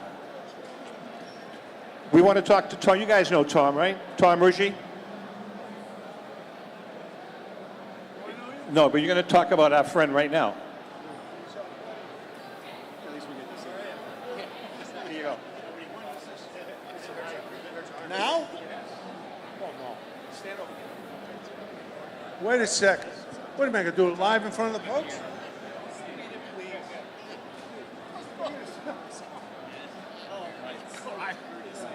All right, I'm going to do an ad. Am I going to do an ad? We're going to do an ad. This is going to be like reading War and Peace. Hold it. This is the longest ad you've ever seen in your life. Take a nap. Where's the little girl? You want one? Good girl. No, I got it. All right, ready? JRI Cards, JM Orico.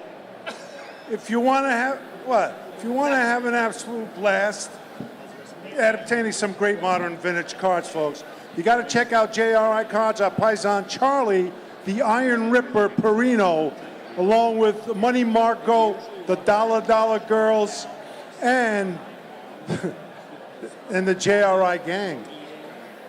Literally. No.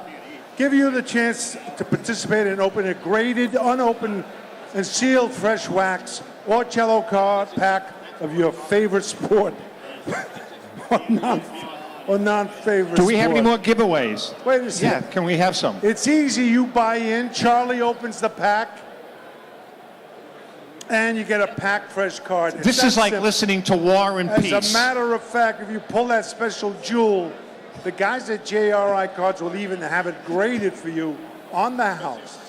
Featured in the LA Times, ESPN, and USA Radio. Another whole page. JR is the hottest card pulling show on the internet. Charlie and his staff make it fun, entertaining, and enjoyable with this collection of hats and sound effects. And don't forget that JRI donates a part of their proceeds to various charities.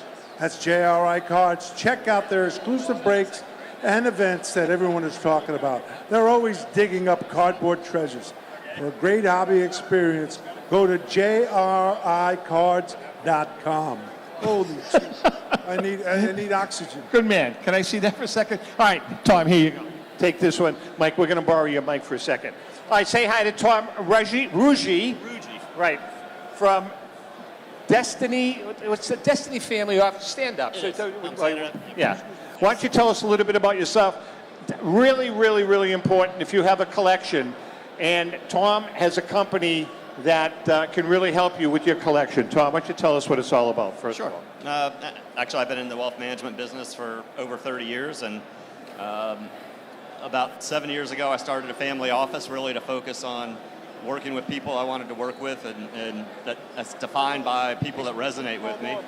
And we've really transitioned into developing a niche for working with people with large collections, because I've been a collector for almost 50 years myself, and very passionate about it. So it's really been a wonderful situation of the intersection between my passion for my business and passion for my collection. Now, you're one of the guys that, the whole signed card hobby, you're one of the pioneers when it comes to that. Why don't you tell our audience, think about this collection that this gentleman has, 1952 Topps collection. Tell us about it.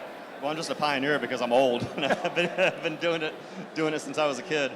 But I literally started collecting signed cards, hanging over a dugout at 6, 7 years old. Back in the day, you could literally climb on top of the dugout, hang over, and Reggie Jackson would come up and sign a card for you and stuff like that. But my collection consists of, I've been working on virtually every 50 set, Topps and Bowman, to get the entire set signed.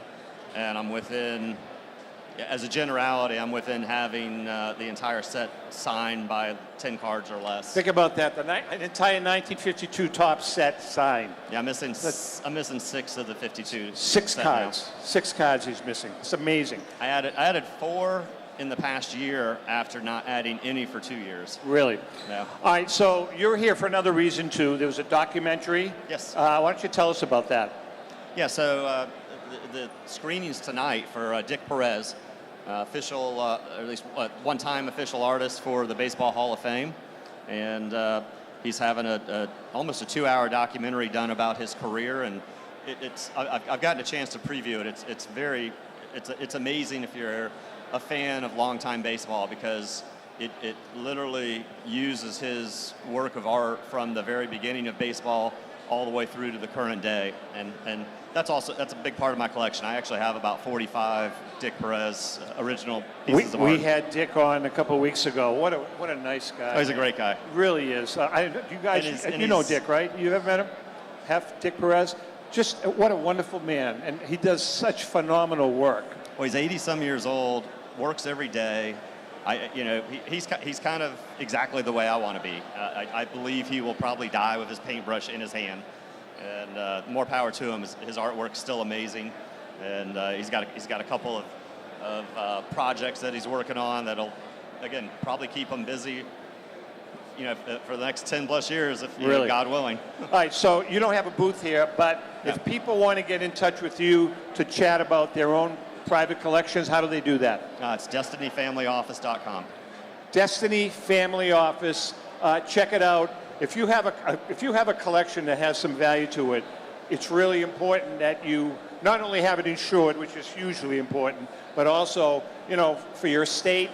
You want to make plans for your estate. This is a gentleman that can do it. Yeah, it's basically walking through the same process I walked through a couple years ago, because I've got a fairly large collection, and I came to the realization that my family didn't understand it and didn't know the value, and my situation, unfortunately, really didn't care. So literally just developed a process to have everything in place so that, God forbid, I don't make it home from Cleveland this week, that my family knows exactly what to do with my collection. Awesome. Thanks so much for stopping by. Yes. How about it for Tom Rouget?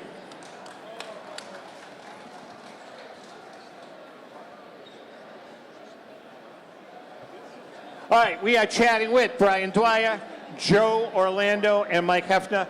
As you guys know, maybe you don't know, my partner here who's throwing tension balls around the place. What's that? Still has it. Rico played for the night, obviously 3-time All-Star. Still overthrows it to first. What'd you say? Nothing. Rico played for the Red Sox, the 1967 Red Sox, and also the 1975 Red Sox. You guys made it to 2 World Series, and you hit 2 home runs in the 75 World Series. No. No, it didn't. 67 series. Oh, that's right. I'm sorry. 67 series. I made a mistake. Now, guys, you guys can share a mic because I want you to chip in here. No, Rico, this is we're going to talk to you now. So let's focus. All right, go ahead. All right. Bernie Cabo Yes. hit the home run that led to the Carlton Fisk home run. Right. Where were you in the dugout or were you on base? No, I was on first base. They felt sorry for me. They walked me. Did they really? Yeah. You had walked? Me and Freddie Lynn was ahead of me. He walked, then I walked. Then they made a change. And then Bernie Carbo came up the pinch hit against Raleigh Eastwick, and he hit the home run, center field. So he doesn't get the credit because if he doesn't hit the home run, the Fisk home run never happens. Well, that's right. But of course, but you can look at every game and see that. That's why, not one inning is more important than the other. Where They're all were you important. when Fisk hit the home run? I was in the dugout. We jumped up. I almost hit my head on the dugout. They were small. And it was a big thrill. And we thought we'd never lose. After that, it was like fate. Yeah, fate. Guys, chip in here. Fate Question named Joe if you have it. Morgan and Pete Rose. Great team. They had a great team, Cincinnati. Yeah, but they didn't have much pitching. Well, the pitching wasn't great, but it was good, Sparky went to the bullpen fast. He didn't waste time. Who was their big gun? Do you guys remember? Gullett. Don Gullett. It was Don Gullett. You guys can share that one. Don Gullett, right? Yes, Don Gullett. Threw hard. Now, of the pitchers you faced, starting in 67, the top 4 pitchers that you ever faced, in order. Sam McDowell. In order? Oh, no. In order, Nolan Ryan, Bob Gibson. Now, this is during the American League. No. Sandy Koufax and Juan Marichal. Marichal, huh? That's about 0 for 45. So wait a second. What about Steve Carlton? Doesn't fit in? I faced him in spring training, but yeah, no, he had great stuff. His team won 57 games one year, and he won 27 games out of the 57. Did How he about really? that? All right. He's in the Hall of Fame. Really? All right, so I want to ask you guys, talking about, you can give that back to Joe. All right, we talk modern, we talk vintage. Has vintage, really good vintage stuff, lost any of its steam? No, I think vintage stuff, like I think Joe said before, the modern stuff actually helps the vintage stuff pick up momentum. I know the modern stuff is a little bit down, but the vintage stuff, especially like the signed cards and things, are up. There's certain elements, even the photographs. I was talking to somebody about this, the vintage photographs, the Type 1s.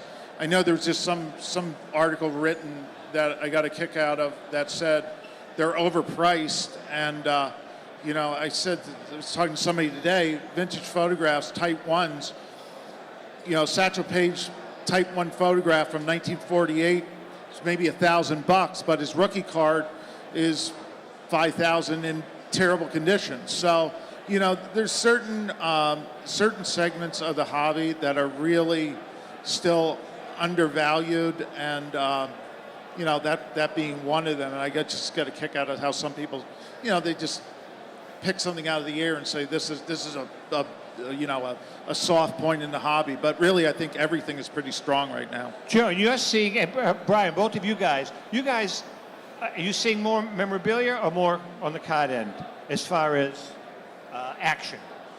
I mean, look, with cards, look, I've collected pretty much everything like these guys in their lives. Cards make up a larger percentage of the overall collecting base because of just the sheer volume of it. Because there's so many of them. But both segments, look, over the past several years, virtually every sports category I can think of has had its moment in the sun. And look, every market, this is one lesson I would love a lot of the younger collectors to learn is, look, every market moves up and down. That's what a market is. That's okay. But on the vintage side, the really good stuff, high quality, blue chip type material, that stuff has the ability to hold up. Even when the general market is declining, the really great stuff tends to hold up. I hope you young investors or you young collectors are listening to what he said, because it's very, very important. I know you guys all collect modern cards, but if you're gonna stay in this hobby, right? Put a few shekels aside and try to invest in some really good quality vintage pre-war cards. You don't have to buy a 1933 Babe Ruth PSA 8. You can get a 1933 whatever for a few bucks, maybe a few $100. That card, and correct me if I'm wrong, guys, that card is not going to go down in value. It's like owning a blue chip stock. It's like owning AT&T, IBM, any one of those, Microsoft. It's going to steadily increase. Now, that's not to say don't invest and don't buy and flip modern cards, because I know you have a lot of fun doing it. But with that part of the hobby, sometimes you're going to hit a home run, sometimes you're going to hit into a triple play.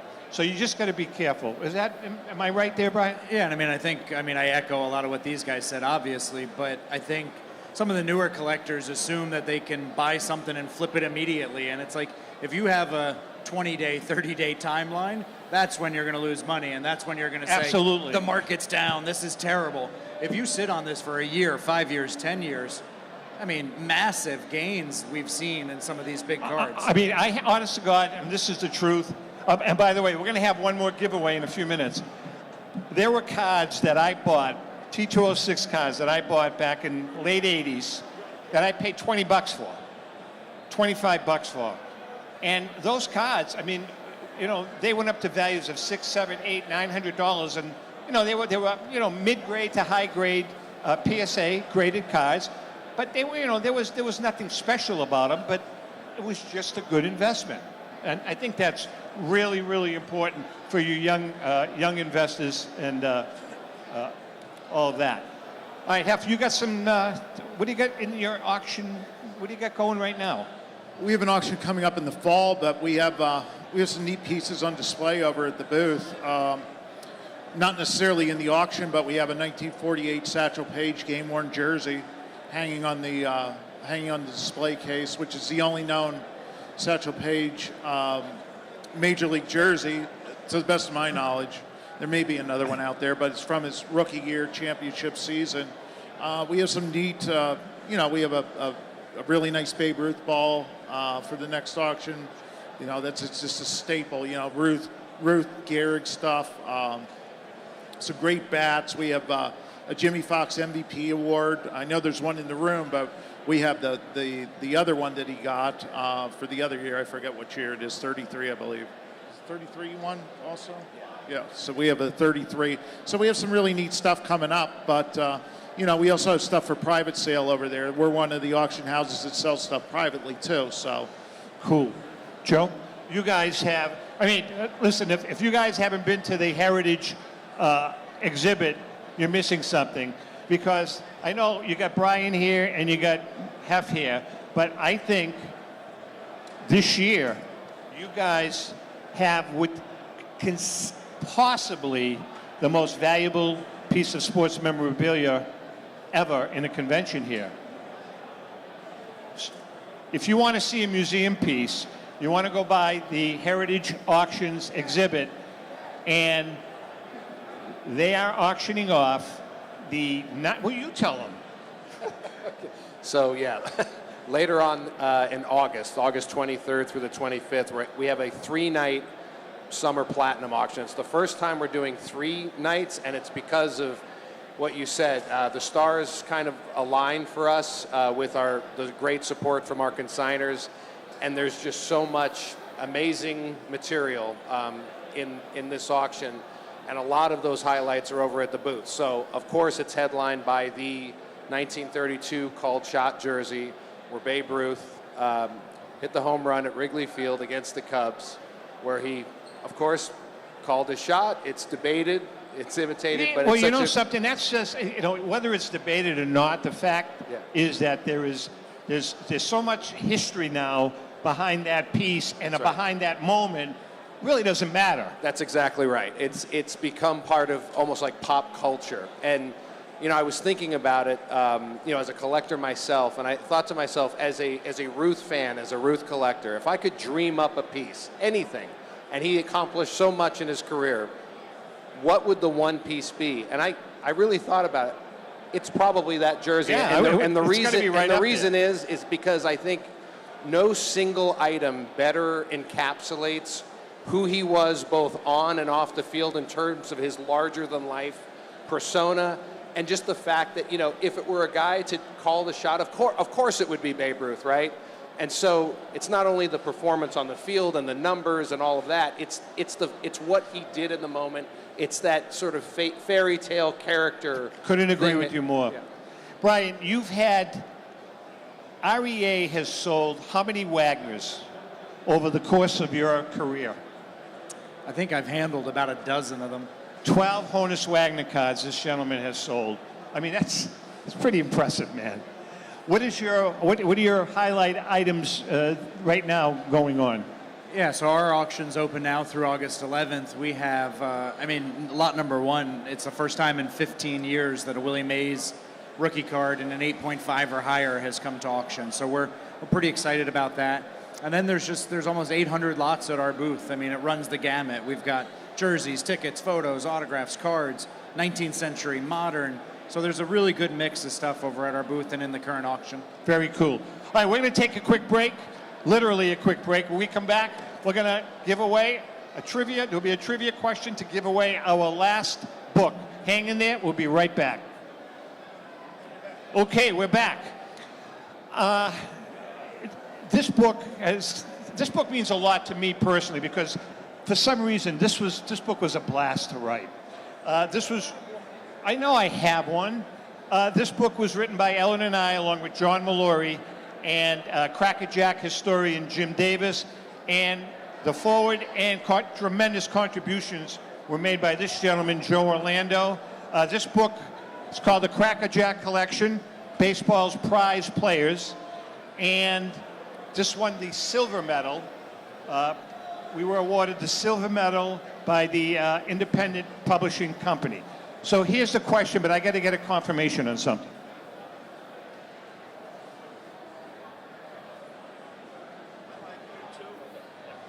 All right. So this question, I know. In 1970 whatever, Rico Petrocelli was an all-star shortstop for the Boston Red Sox. The Red Sox had an opportunity to get Ron Santo, and the deal fell through, so they had to move Rico to third base. This is an easy question, hands up quick. Who do the Red Sox bring in to replace Rico Petrocelli at shortstop? Come on, this is an easy one. Who? No. Who did the Red Sox bring in? They moved Rico to third base, and I think were you an all-star as a third baseman? Were you an all-star as a third baseman? You weren't, or were you? Oh, that's right.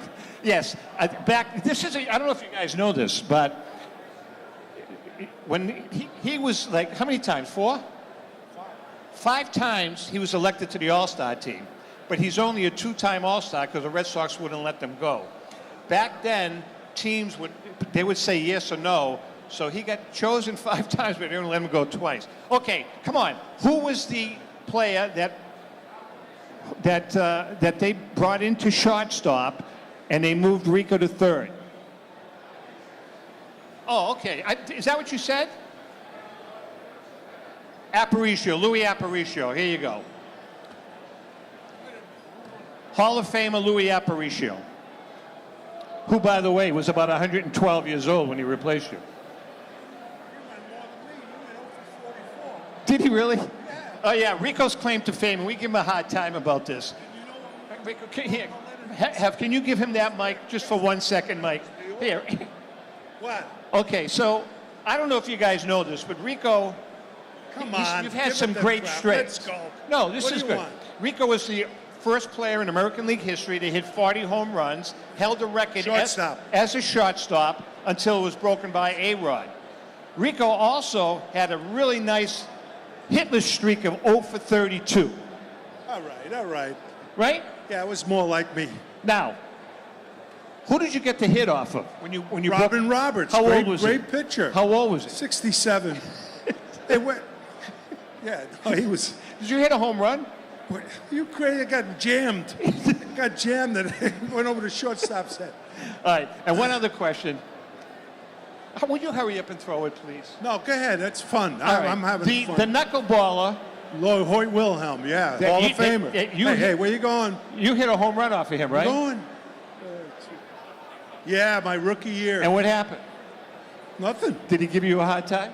No, he was very nice. Swore at me all around As the he's bases. rounding the bases. You know why? Hoyt Wilhelm is swearing at him. He's a great knuckleball, right? So it gets to 3 and 2, and I'm a kid, this is 65, 165 pounds.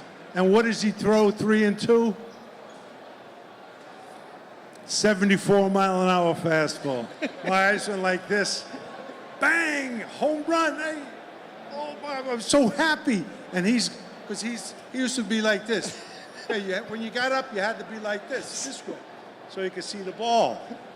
But he was swearing at me all around. You'll never get another fastball, you bum. All right, one other question. When you grew up a Brooklyn Dodgers fan, but you idolized Mickey Mantle growing up. So now you're a rookie. Weren't you a rookie?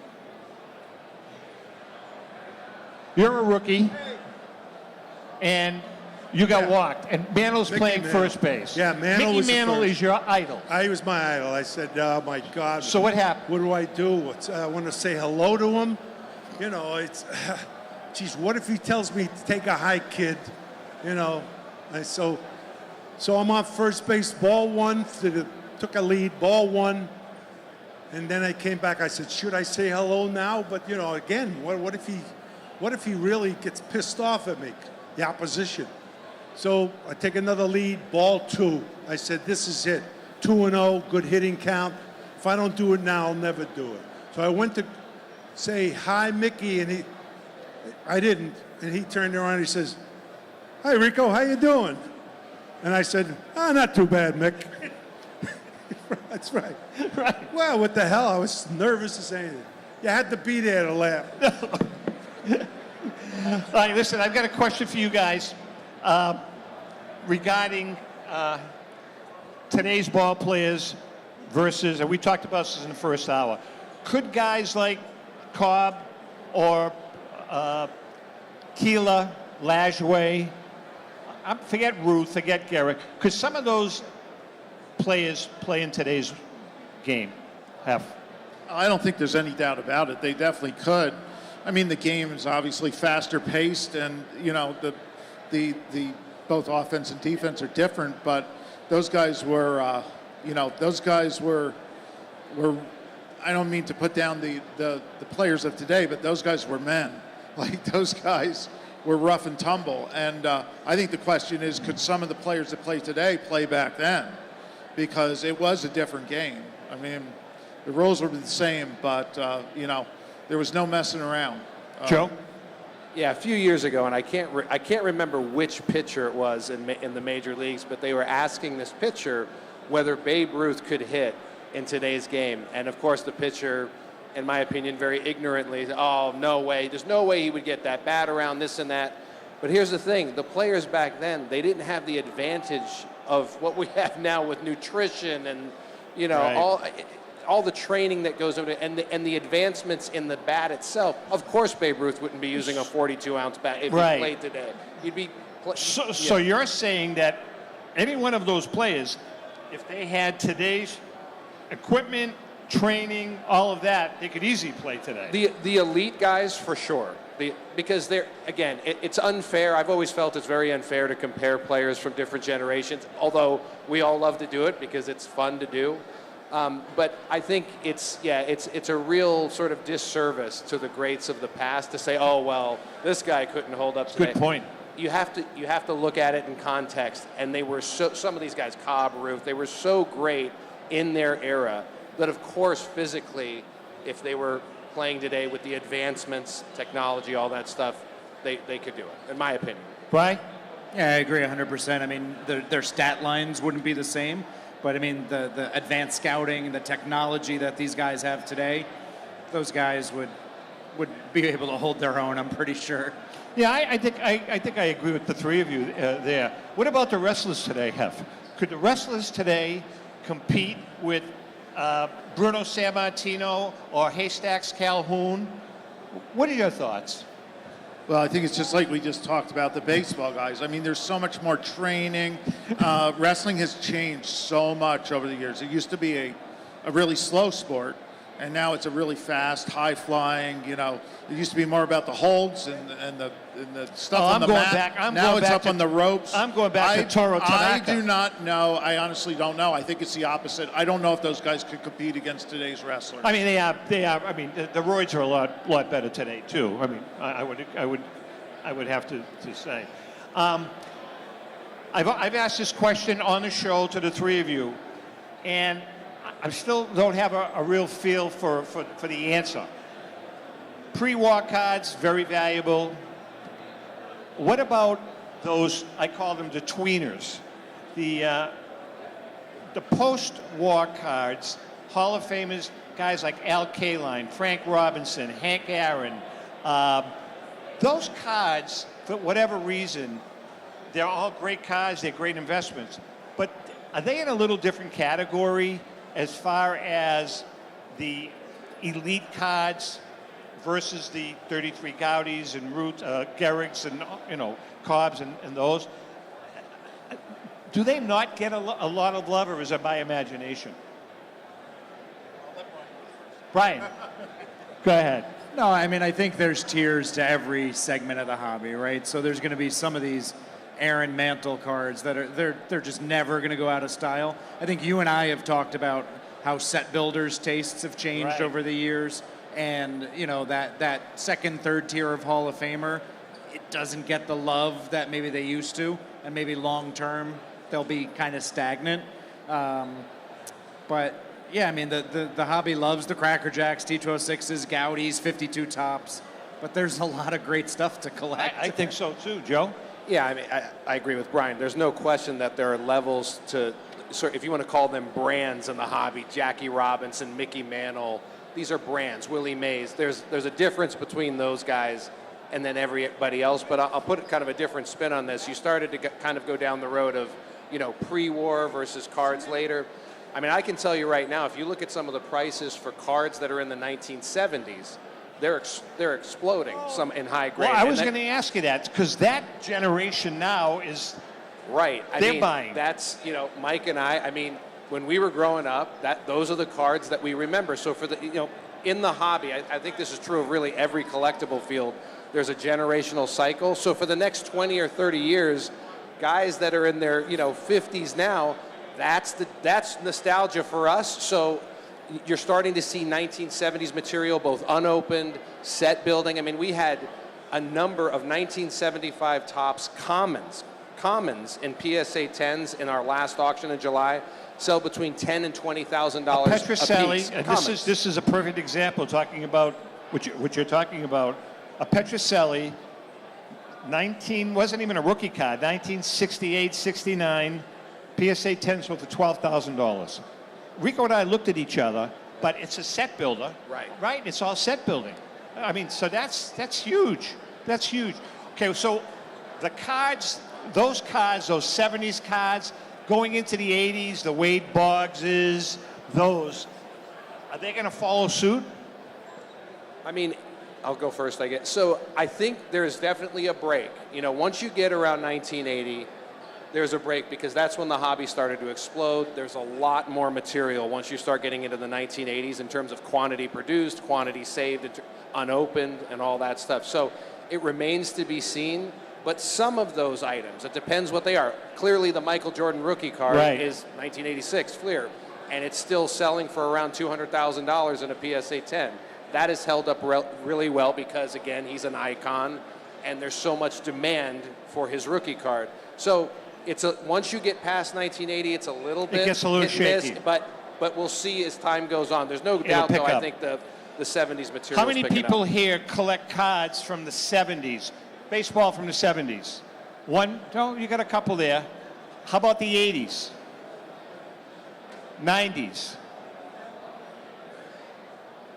2000s? Most of the kids. Most of the kids. Are there any real vintage collectors here? I know there's a couple. Now, what do you guys mean by vintage? That young boy right there with the, how far back do you go? 60s. You go to tobacco? Now, see, there's a good investor. You're doing it right, kiddo. You're doing it right. Listen to this kid. Go chat with him. Vintage really, really balances a portfolio. It really does. And I've gotten rid of most of my cards because I'm getting into memorabilia now because of you guys. You know, really. I got a question. You folks may be wondering, where does vintage start? Or, would it be start? You know what I mean? We think in terms of, where does it end? No, like, we think in terms of 1902, 1904. But going up, where does it end?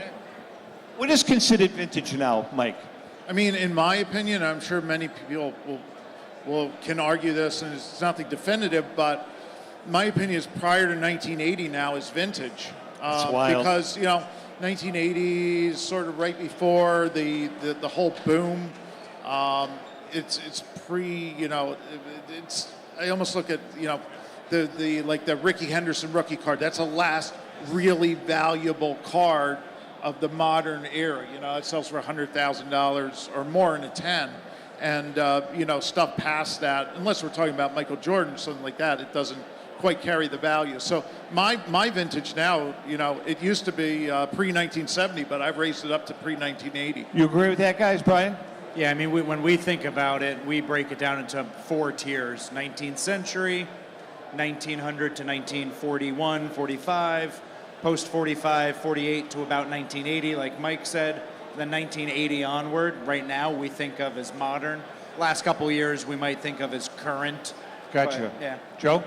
Yeah, I mean, I completely agree. The one thing I'll say that's kind of interesting is some people, when we get calls from consigners, all 3 of us, some people think because the card is now older, so a card from, 1984, 85, I mean, it's an older card now. It's a 40-year-old card, which is hard to imagine, right? But it's not the age. To me, I think that break will always stay the same, and the reason is that, as Mike alluded to, the hobby started to explode for the first time in the 80s. So production changed. People started to protect their cards more. Right. So there's just more stuff. That isn't going to change 100 years from now. It's still going to be, that's still going to be a fact. So to me, I don't think that what we're talking about, this strict definition of vintage, changes no matter how much time goes by. It's based on what happened at that break. Interesting. Don't forget now, today's show is a 2-hour show, and it's being pre-recorded, and we'll be airing on Wednesday night. Great American Collectible Show is on every Wednesday. You can watch us on YouTube, Facebook, listen to us on Spotify, Podbean, all those platforms. We're also on WCAP up in the Boston area. Wednesday night show is going to feature, it'll be the first hour of this show, and then a week from Wednesday, we're going to be airing the second hour. Love for you guys to join us. We've been very, very, very blessed with our following. This is our 8th year. REA, if you want to check out their exhibit or go to their website, what's your website address? RobertEdwardAuctions.com. RobertEdwardAuctions.com. If you want to take a peek at the 1932 Carl Short jersey, take a walk over to the Heritage exhibit. Joe, what is your website address? Yeah, if you want to go directly to sports, it's sports.ha.com. Sports.ha.com. And Leland's, one of the pioneers. And by the way, these 3 guys have been with us since day one. I remember when we had Josh on every other week. We'd have Josh on one week and then Ken Golden on the second week. It was like, oh my God. They took turns every other week. Hef, your website address? It's lelands.com. Lelands.com. On behalf of Rico Petrocelli, Red Sox Hall of Famer, and myself, Tom Zappala, we can't thank you guys enough for sharing the last couple of hours with us. And to each and every one of you, make wise decisions and happy collecting. Thank you very much.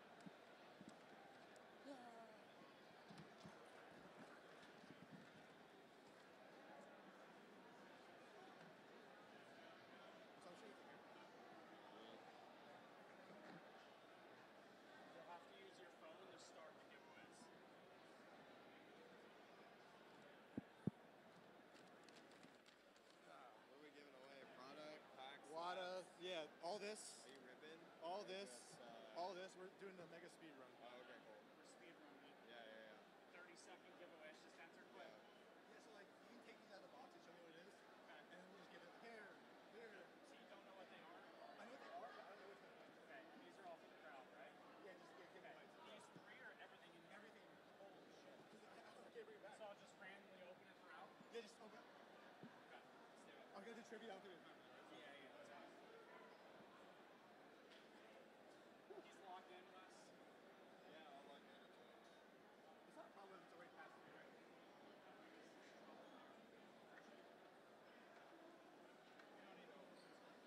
It's not a problem if we're past 3, is it? Yeah, you're fine. As long as you don't go like 30 minutes past 3. Am I starting from here? Yeah. No, he's going to start. Oh.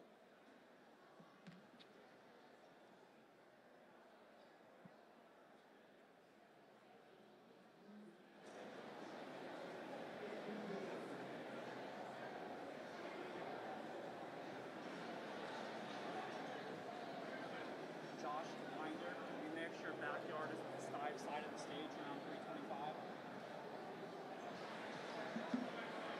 Good? Alright,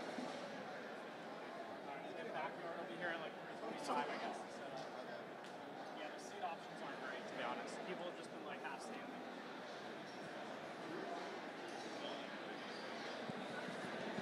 Hello. Cool.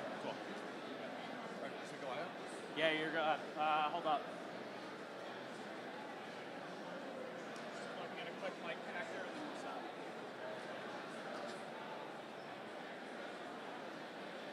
So this guy's your mic.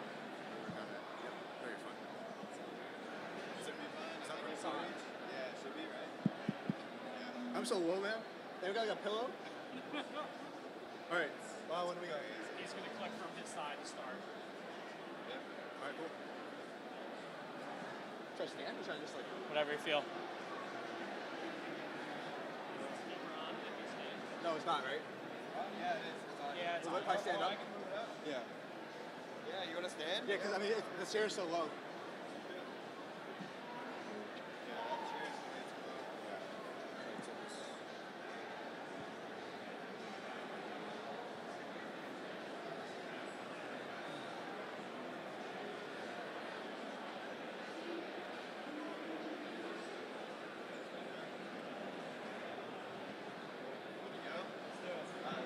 Who's ready for a $5,000 giveaway show with Pac-Man? Let me hear it. Live from the Nationals Ripping Wax Case Break Pavilion, powered by Whatnot, Pac-Man is live! All right. We got a lot of stuff to give away. I got a black box for you guys. I just got this at the Panini booth like an hour ago, and we're gonna cook up. So we're gonna run a bunch of stuff for free. I got a ton of stuff for the crowd, and that's it. So let's get to the first giveaway. Want to have any of those? Yeah, so just give them out to like anyone in the crowd. So we're gonna randomly just choose people, hand out some stuff. I need to know, does anyone here like hockey? Okay, you're gonna like what I got. That being said, we're gonna start our first giveaways. Oh, never mind, I lied, sorry guys. First up is a Steve Kerr basketball. There we go. Who here is a Bulls or Warriors fan? Bulls fan, Warriors, anyone wear a good jersey? Will do. Are you actually? There we go. All right, let's run some gibbies on here. Let's see, here's what I got for giveaway. Zion RPA. We got Ant and Stroud, Luka Silver, which we'll start right now, why not? And all these guys, all given away in speed rounds. You guys always ask for fast giveaways, and I promise I got them. First one's up. We're running this for a whopping 30 seconds. Get in now. Luka Silver, Prism rookie. There it is. And then here's a preview of some other guys. 1, 2, 3, triple autograph. LaMelo Silver, the best grading company ever. And, ooh, Cam Thomas. All these for free. 9 seconds to enter for a Luka Silver, starting with the bang. And ready? 2, 1, drawing. Good luck. Winner for Lucas Silver is, we have Card Master 23. You're getting this guy right here. Card Master, congrats. Put that there. Let's do this guy, if anyone likes him. Chet Holmgren, 9, red and green choice. Down below. We're gonna run this one for a crazy long 7 seconds, so enter quick. You can enter for the crowd, you can enter from home. Here we go, ready? Go, 1, 2, 3, 4, 5, 6, and 7, draw winner. I might try 1 second, but I think it might be a little too short, so maybe 3. Winner is Jock. There you go, Jock. You got Chet. There we are. All right. I'll pass another. Oh, yeah. Who wants a Michael Misa? And the crowd goes mild. There we go. Hockey. Who likes hockey? Guy in the gray cap. There you go. LaMelo Silver. I'm trying for 2 seconds here. Just gonna keep grabbing and going. Ready? Go. 1, Mississippi. 2, Mississippi. Drawing. Congrats, man. And we have tons more like that. Dab Sports Cards. Attaboy. There you go. Let's do, this does have a top loader. It's not on the stage, but it does. Angel Reese, numbered to 15. And this runs for, it's 6 to 15, 6 seconds. Ready, set, go. 1, 2, 3, please, Angel, 4, 5, and 6. The rebounding king is drawing. Just a little slow, come on, there we go. Winner is, we have Stan Cactus. Congrats, Mr. Cactus. All right, you got another one of those? And for the crowd, everyone's favorite, yep. The name card's not with it, so I forgot his name, but this guy, yeah. Predators? Anyone a fan? Jumping up and down, jumping up and down. Perfect. Ellie, I just remembered. I didn't get any help, and I remembered. Let's do this one, triple autograph. Because there's 3 signatures, we're gonna run it for a very fitting 4 seconds. Here we go. Go. 1, 2, 3, 4. Drawing now. This is unbelievable. We promised $5,000 in giveaways. What if I told you all of that was one item? Ladies and gentlemen, Timothy Bag Secured Mozgov, which is stuck in the bag. Just give him the bag. There you go. Who wants it? First person to raise their hand, go. I saw right there, yeah. Congratulations, my man, you're rich. There we go. All right. What's your run? You run that already? Did we run it? It's really slow. Come on, come on, come on, come on. Oh. My Wi-Fi's not going. Come on, what? Uh-oh. 5. There you go. Okay. Let's see what else we got in our bag of tricks here, which is facing the wrong way. All right. We're going to run, how about everyone's favorite quarterback, J.J. McCarthy. This will run for 9 seconds because he's number 9. Here we go. Down below. The black box goes last. Those are not easy to get. All right, here we go. 4 seconds, 700 entrants, and drawing. K-set, here we go. And we have Molly Malton. Congrats. There you go. You got J.J. McCarthy. Just show, yeah, they can't pull him out. Just show, hold him up. You also get the bag because we can't take it out. This guy, yeah. Blue shirt right in front of me. Let's do it. Mikal Bridges. This one runs for, it's a PSA 9, so 9 seconds. Woohoo! There you go. Live again. Did you do that one? We did not yet. We'll do this one right now. Here we go. And 2, 1, drawing. Mikal Bridges, New York superstar. It goes to, Ben C. I know Ben C. He's been in our streams many times. Congratulations, Ben C. All right. I'll run Justin Herbert Silver, and then I have a hot lot for the crowd. If you don't want it, that's fine. Here's a bunch of cards from the silver packs, including some foils. And if you like NASCAR, last year we got one person, so raise your hand if you like NASCAR. Yeah, Black Hat, yep. Bunch of stuff in there, all you. There you go. Here we go, number 8, Justin Herbert, 10 seconds. Uh-oh, and here it comes. It's impossible. 5 seconds on Justin Herbert Silver. Fate of the universe on the line, and is this the dagger? Winner is someone named Yeet. Yeet 24, you get Herbie. There you go. All right. Who wants this one? Blue collection. And who knows this guy? There you go. Anthony Edwards to 49. Here you go, buddy. There's the back. You can see it, okay? You're welcome. Down below. This runs until I say stop. Stop. Winner's drawing 800 entries. And Kendall 233. This guy's pretty good at basketball, and that's all yours. All right. So Caitlin Clark doesn't have a ton of cards yet, but she is in the new silver packs. And I pulled one in our 100-pack opening, which I hope everyone watched.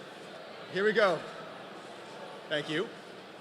Number 10, Caitlin Clark goes for 22 really fast seconds. We got a lot of stuff. 1, 2, 3, 4, 5, 6, 7, 8, 9, 10, 11, 12, 13, 14, 15, 16, 17, 19, 20, 21, 22. Winner is Albatross Sports Cards. You get Caitlin Clark, one of her first, if not her first, pack pull. Keldon Johnson's decent. And here's another whammy. Keldon Johnson for the crowd. Yeah. Come on, let's do it. There you go. You're clearly a fan. Let's do it. Wemby's teammate, that's huge. Number 11, Wade Cunningham, down below. This runs for, it's jersey number. Ready?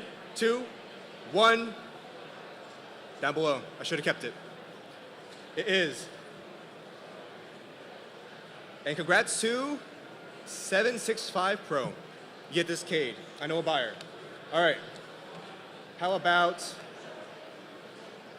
Paige Beckers? She is big time, also sells well for those who don't know her. And she is going to take the WNBA by storm. Number 12, running for 5 seconds. 4, 3, 2, 1. And here we go. Quinn Byfield. Quinn Byfield, who wants it? Milwaukee, let's do it. There you go. And ADG hits 3S, yet Miss Beckers. Oh, and Turkey Tom says he loves Quentin Byfield. Well, that's awesome. Because I didn't know who that was, with all due respect. Here we go. All right. Awesome. We got ourselves Anthony Edwards, cracked ice to 25. This runs for a staggering, whopping 5 seconds. Go. 4, 3, 2, 1. Good luck. Ant-Man cracked ice, which will get top-loaded. I just didn't have time. It is Pan. You win. There you go. Pancake, let's go. Pancake with a 3. How about, put these to the side. It's a case hit. Kevin Garnett, Court Kings. This is one of my favorites. Isn't that? KG fans, you can win this beautiful card. Case hit of a Celtics legend. Anything is possible. Jason Tatum quote down below. It runs for 5, 4, 3, 2, 1. Good luck. We did it, baby. Winner is 950 entries. Congrats to Icy Trev 007. Wow. There you go. I'm not even gonna try to pronounce this name. Lafreniere! I need to know where my Rangers fan's at. #1 Rangers fan. There you go. Here is one of the top 3 quarterbacks from the newest class. Here we go. It runs for 7 seconds. Go. We have a lot of cards, so we're speeding through it. And so the black box, which runs for an hour. I'm just kidding. Here we go. And drawing the winner. Interesting comment from Keegs. He did not know. SVN coach, you get Stroud to 149. There you go. How about one of, if not the first, Michael Penix to 99 in his Falcons jersey. Here we go. This will run for 8 seconds. Go. Here you go. 1, 2, 3, 4, 5, 6, 7, 8. And for the crowd, the one and the only Michael Foster. Winner is, you want to pick someone or me? Pokemon. Pokemon. Hey, there you go. And congrats on Michael Penix. All right. Got Zion. We have 0.5 off from Perfect. Jalen Green rookie to 75. I once owned this card, and I just bought it back today, actually. Here we go. Gibby runs for, let's see, we'll do 10 seconds because it's a 10. And shout out Arena Club. Here we go. Which one did you just do? That one. All right. 3 seconds to enter for this nuclear card. Fate of the Universe. Here we go. 991 entries for Jalen Green. Wow. And ASAP Miggs. There you go. You won. I think it's time we did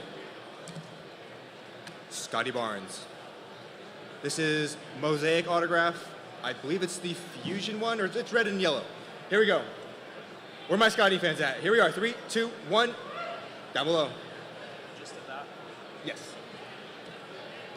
Running. We'll end this one when it says 4, 4, 4. 6 seconds. And drawing now. Congratulations to X Banks with 3 Z's. There you go, my man. You get Scotty. It's time to run. Oh, I forgot we had this.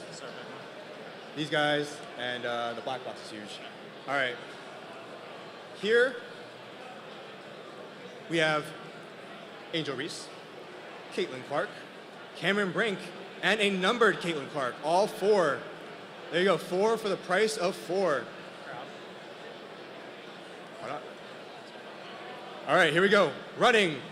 4 seconds. Who's quick? Go. 1, 2, 3, 4. Drawing. Winner is Mitch M95. Mitch M95. Is it time for a crowd giveaway?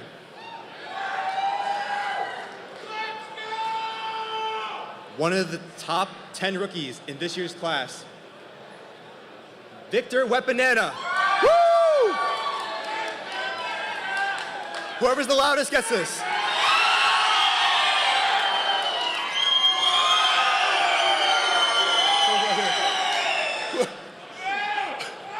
I heard that in my brain. A nice jersey. All right. Jalen Hurts, pen pal. Down below. This runs for. Where's the Wemby? We gave it to him. Oh, it's right here. Oh, sorry. Here you go. All you. This runs right now. Good luck. Drawing. It is Congrats. DJ Kirk. DG Kirk. There we go. All right, we're down to our final ones, guys. So it's time we run Kevin Durant, Nets legend to 10, gold courtside. This runs for 7 seconds. Number 21 is live. Kevin Durant to 10, orange flash, and drawing. Given away. The Slim Reaper goes to Off Care. There you go. Which one do you want to do? It's time for a crowd givey. While this Tyrese Maxey runs, number 22, Scoot Henderson. First person to jump. There you go. Drawing this one now. Maxey goes to, yeah. It's me, Mickey, 03. There you go. All right. We have, do these together. You get one basketball, one football, hopefully like one of the two sports. Giveaway is running. Number 23 for CJ Miles, down below. Here you go. 1, 2. All right. And this runs in 3, 2, 1, and done. Good luck. This is the silver splash one, and there's Foyle McCarthy to Brian Ja. There you go.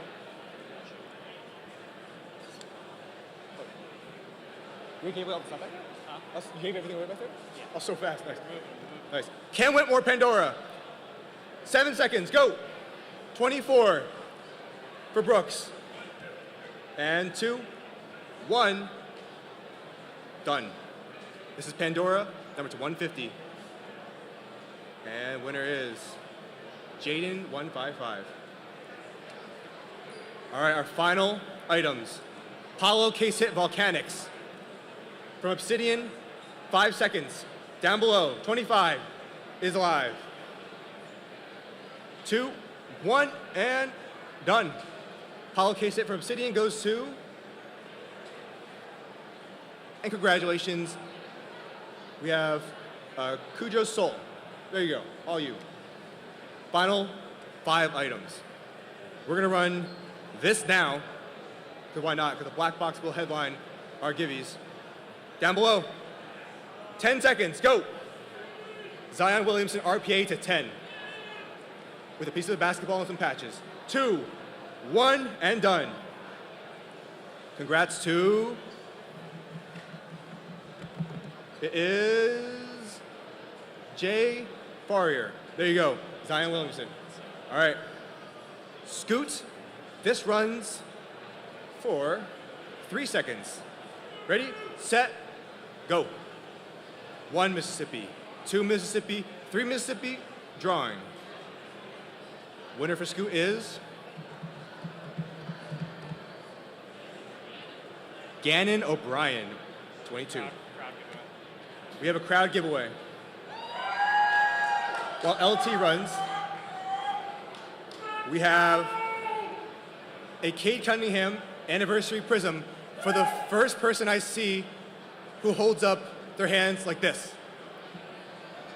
Black shirt. There you go, it's right there. All right. Drawing winner? Oh, sorry, right here. All you. Born to Rip. I agree, here we go. Final 2. AC 9.5, Cam Thomas, Nets legend. Here we go. This runs for 9 seconds, go. That is black box time. We have 4, we have 3, we have 2, we have 1, done. It's for Cam Thomas, 2 10 subs as well, beautiful. And we have Stan, there you go. All right. 1 box to rule them all. And shout out to YOLO for the tip. And I was there, but unfortunately I missed you. All right, black box. Down below. The final item. I don't believe so. We'll try it. Oh boy. And also shout out to like father, like son, Jeff. Love the hobby as well. All right. I'm gonna open this. Let's see what we got. Guarantee 101, exclusive to the National. All right. All right, here we go. What says this?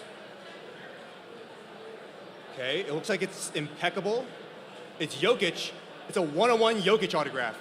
And it is when they beat the Grizzlies. Who wants this one? Here we go. In 5, 4, 3, 2, 1. And shout out to EK Sports as well. Running giveaway now. Here we go. Thank you guys as always. We have a lot more videos coming soon. And plus of the National, drawing winner. Winner is for Jokic 101. Congrats to Flinger. There you go. Jokic is all yours. And thank you guys. A lot of giveies. Fast, fun, free. I'll see you guys next time. Much love.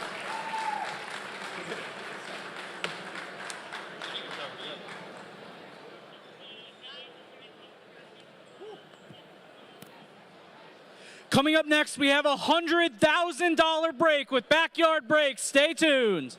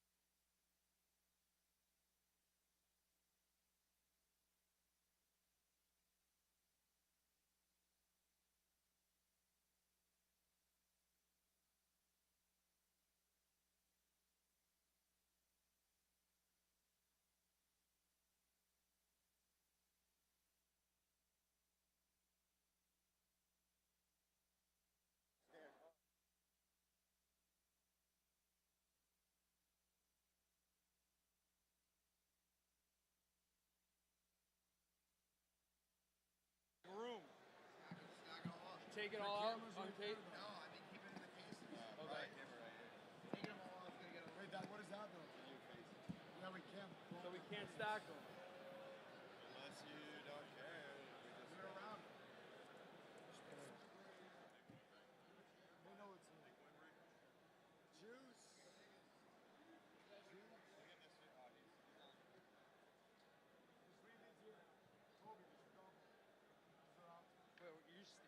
Is that? It's a stand, yeah. It's a stand.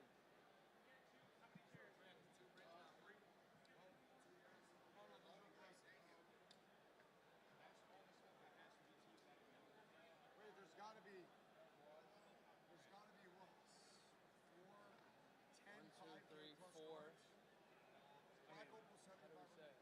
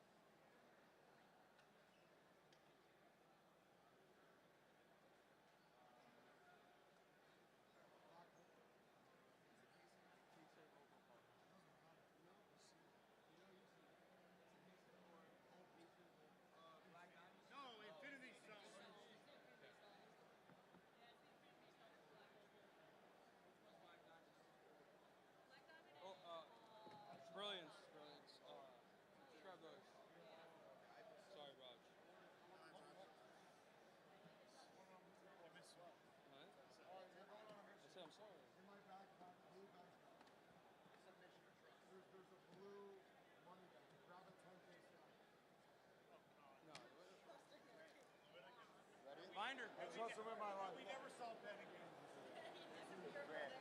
Ready? Team sheets right here. It'll be updated. Here, I'll just leave it open so you can see How do I chat. start auction? Am I gonna have a phone? I don't know. Do I have like a phone to start auction? No. How do you just start auction? T-shirts. What's up, baby? Great. You gotta give him a smile. Gotta give him.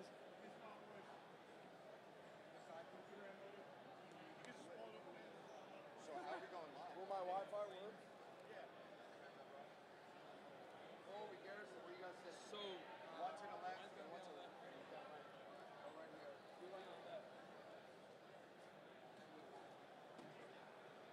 I need a lot. We got one more over there. Yeah, on the right side. I don't know. I need to get on that Wi-Fi. Just crack them. How are you doing, brother? Or actually, just have them cracked and just load them in. I think we should send the chairs. Oh, you are on it. Yours on it. You're on it. You're a stand. Yeah. It's not a bad idea. I like it. Back the chairs up. You have a box cutter? Yeah. Whatever's better for you. I didn't get deodorant.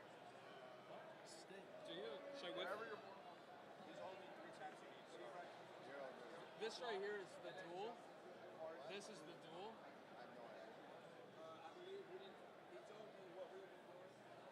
Look at the Kings. It doesn't even go through. Sleeves.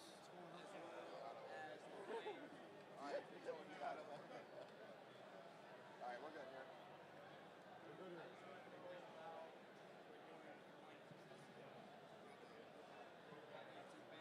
All good. All right. You want to? Do we need this laptop? Grant's gonna need it for team sheets, and then Grant. Hey. How much do I save by both? It says it on it. No, No, it says on the back. 7,500. Yeah, the piece hit. We've never said it. No, we've never said it. Should I say it? 45. 45. Gee. I'll say this is a 45 40. K. Yeah, that's it. 7,500 retail. This is eminence on steroids. Gee, 45. Do you have more cases? Do we have the description? Oh, whatever. You want to know the sick part? That's not going to cost you $7. I know. We still have to throw it. Legislator be there right here right now. This isn't gonna. This isn't gonna fly. I mean, this is. So this is on the front cam. This is on. Gonna be. This is not. I mean, if maybe a little we go? closer, because we don't need the cases on. Test those. Wait, Test. That's good. Test the ones in front of you. Hello, hello. This is the hobby. Are you ready? He's ready. He's ready. That's what I'm talking about. Come on. Come on. That's what I'm talking about. Let's make some noise here. Come on. All right, what time? This way. Everything this way. Yeah, send it to me.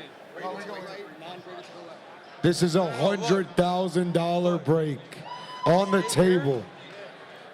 Probably took $10 million of wax.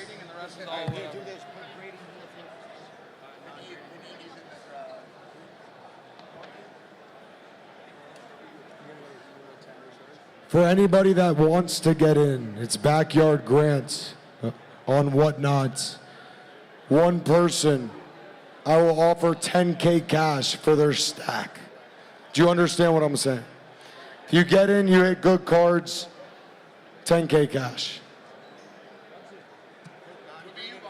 Every raw card will be graded by PSA within 24 hours. Dangerous. Dangerous.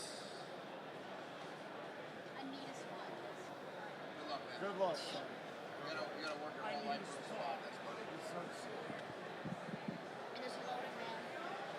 It's okay. It's all right. It's gonna be tough to like talk with the mic down here. While I'm ripping. I can hold it. Yeah, during the fill. I can hold During it. the fill, it's easy. When you're ripping, I think it'll hopefully do something. When I talk here, look. Hello. You might have to hold it. I can hold it. I got it. I can hold it. You can hold it on this. I got you. Just gotta stay out of my way. I got you.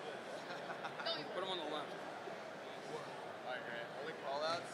That's good. Like the focus is having like an iPhone. So like if you ever see it's out of focus. Or salt's prohibited?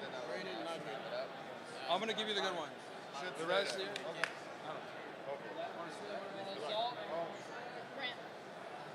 It's fine. I need Look, a you spot. can't even do it. I want to try to get a spot. Ben, take it easy. I'm gonna try. I'm gonna try my best. Got it. What is it? Quarters. I don't think Ben's allowed to be. What? You're not allowed to. I don't think you're even allowed to be. You gotta be 18 or older. I'm holding the mic. I need another. Do we have another one? That's game used. Game used. It's game worn. Game worn. Are the people ready to witness history? History. This is for big dogs and big dogs only. If you're under 18, you might not want to watch. Dangerous. Looking at you, Ben. Alright, we're gonna start it up. You ready? Alright. Wait, Grant. And we're off? And we're off. Is the Legends Lair active? Godfather. We're officially live. Let's make some noise, baby. Come on. Live, baby. We have giveaways. Where are the people? That's what I'm talking about. It's good to see you. Fisher, I see you, Fisher. What is the giveaway? Where is it? The first giveaway, get into backyard grants on Whatnot. It's Jesus. Jesus downtown. Jesus downtown. That's the giveaway. It's touching down. If you don't know what's going on, in front of our eyes, 4 cases of Nebula, Black Opal, full case contenders. This is over $100,000. Every raw card will get immediately taken over to PSA to get slabbed and then in your hand in 24 hours. That is how we are doing it. If everybody's excited, let's make some noise. Come on. Come on, Here's Beers. the noise. Yes. Come on. Yes. Come on. Guys, if you plan on bidding, check your Wi-Fi connection, check your phone connection. Do not miss bid if it gets too high. We want to get this show moving efficiently. Thank you. Clap it up for Godfather. There it is. Clap it up for Ben. There you go, Ben. Clap it up for Ben. There you go, Ben. Let's go. I see the lair. I don't want to scream in the lair. Can they hear me if I'm talking like this? Can Whatnot Can hear the me? lair here? Can you hear me if I don't talk in the I mic? see the boys. They're I getting see active. Mike, Ferg, D-Rich, you can hear me. I see you, Mike. Ryan, Trav, get the dogs in here. What is this guy doing? Voice is low. All right, they can still hear us. We are going to see monsters. I am a buyer on some of these cards, whatever they may be. I have cash in hand. If you are bidding, you won't see a bigger break. That's a promise. You won't see one bigger. They want you to go wireless. Wireless? They want you to talk without the stand. We're going How's wireless. everybody having fun at Nationals? Wireless. Anybody? Come on. I love the kids. For the kids. He's a good man. Anybody make good trades, deals? Come visit us at our booth. I buy everything. I'd rather be card rich than cash rich. Cash does nothing for me. Trevor only goes down. What's the biggest buy in the hobby right now? LeBron James, he's the GOAT. When Michael Jordan, Last Dance, came out, he went up 20%. When LeBron retires and they make that documentary, we'll see the boom of Bron.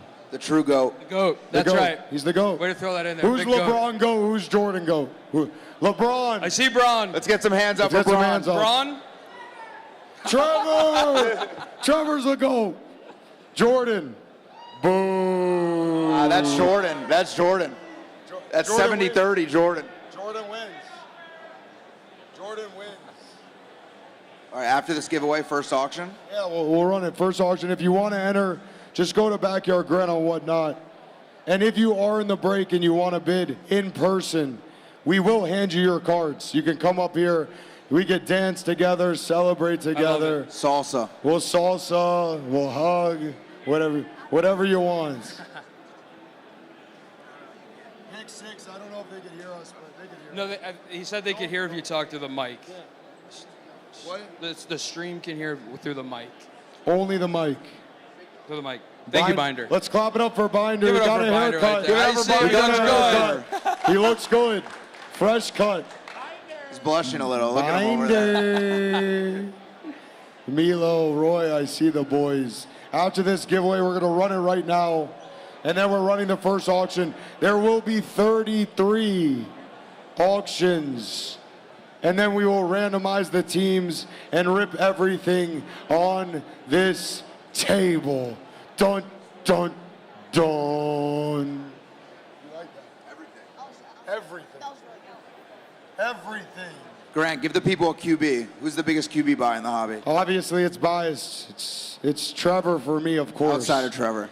Brock Purdy.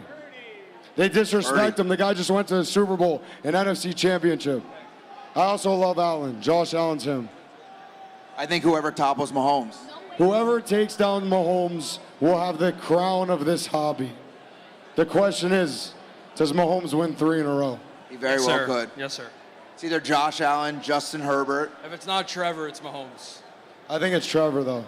His hair is so nice. Look, this is young Trevor right here. It's what he looked like. William. It's Trevor's cousin. It's William. Dak, look at this guy. Shanky boy. Let's go, Shanky. He won the giveaway. Will it be up here, Binder? Uh-oh. Where'd that Binder? Coming back. It's coming, okay. Holy, look at that gorilla. Holy wow, that just scared me. Holy He's smokes. looking good. You're going to scare the kids away. What's going on? Oh, my God. Jeez. Kind of caught me off guard. You look good, though. You look good. Thought I was hallucinating a little. All right, we are going to start. This is first sender. There will be 33, and then we're going to have some fun. Let's make some noise. Good luck to all. Here we go. Good luck to all. We're going to have fun. I know that for a fact. Because we are officially underway. We are right there. We are live. We are on the clock. This is $100,000 worth of items in front of our eyes, and you have the upside of getting these cards graded free of charge. We're grading them with PSA for our people. We don't care what they go for. Don't have to pay. No lines. It doesn't matter. Delivered to your hand. Delivered to your hands with a kiss. I'll kiss every single one. It's for the people, by the people. And I'm a buyer. I'll buy your raw cards, and I'll sweat the grade if you don't want to. I'll buy them raw. I brought cash for this. I brought cash. Who's taking down the Fisher, first I one? see you, Allen. And for all the big dogs out there, I'm just going to say I brought a case of Crown, Phantom, and Venom. So I promise you won't go hitless. If you are getting into the Whatnot Legends, I'm going to make sure everybody... Some type of insurance for everyone. No one's leaving with nothing. Everybody's getting a card, no matter how it works. You're going to get a repack card, whether it's a Neb, whether it's multiple. Everybody's getting something. That's how it works here. That's what the lair is. That's what the Legends Lair does. That's what the lair was built on. It was built on insurance. By the people. Fun fact, we created the giveaway button on Whatnot. They didn't know how to handle it. We were giving away so much, they made us a button. Binder, boy. And I see you, Fisher. Fisher, let's go, Fisher. Fisher's a king of the Let's hobby. go, Fisher. No, he's a king of the hobby. This is big boy. You could get in 100K of guaranteed monster hits or Doma National Treasures. Whoa, dun, whoa, dun, whoa. dun. What would you do? Fisher, you're a good man. I love you. If you guys can't see, we have beautiful men, boys, women, all in front of us for the people Very at good home, looking people at this Whatnot. stage. Very good looking. Give it up for the live crowd right here. Give it up for the Give it up. woman. Let's make some noise. Let's make some Give it up for noise. yourselves. Let's give it up for the woman of the hobby. They deserve Let's go. respect. Yes, they do. The woman of the hobby. There's a lot of men in this hobby. To the woman, you have a big advantage over us. You can get 50% comps. I'll pay. I'll pay 150. Yes. Yes. You come to my booth and you're a woman. I give 120% comps. Wow. And I have a girlfriend. Wow. She doesn't like it. Q, I see ya. Beans. We are live. Big mattress. Big man in the Binder. building. I see Binder in the building, dog. Binder, let's go. Binder, let's sweat. Binder. Binder. Binder Harlan. Binder. Hopefully we had a nice AR out of Contenders. It is a full case of Contenders. I know you guys We're not can't even see. talking about the Contenders. It's a black opal. Me and Bugsy have never ripped a black opal. That is the truth. Fun This fact. case has 6 cards in it, correct? Correct. And is worth $45,000. It is Eminence if Bo Jackson took steroids. That's what it is. That's juice. That's juice right there. You'll see the juice. If you don't believe, you will see. It's just a matter of time. 13,000 to 20,000 top hit. There will be a 13 to 20K card in this case. If I had to guess, with 4 Nebs and Black Opal, we will see 7, 8, 3 to 7 plus K hits. I'd say around and then there. if that's raw. Plus, if it's raw, that's raw. This is why That's raw. it's a game changer because the raw cards can then gem. So say we see a 4K raw card, say it gems, that card could be 7, 8, 9. It's happened before. Sure has. And you guys are going to see it from front to start. At the last show, the Wemby. At the last that show, gemmed. Fisher just bidded. He missed on one of these breaks. I gave him a free Neb. It was a 6K Wemby. It graded a 10, and it was then worth 14 racks for free.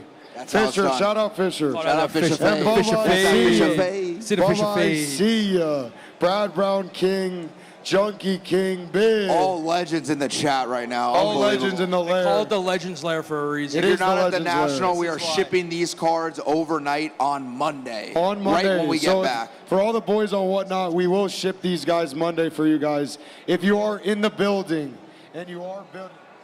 Hello? Cut. I'm spitting on this thing. I'm swallowing it. Binder, we got mic Binder, issues up here. Tech issues. Binder. And clap it up because Bugsy's balding. Clap it up. Take the top off. Yes. He's just got on his new formula. He's taking pills and spraying his dome. Yes. Yes. He's if on you're the balding juice. or have thinning hair, make some noise. Yes. Where are my Yes. thinning hair Yes. men? Yes. Nothing to be ashamed of. Nothing Yes. to be ashamed of. Nothing. It happens to us all. Don't worry. Urlacher got his hair back, by the way. did. He looks good. He looks unbelievable. Koppelman, where are you, Koppelman? Why isn't Koppelman at the National? Koppelman, let's smack, my friends. He's a good man. We're going to make sure everybody gets taken care of. That's what we do here. What do we bring? We brought $20,000 of blessings. There's a lot of blessings. So we're going to make sure everybody gets something. If I have to run to my PC, I will. Actually, go. Look. Oh, Ben's on the move. I'm sending Ben on a mission. Ben, go to my PC. Grab 5 1 to 2K cards. 10. Go grab it. Yeah. Ben's off. Ben's off. Let's give it He's up on for a Ben. mi- Give it Go, up for Ben. Come on, Ben. There you go, Ben. Time him. Over under 90 seconds, Ben. Over under. He's there running. he goes. He's off. Wow, he's flying. Time him. And Jimmy, I see you. If you are getting in and you are here, come up to the stage and shake my hand. I want to look you right in the face. And I want to say good luck. Good luck. They That's call the me goat. Djokovic. Good night. Good night. Cop, I see you in that chat. Habibi. Habibi. They say Djokovic is the GOAT, or is it Federer? Which one? Raise your hand for Federer. Raise your hand for Djokovic. Not a lot of tennis fans. What about Nadal? Does anybody have Nadal as the GOAT? No love for Nadal. It would be Alcaraz in the future. Alcaraz, I just bought an Alcaraz. If you are selling any Alcaraz, come to the stand, I'm a buyer. And GT Dog. Now that's a dog, son. That's a dog. Pete Sampras was him. Pete Sampras is unreal. He was him. Speaking of balding, Agassi. Andre Went long Agassi, hair to wow. bald quick. He was Wow. unbelievable back in the day.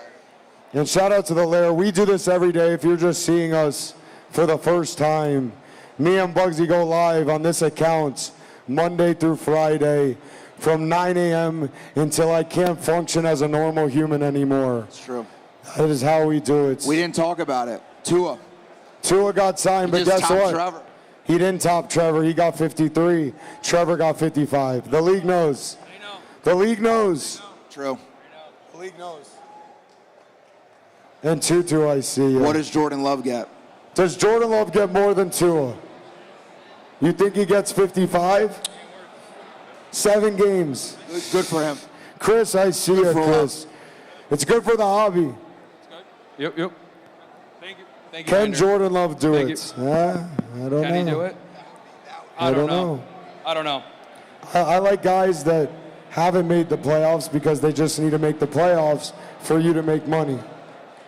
Jordan Love's got to go to the NFC Championship. Jordan Love has to win a Super Bowl. He's got to His win a Super Bowl. market. His market top is where it's at is right now. I do have to say, you did say he was a future Hall of Famer before he ever took a snap. I did say that back I got then. you. He did I say got George. you. I don't George, forget. are you here, George? Don't forget that. George. Second row. Let's go. St. Pierre in the building right there. George is, I see George. Fisher Fade. Hit him with a Fisher Fade. That boy different, dog. They don't understand the dogs in the backyard are raised from a different breed, cut from a different cloth. They're the smartest people in the hobby.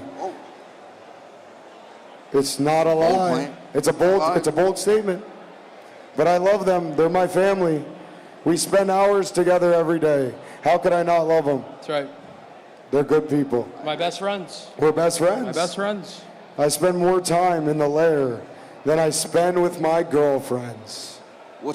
She'll be here tomorrow. She will be here tomorrow. Will she attest to that? She can attest to that. go, Ligons. I All see me you, and my baby. girlfriend do Oh, was that 90 seconds? is watch Game of Thrones. What'd you say? 150 seconds. 150 seconds. Ratted you out. Look, this guy loves me. I can see it. Let's give him a free kaboom. Come get it. Come get it. Look at that. Clap it up. Clap it up for the Legend. kid. Legend. Let's go. Legend in the making right there. You're going to have to grab a couple more. Ben's first take wasn't good enough. Ben's first take wasn't good enough. I mean, it's not bad. I will give all these for free. Hawkins, Ewing. Look, we need J-Mo up here. Where is he? Nebula, Trevor, Hertz, Black Box. This is a big boy right here. Wow. Does anybody think Wemby will win a championship in his career? I do. I believe. I hope so. I do. I'm stocking up on Generational. Wemby. I love him deeply. I think within 7 years, give him 7. Within 7, he gets one. And G-Dog, I see you. I think 7 years. It took Luka, what, 6 to get there? Just to get there. Takes time. You can go grab 5 more. Go grab 5 more. There is none left. There's always more left. There's always more left. You got to reach down deep, Ben. Reach down deep and go get that, son. Okay? And he's Go gone. get- Let's go. I like Ben. it up for Ben. This is Come good on, energy Ben. right here. You Give in it the up for front. Come on, Ben. Both of Good job, you. Ben. Good energy down below. I like it. I like it. this. These pair right here. Good energy. Shout out the to the energy in the kids. crowd. Shout out to the kids, huh? The kids are the future of this hobby. Tomorrow we're coming back to this main stage, by the way. That's right. We are coming back same time tomorrow to attempt a Guinness World Record. We are donating. Our attempt is 30,000 packs in one sports card stream. We will have Guinness with us. Every single pack will get donated to children and children hospitals across the U.S. So our goal is 30,000. Clap it up for that. Come on. Packs will be at $1. If you want to participate, you just need to buy 1 pack for $1 to be a part of the world record tomorrow. And make sure everybody appreciates our time here. Let's go, McClary. These are the little things. People sleep on the little things, and then you don't want to look back and say, I didn't appreciate times like this. So you're with your friends, you're with your family, tell them you love them, appreciate them, because you never know in this world. It's a crazy place. Amen. He's a good man. He's a good man. And by God, Coach Pete. This is why the hobby's amazing. People are friends. They become friends in Xbox. They become friends. There's many people that have met in this stream right here that came as groups together. They're staying in Airbnbs together, and now they're best friends. The hobby is more than cards. The hobby is about the people, and the people keep the hobby alive. So if you're a good person out there, make some noise. Make some Good noise. people. Come on, Good make people. some noise. Absolutely. Chris, you're a good man, Chris. Yusuf, you're a good man. This is an insane national to see. I think we can speak Look at from this. personal experience, Grant, Bugsy, Absolutely. that we know hundreds, if not over 1,000 people that we didn't know 3 years ago because of this hobby. It's actually crazy. It's been amazing. It's been amazing. It's been a wild ride. The hobby has a lot of And good it's people. just starting. You just gotta And it's find the just good starting. people. And the hobby's only growing. Trust us, we know. We see it firsthand. There's a reason why I'm card rich and cash broke, because I believe. And that is why I dump my money in, and I have faith, because you must believe if you are to achieve. I love that. I just made that up. You must believe. in I order might to kiss achieve. Bugsy if we're on this stream. That's it. Wow. I might. It's possible. Look at this. The future quarterback of the Raiders. I think so. AOC. We got to give it to the woman of the hobby. Look right there. Yes. Wow. Come on down. Yes. Give it Come up. on down. Woo. The kids of the hobby. Wow. That's already bigger than Bugsy's PC. Can you believe it? Can you believe it? You're right, Bugs. Ton of energy right here, bottom That's right. what I'm saying. Ton of energy coming I from feel that. it. I feel it. People always ask, why do we bless so much? My question is, why would we not? That's what I'm saying. We're trying to grow the hobby. We're trying to help the people. And we try our best. That's all we can. That's all All we you can can do do in this every day. world is try your best and give your 100%. That's what we do. No, it's okay. It's okay. Just look dead center. Holy, he's staring us down, this guy. Gorilla's Just dead back. center. Holy smokes. This dude. guy's following us around. I see you. I see you. New cards, I see you. Is anybody bidding that is in at the National here? I say we petition to name it the Nationals, not the National. I like the I S. agree with that. I think the S holds. I think we just change it. From now on, it's the Nationals. I like that change. Because every time I say it, they say, Grant, it's the National. I say, it's the Nationals. Tomato, tomato. It's not a bad idea. It's not a bad idea. And Binder, I Cop, why see aren't you here? Cop, come to Cleveland. We see you in the chat. And Milo, I see you. It's singular? Okay, Cop. Everybody, tomato, tomato. Just shut you down there. And how many people do you think is through this whole place in 4 days? Last year was how much?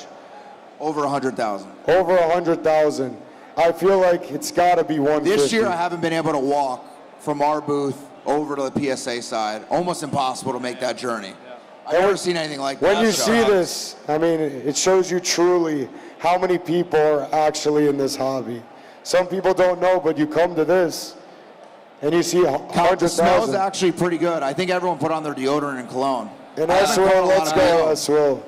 You You're think a good little man. off of Grant? I think Grant's a little smelly. I don't know. I don't pack deodorant and I don't pack a toothbrush. You can get them at the hotel. There's your pro tip. That is factual. Grant was brushing his teeth at breakfast yesterday morning. Yeah. But I forgot deodorant, so give it a whiff. Oh, So- no.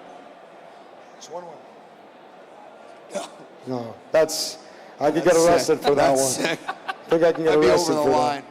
Binder's saying shut it down. that. No, this is how it works. And D-Lev, let's go. And yes, Cinto, it was. And S-Will, where are you, S-Will? He's a good man. S-Will. You know, I have to say, I've been on Whatnot. I've seen Opal get ripped before. We haven't ripped it ourselves. I mean, I don't think I've ever been more excited No, to I'm open a product. I'm very in my life. excited. We break every day. Breaking live is fun because we can all share the experience together. If you actually love cards like I love cards, it is amazing to see them come out because you know it takes a lot of wax to get them. I would say these are going to be the biggest cards that touch this table the entire event. That's 100% fact. The It's biggest a cards fact. that touch It's the a table. fact. And Ferg, let's go, Cop. George! St. Pierre. George! St. Pierre. There he is. That's George There he Washington. is. There we go. George is sweating. They say George Washington is better than Abraham Lincoln. I don't know. He's better looking than George Washington. He's got nice hair. He's very, very handsome. Oh, whoa, whoa. George, very handsome. I agree. Yes. Roe David, it is Lucky fire. woman in the crowd. Absolutely. And OBJ, we love the boys. And the National is my favorite time of the year. It's right before football season. I was saying, what's better, going to a Jags game or the National? It's the National. It's the National. We have a big Sunday show coming up. We do have a big Sunday. If you guys like football, screw Rich Eisen, McAfee. We go live every Sunday morning, and we give you picks that miss 80% of the time. So Easy just fades. go against what we say, and you're going to be up this season. Because I lose every single season. Impossible to win. And I do it every single season. But you do it with confidence. And I love doing it. And I love do it doing with it. confidence. This year is always your year. This year is always your year. You just got to believe. You got to believe. They say it's 50-50. It can't be. It's impossible. It's really impossible.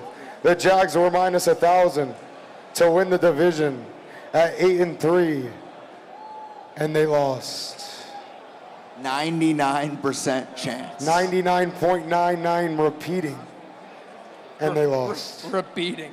S-Will, let's go, S-Will. But exclusive cards is what makes watching football fun. I wouldn't have the passion I have if I didn't have the PC I have. When I wake up Sunday morning, it's like Christmas. I stare at my Trevors, and then I look at my girlfriend, and I question which one would I choose. I'm just joking. I love my girlfriend. I hope she's not watching. Big mattress. And D-Break, I see ya. Who's got better hair? It's Trevor.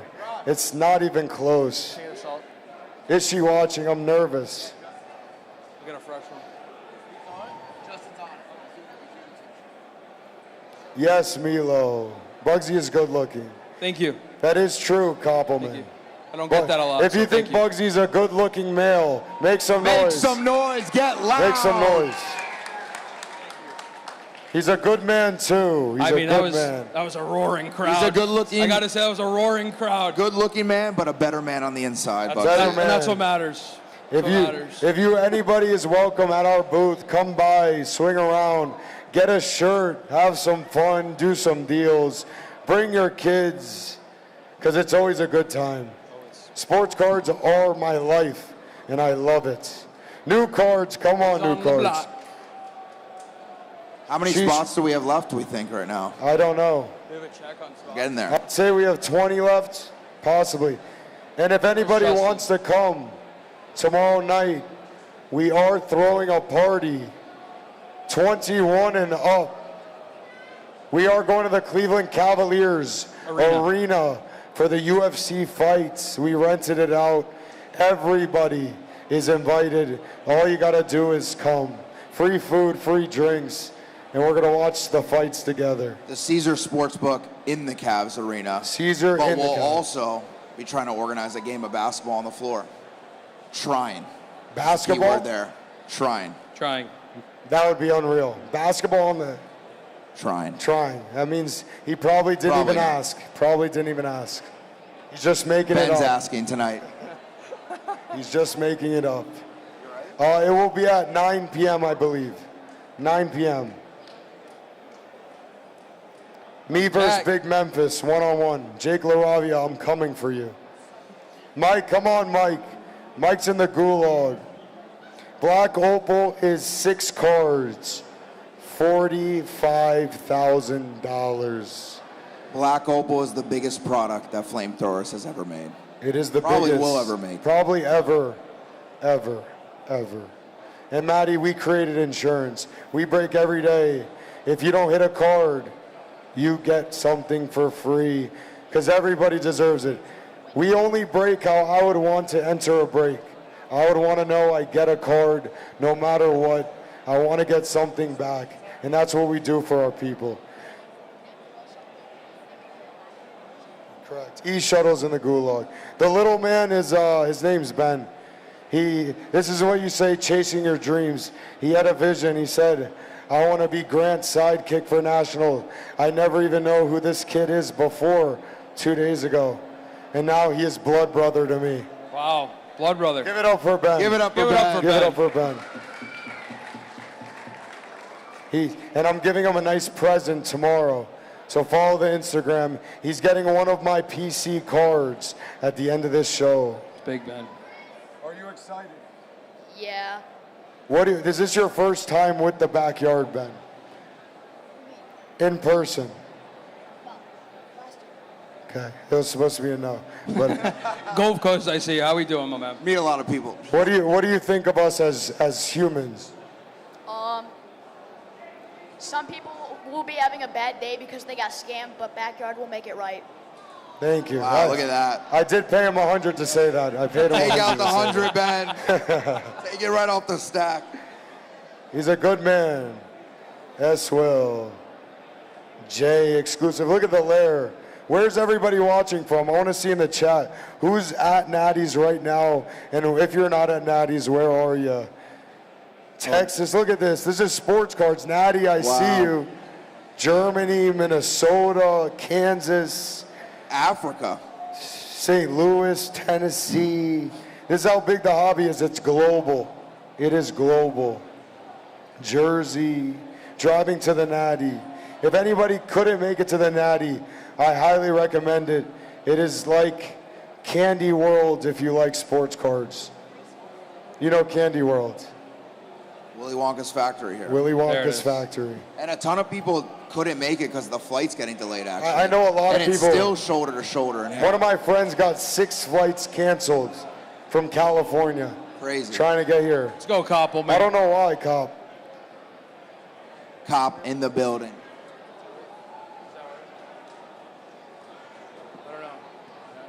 Grant, I'm looking at 4 cases of flames down here of blessings.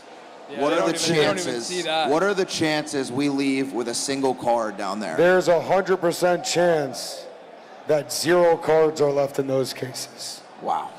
That's $20,000 we will give away to the people in this break at the end. If you go hitless, I'm going to try to at least soften the blow. That's all you can do. That's all you can do. It's a trampoline. It's true. When you dome NT, there's no softening the softens the blow. blow. That blows an uppercut to the jaw. Knocks people out for good sometimes. Sometimes they don't get back up. And Rhino, I see ya. And Trevor, you're a good man. Exclusive. How many spots are left? Godfather's we're gonna getting check. close to the end here. And I love the raw cards if you are here. So I will be buying if you can't see. I will be making offers. I don't know comps off the top of my head, but I'm sure the people will help me out. I will make offers on the spot, especially if you are here. I could just hand you the money and I could take the card. We could do deals 6 to 7 spots left. live in action. Grats we will, Tom. And if nobody knows, cash is king here. Remember to bring cash, because I'm almost out. This is it.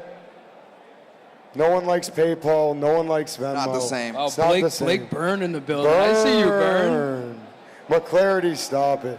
Sneaker, we're going to have a good time. If you are just entering, it is 4 cases of Nebs, a black opal, and a full case of contenders. That's the first time you said that. Full case of contenders. Full case of contenders. Let's not forget. Because we're trying to. I almost forgot it was over here. We're trying to slab as many cards as possible. I wish Optic released and we were ripping Optic. Yeah. Because FOTL would be Optic early. is good product. But maybe we hit cracked ice. You never know. We'll slab a Redemption AR if you want. Why not? 1 of 1. SD Black Opal is 6 cards, and it is $45,000. It's steroids. It's juice. That has to be the biggest repack. I believe. Has to be. Ever? I mean, we'll see. I've never ripped Potentially? it. It brought it just for this show at the National. So we're going to see. And G-Dog, I see you. No, we're going to start with contenders. Then we're going to go to the Nebs. And then dessert is a nice fudge brownie with ice cream heated up in your microwave. Straight delivered. That's a good dessert. It's my favorite dessert. Can't go wrong. You put the pressure on because pressure makes diamonds. Pressure does make diamonds. Says it right on there. You got to push yourself. What's it the right on point? It's not life to push yourself to be the best version of yourself. That's why we try every day. Me and Bugsy just ate no sugars, no carbs for 30 straight days. We got to get mentally sharp, physically sharp, because then everything else is better in your life. I will say nothing can keep you guys down. Bugsy had a herniated L4, L5 disc, if anyone knows about lower back pain, and he took an epidural right into it before we left so he could be here. Talk about a warrior. Let's give it up for Bugsy. Give it up for Bugsy. Thank you. I wouldn't miss it for the world. Those are big needles, Bugsy. Those are big needles. One spot. Can you check the team How's the sheet? back feeling right now? Are you? I feel great. I feel good. Do we have dice? I do. We have dice. Exclusive. This break's going to be unreal. This is going to be unbelievable. Yes, if you don't know what the miscellaneous spot is, that is all tennis, soccer, UFC, pickleball, WWE, swimming, Olympics, Tennis. everything that is not Scene football, cornhole. basketball, baseball, soccer, hockey is miscellaneous. F1. And shout out to the legends getting in. This is what you call trust. And you know what the craziest They're thing is? spending a lot of money. This isn't a little, but they're trusting in us, and we're going to prove to them why what we do is what we do. And Randolph. I see the 6'2s going crazy. They said 6'2 and we go nuts. 6'2 would go ballistic. If you don't know, this is a might shut true the show story. down. Every break we run, we roll a dice to determine the teams. If we ever roll a 6'2, it's always a free box for absolutely no reason, just because it's Ferda. 6'2. 6'2 might put us out of business. That might put us out of business. If 6'2 gets hit, I get a Trevor from my case and put it to the Jags, whoever gets the Jags. There you go. Wow. I'll pay them off rip. And then you'll buy Then it you back. sweat for free. And then I'll buy it back with cash. Ship you in an envelope. You'll sweat for free. Nothing better than a big card early. Big In a card break, early. Nothing better than If a you big enter card early. breaks, there's nothing better than hitting the first card. Or the only thing better is being crushed, and there you have one last hope, and you hit the last box. That's true. No better feeling. It's called getting resuscitated. Let's go, Hearts. I see you, Juice. Come on, Hearts. Juice with the raid. How many do we have? Juice sent the raid. Shout out, Juice. Thank you, Juice. Shout out the whole backyard team back home holding it down for the boys. If you love the backyard, make some noise. Yes, yes, yes. G-Dog, he's at the booth. He's at the booth. Alexander, not good. Yeah, Sweet's texting my girlfriend. He does it all the time. It's weird. I don't know what's good with him. How many spots? We got 5 spots left. JG, you got to bring it. If you want to make any deals and you're here in the stream, just come over to our booth after. I love trades. That's the key to making money in this hobby. You're in for a card for cheaper. You trade it for multiple cards. Then you trade again, and it's a cycle. For example, you'll see people getting in this break, 3,700. They might hit 10K of cards, and then you can make better deals because you're into them for cheaper. That's how I make profitable deals, because both parties can win. That's what I love about the hobby. Daddy J, let's go. It's science, Kitty Lick. Science.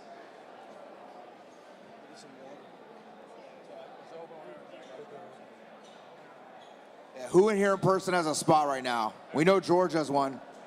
2. We got 2? What's the username? Not. Come on, we know. What's the username? Yeah, what's it? 2 in person. I think that's Daddy J. Is that what he said? Yeah. I don't know. We have 2 in person. We have to hit them. You ready to roll? George, are you sweating? George is. I see sweat on his forehead. I He's see glistening. him sweating. He's glistening. We haven't even started yet. He's glistening. Hey, we're stronger together, NWO. And ye will see. George Washington Cop. New cards are sweating too. Yeah. Can anyone in the crowd find us some dice and bring them to the main stage? Whoever gets the dice first gets $100 cash. Oh, there we Dice go. alert. Go And there Hunt. they go. Hunt. 2 dice. Need a pair. We need a pair. We need die. 2. Need die. We need die. That's the power of capitalism, folks. Cash There they is go. king. Cash is king. They took off like a rocket. Yes. Who gets it first is the question. They're everywhere. They're hunting. I think we're getting close to the end here. Millie. Is Millie in the building? I saw Millie yesterday. Millie, if you're here, slide to the main stage. He said, I'm home now. Millie, you're a good man. And Justin, if you can hear me. Left. We need more in the store, Justin. Yeah. Justin, I know you can hear me.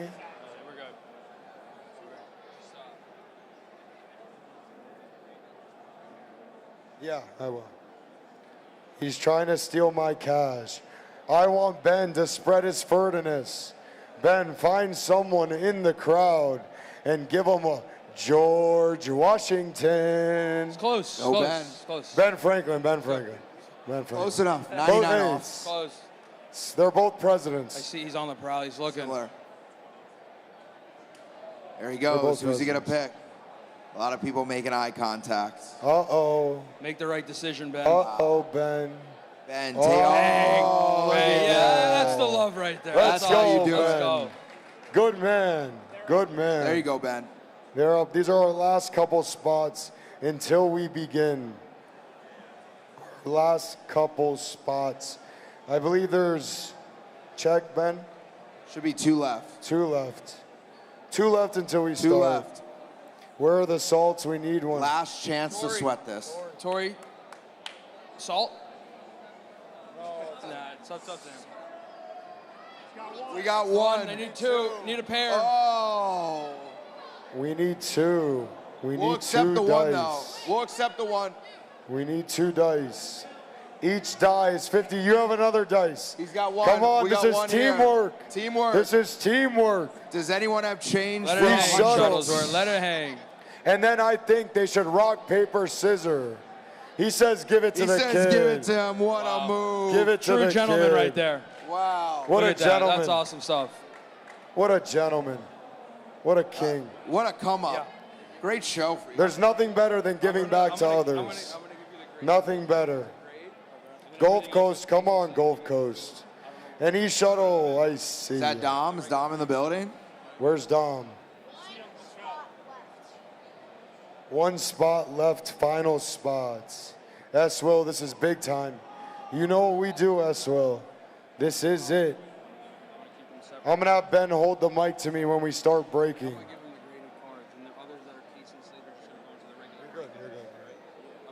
I love you. I love everybody in the chat. Cop, you're a good man.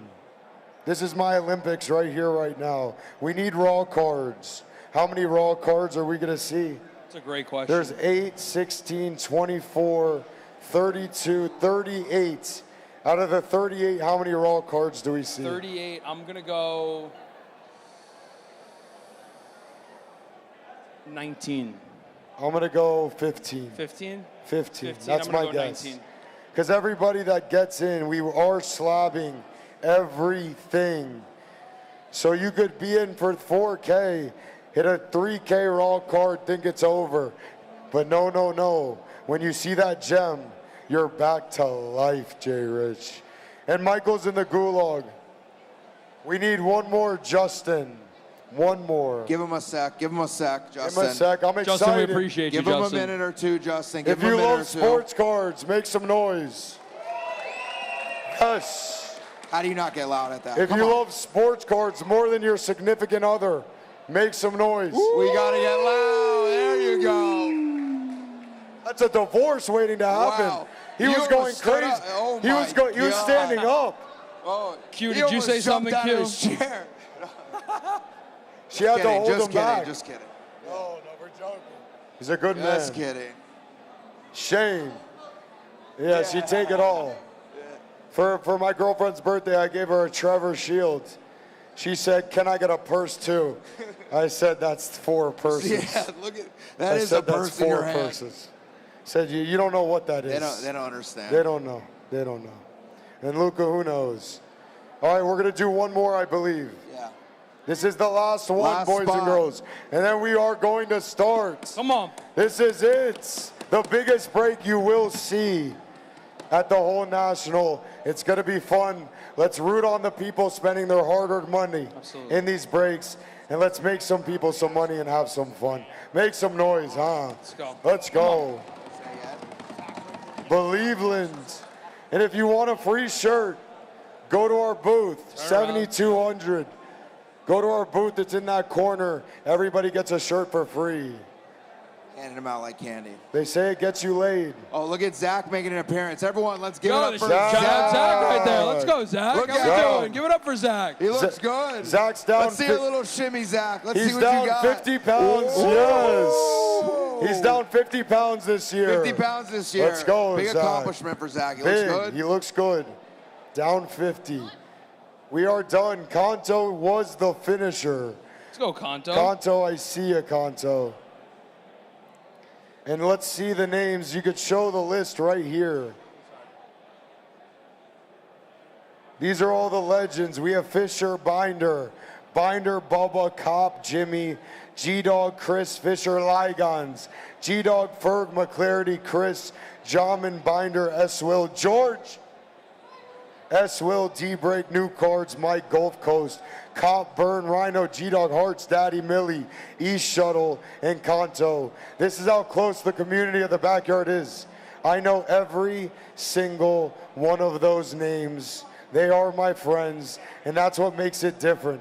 I can't see my friends miss. I love them all. I know not everybody can win, but I'm gonna do my best to help them out. And let's do this. Are we ready?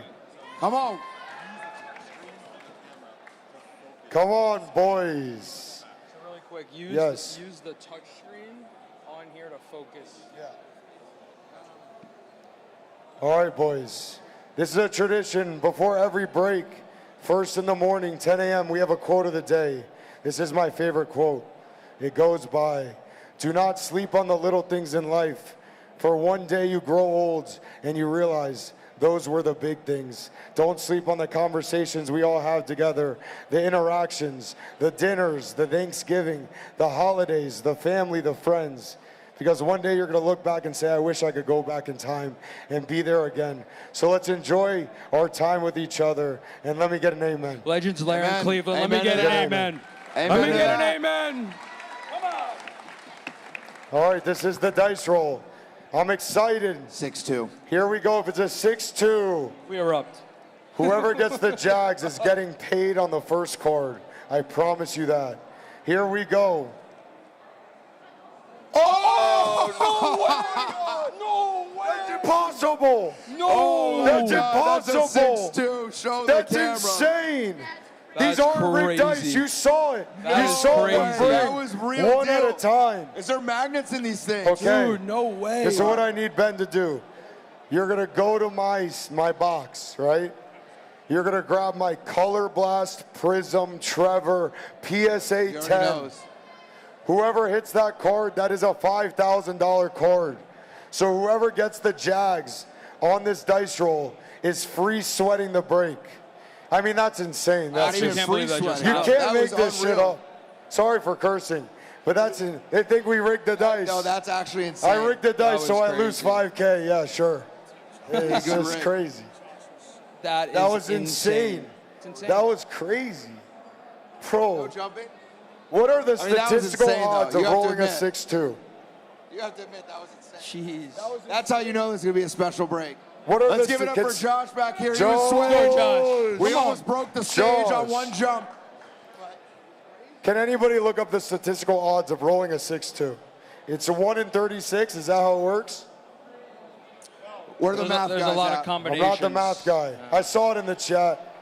1 in 18. There's that makes no sense. way. I see 1 in There's 3,600. Two different chances Look to at do this. it, maybe. This is straight from Grant's PC.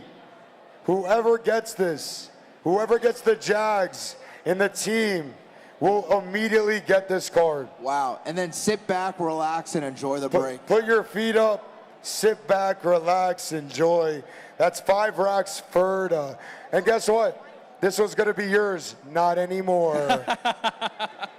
Not anymore. I'm just joking. I'm just joking. He's a good guy. All right, so here we go. We're ready to go, I believe, now. Yeah. So now bring up the computer, He please. said no. He said do it through. Bring it up to the front. Yeah, we got to bring it right here. Can't see it. Can you guys see? Let's pull up random.org. Let me do it. If you are in the chat, can you guys see the screen? All right, thank you. Thank you. We're good.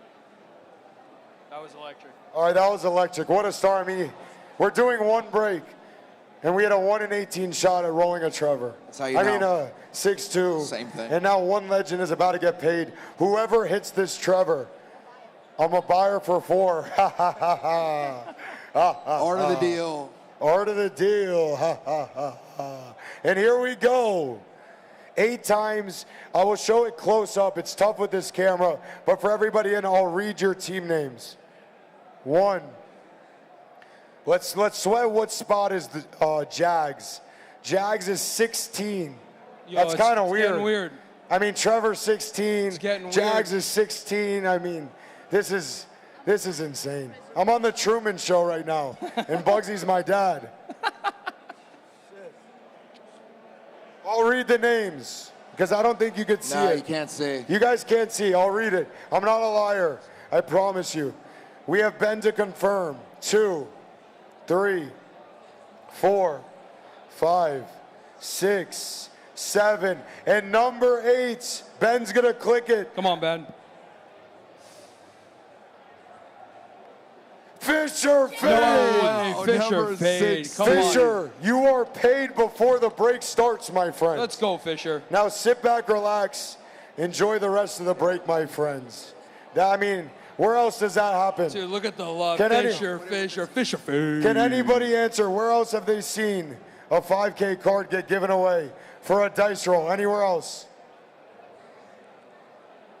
But I like doing it. It's fun. So He's now a part of my PC. Everyone that's in the break, we're about to read all the usernames. We're about to read all of your names and what teams you got. And But in Godfather's case- going to read them. In case you miss it, I will read them. But in case you miss it, we're going to post them on our IG story because I don't think you guys can see right now. So just in case, go check the story. Godfather, let's hear that voice. Come on. My parents always said he had a better voice. Let's see. We're going the Cardinals. Daddy. Falcons. New cards on the block. Uh-oh. Ravens, Milpet. Is Milpet here? Milpet's home. Was He he was here? here. He was here yesterday. Bills, Ligons, Legend. Panthers, Mike Jack. Bears, Legend. Swill. S-Will Bears. Bengals, Jimmy. Jimmy. Browns, Chris Rock. Cowboys, S-Will. Broncos, Cop. Cobbleman. Can't believe you're not here, Cop. Cop, you love the Broncos. Lions, Jammin'. Uh-oh. Oh. Uh-oh. We're not the smartest. We're definitely not the smartest. But I did get a 30 on my ACT, believe it or not. I did. Also, they told me if you're not cheating, you're not trying. Oh, shit. Oh, shit. All right. Grant. Oh, shit, Fisher. Oh, shit. Well, as you can see, Fisher, I didn't account for the NFL team being number 1. Yeah. So, Fisher, you did not get that Trevor, but you will get a Trevor. Fisher, we're going to take care of you. No, you'll see. We're You'll see. gonna take care of you. They for don't that big understand. sweat. He has the Chiefs. Come on, Fisher, you have the Chiefs. You might hit better than that Trevor. So, Bubba, where are you, Bubba? Bubba, congratulations, wherever you are. Yeah, Bubba, Fisher, we got you. Bubba just rose from the grave. Bubba just, that's like getting news someone's pregnant. He just got a Trevor. Probably the same. I would have the same reaction. Holy smokes. All right, where were we? Cops, Broncos. Ferg, Binders, Green Bay, and Houston. Detroit, Binder, nice Jamin. hits. Ferg, Colts, Bubba, Jags. Fisher, Chiefs, Conto, Raiders. G-Dog, you have the Chargers. D-Break, Rams. Rhino, Miami. Chris, Vikings. Shuttle, Patriots. Saints, Burn. It's your favorite team. S-Will, Giants. George, that's a sweat. You're sweating. He's got the Jets. We George fight. is sweating. We fight. Fisher, Eagles. Steelers, Hart. G-Dog, Niners. Gold Coast, Seattle. Harris, Bucks. Titans, Cop. McClarity, Washington. And G-Dog, Miscellaneous. Let's give it up for the Let's buyers. give it up, for all the boys. Give it up for all the legends, buyers. And let's leave the cards here so I can see who hit the cards. So don't pack them up yet, like all these. So I can see who I can bless. Yeah. You know what I'm saying? We are going to start with contenders. We're going to go through a full case. Wait, let me make this right.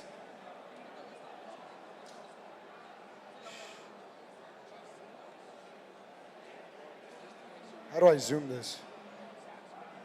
That's good enough. Just put that there, Ben. Here we go, boys. And congratulations, let's say, congrats to Bubba. That's a piece of my heart, Bubba. So clap it up for Bubba, wherever he might be. Let's go to Give Bubba. it up for Bubba. Bubba, congrats, Bubba. You can get 16,000 gumballs with that, my friend. 16,000.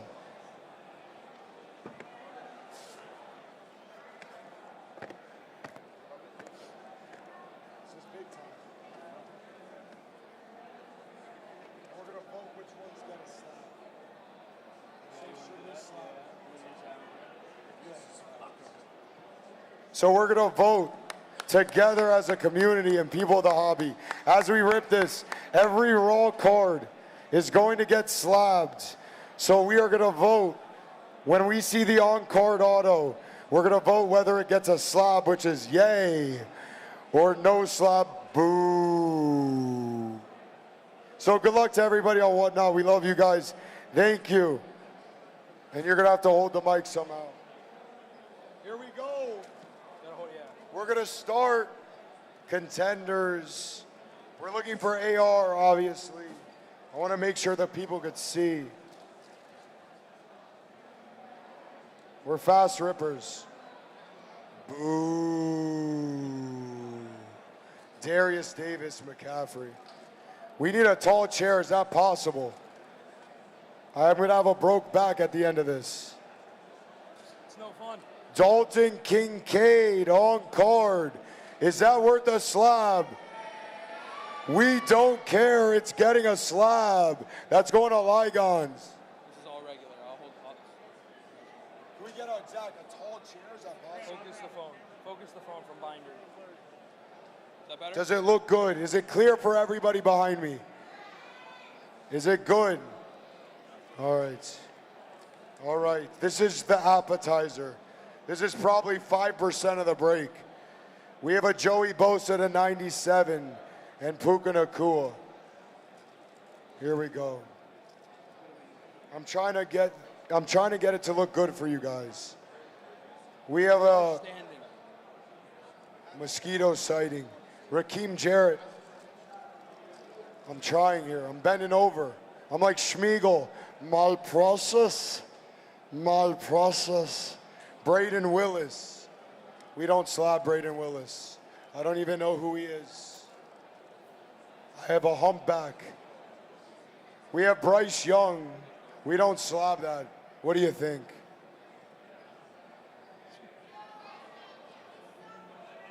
You said he sucks? Holy smokes.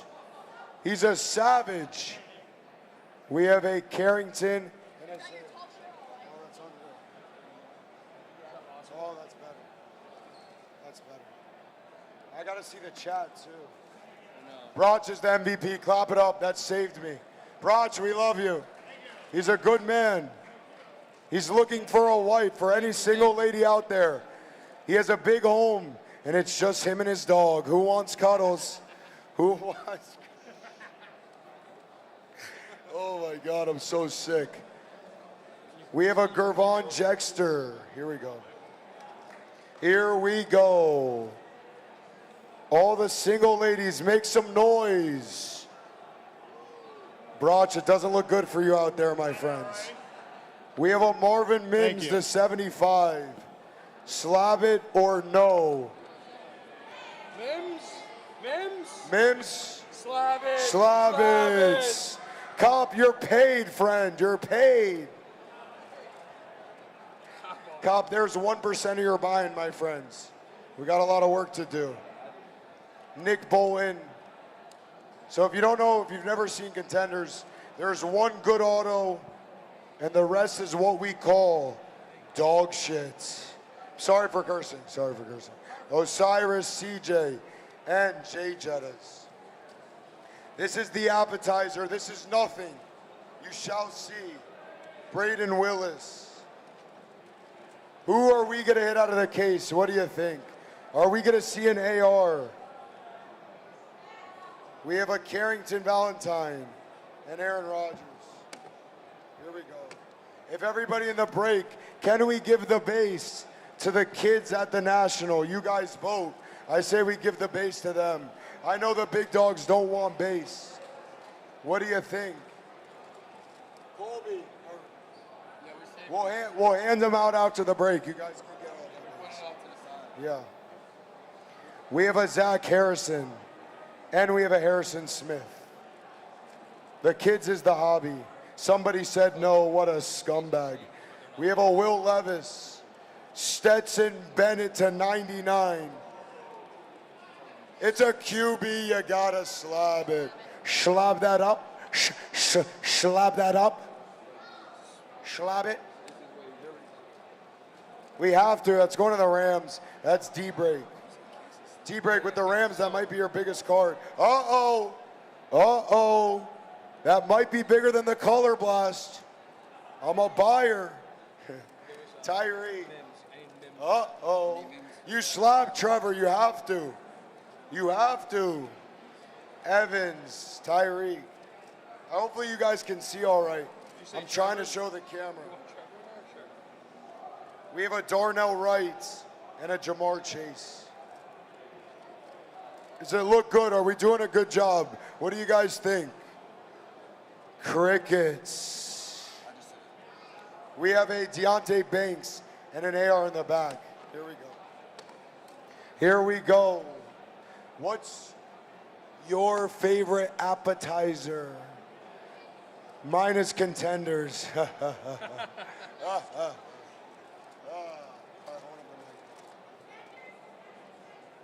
And ketchup? You go get me a ketchup bottle, I'll give you $100, kid. Go find me ketchup bottle, not a packet, a bottle. Mike Allstott, he's a Bucks legend. Who's a Bucks fan in here? We got Bucks fans right up front. Go Bucks. Is that high enough for you? Let him hold it. He gets in the way. Let's go Bucks. We have a Javonte Williams. Boo. Cop, you're almost there. That's 2 autos. It's so sick. It's very sick. Very sick stuff. But I love it. If you're a degenerate, make some noise out there. There we go. I saw a little kid clap. That's insanity. Cortland Sutton. That's insane. Holy smokes. We have a Paris Johnson. Contenders is only one good auto. Everything else is what? Correcto. Oh, I'm cursing in front of kids. It's not good. CJ Stroud. It's not good. We just need one AR. That's all we want. D Waters. All right, here we go. Will we see a winning box? What's the live odds? Someone give us live odds.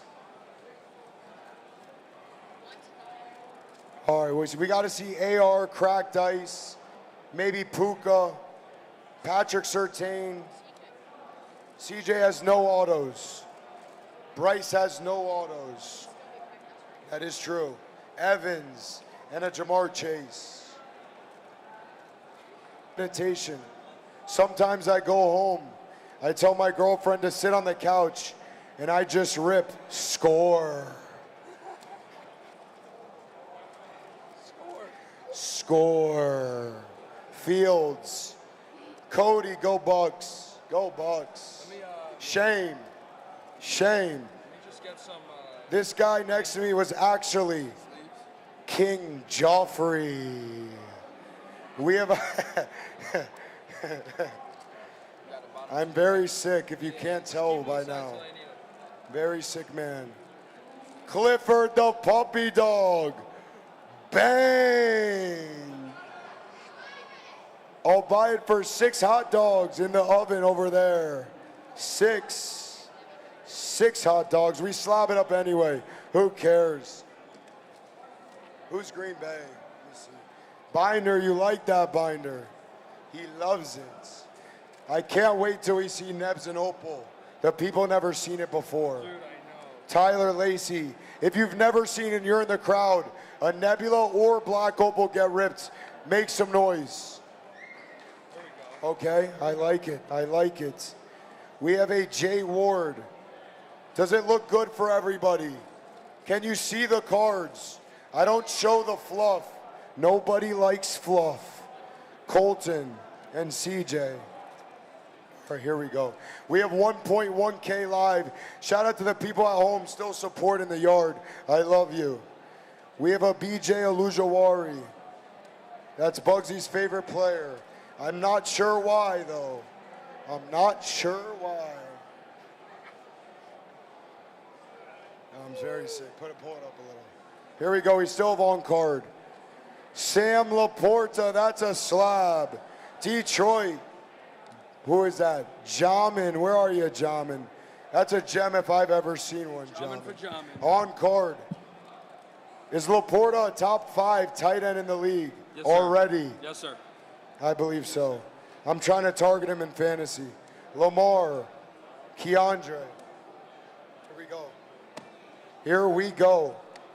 The biggest break you will see live, maybe the biggest break you'll ever see. So let's enjoy it. Let's have some fun. Just know the people are getting blessed. Everybody's getting a card. We have a Brenton Strange. Go Jags. Go Jags. I'm rooting for you. I'm rooting for you. I'll take care of you, don't worry. Jaron Hall. This is a hot case. We have Jaron Hall, Sean Clifford, and Stetson. A combined total of 17 hot dogs. We slob it, though. We slob up Jaron. Of course. They say we have juice cases. We actually come here just to get them juiced for the people. Believe it or not. Amon-Ra. Can he win, Q? We are about to find out. We have a Nesta Jade, Will Levis. I do have a Will Levis True Gold, Pop 1, at my booth, if you're interested. Andre and Jay Jettas. Yes, every raw card that we determine will get a slab. Alex Austin, case hit. Kind of looks like Bugsy. Look at him. Little bit. He's sexy. Little bit. He's sexy, weighing in at 5'9", 209. Chase Brown. Take it. We slob it up, though. Bengals, that's going to Jimmy. Jimmy, it's an appetizer, Jimmy. Don't you worry. We might see one neb that's bigger than this entire case. Jimmy knows What do you think? He knows why he's here. Yeah, Jimmy, you know. We have a Parker Washington and a Bijan. Manning, let's go. The GOATs are in here. You'll see us get hyped after this. Badgent, Clifford, Jaron Hall. It's very, very sick stuff. But we slob it anyway. Very sick stuff. Badgent's a good man. It's all about timing in this hobby. At one point, believe it or not, when Badgent played last year, his autos that weren't licensed were doing $500. Think about that. It's all about timing. George Pickens and Kobe Turner. It's all about timing. Timing is everything. Ochan and a Will Levis. We got 4 boxes left. This is unbelievable stuff, Bugsy. Possibly the best case I've ever seen. It's up there. Can he win? Can he win? The Lair knows. We miss you guys.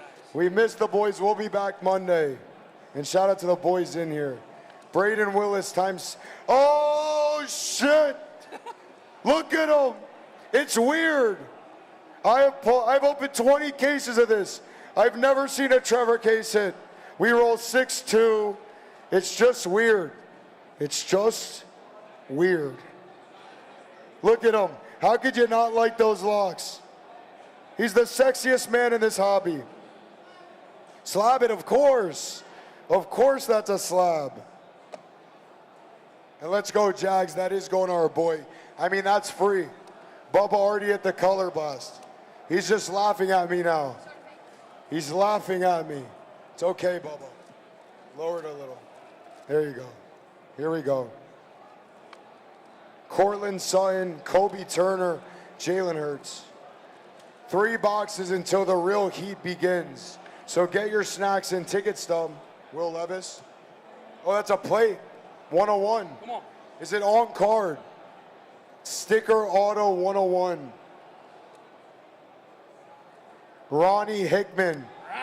I think that's the first time any of us has seen this player. Ronnie.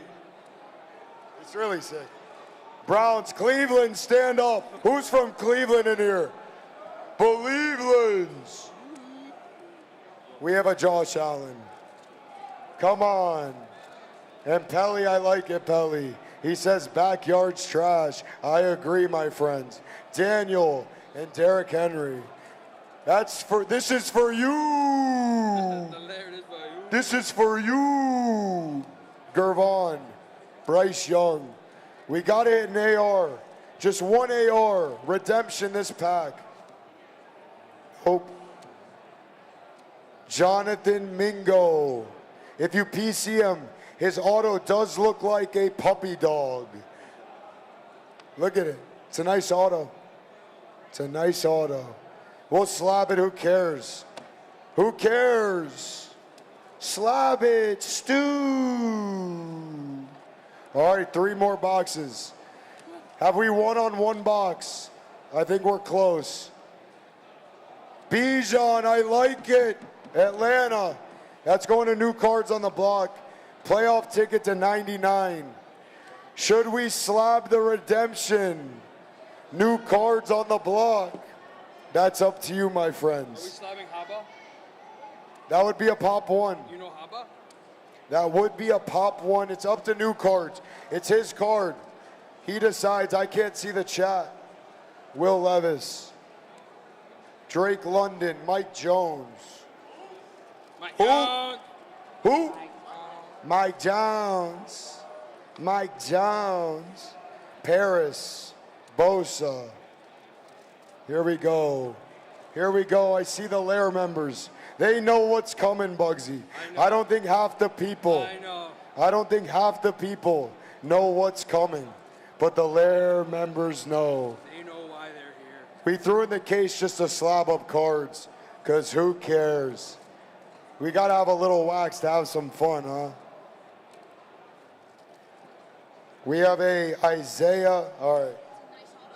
Here we go. 2 boxes left. We might. Oh, this is crazy. Our best auto is Bijan. That's a kryptonite. We have a Tyler. Mike John. Who? Not yet. Who? Not yet. Who? LeBron James. LeBron James. We have a Trey Jamar. I am currently sweating bullets. Bro, it's so hot. It is hot, but I love it. Because we are on a heater right now, Bugsy. Yes, we are. Absolute. Some of the best we've seen. Best we've seen. Come on. Andre Iguodala is now a football player. Andre Iguodala. Bryce. It's really sick stuff. Here we go. Sean Tucker to bed. Bugsy always does. If there are single ladies out there, Bugsy is single. He's been on every site possible. So give him a chance. All right, we have redemption. BAR. This is to 18. Numbered to 18. If it's AR, this is massive. Will Anderson to 18. Nice hit, Binder. Binder, we take it. CJ, all right. So close. This is the last box before the real shit begins. Before we see the real stuff. Huh?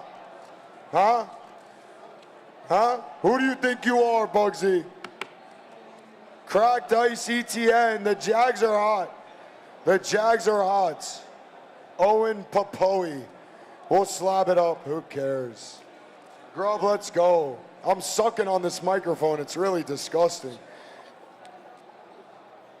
Just saying. Is that bad? It's in my mouth. We have Bryce Young. Come on. How many people have been on this stage today? My girlfriend's not going to want to kiss me.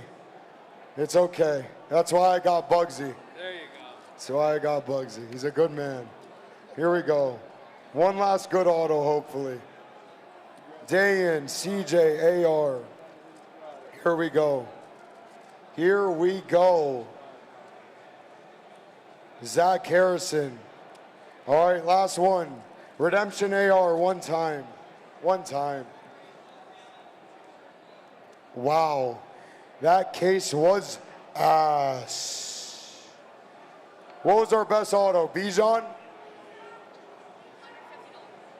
What's the live odds that the first Neb Open is worth more than the entire case? What's the live odds? All right, here we go now. This is it. Oh, big boy stuff. This is it now. Come on. This is why we're here. This is why we're here. Look at that presentation. It's beautiful. He's already paid. Look. Give it to a kid. Take it. Take the case. All right, here we go. This is where shit gets serious. This is where These are it gets serious. There. Get rid of all this. Take this. Yeah. Yo. What's up? You want another case? Just start. Yo, Colby. Just start cracking. I got it. Taking them out. You want me to just crack them real quick? All of them? No, just do it. All right, here we go. Buckle up. This is where shit gets real. We have 32 of these. We want raw cards. Raw cards get a slab. Oh, right off the rip, baby.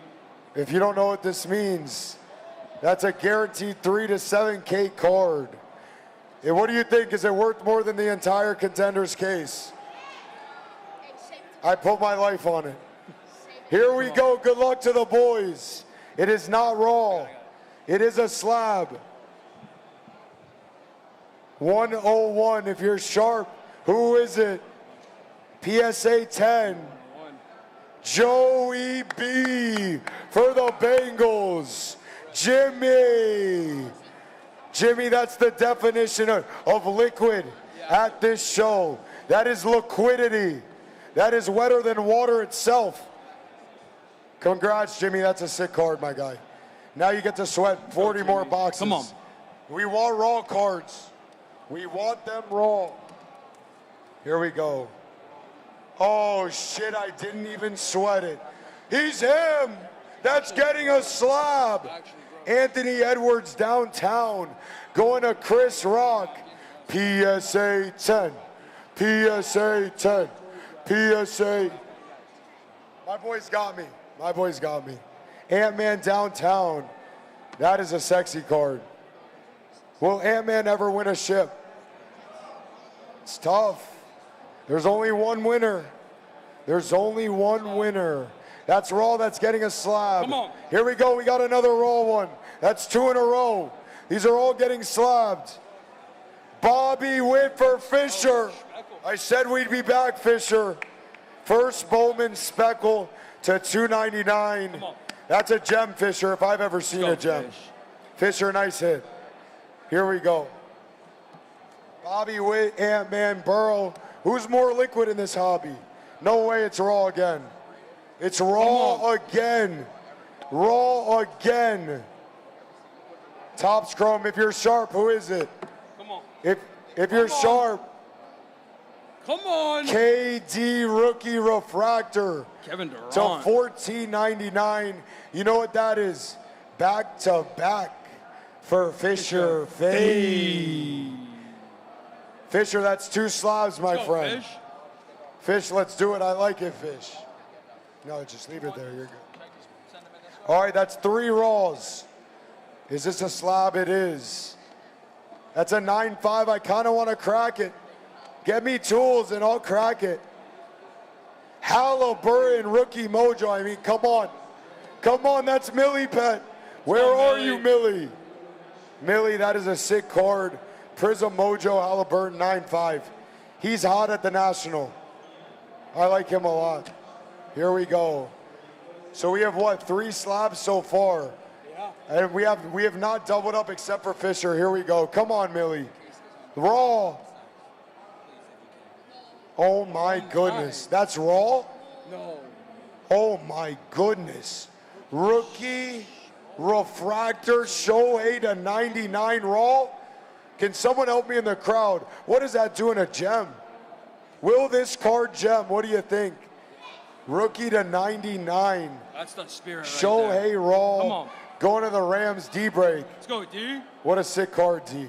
That is beautiful. This is just the first case. There are 4 more, boys.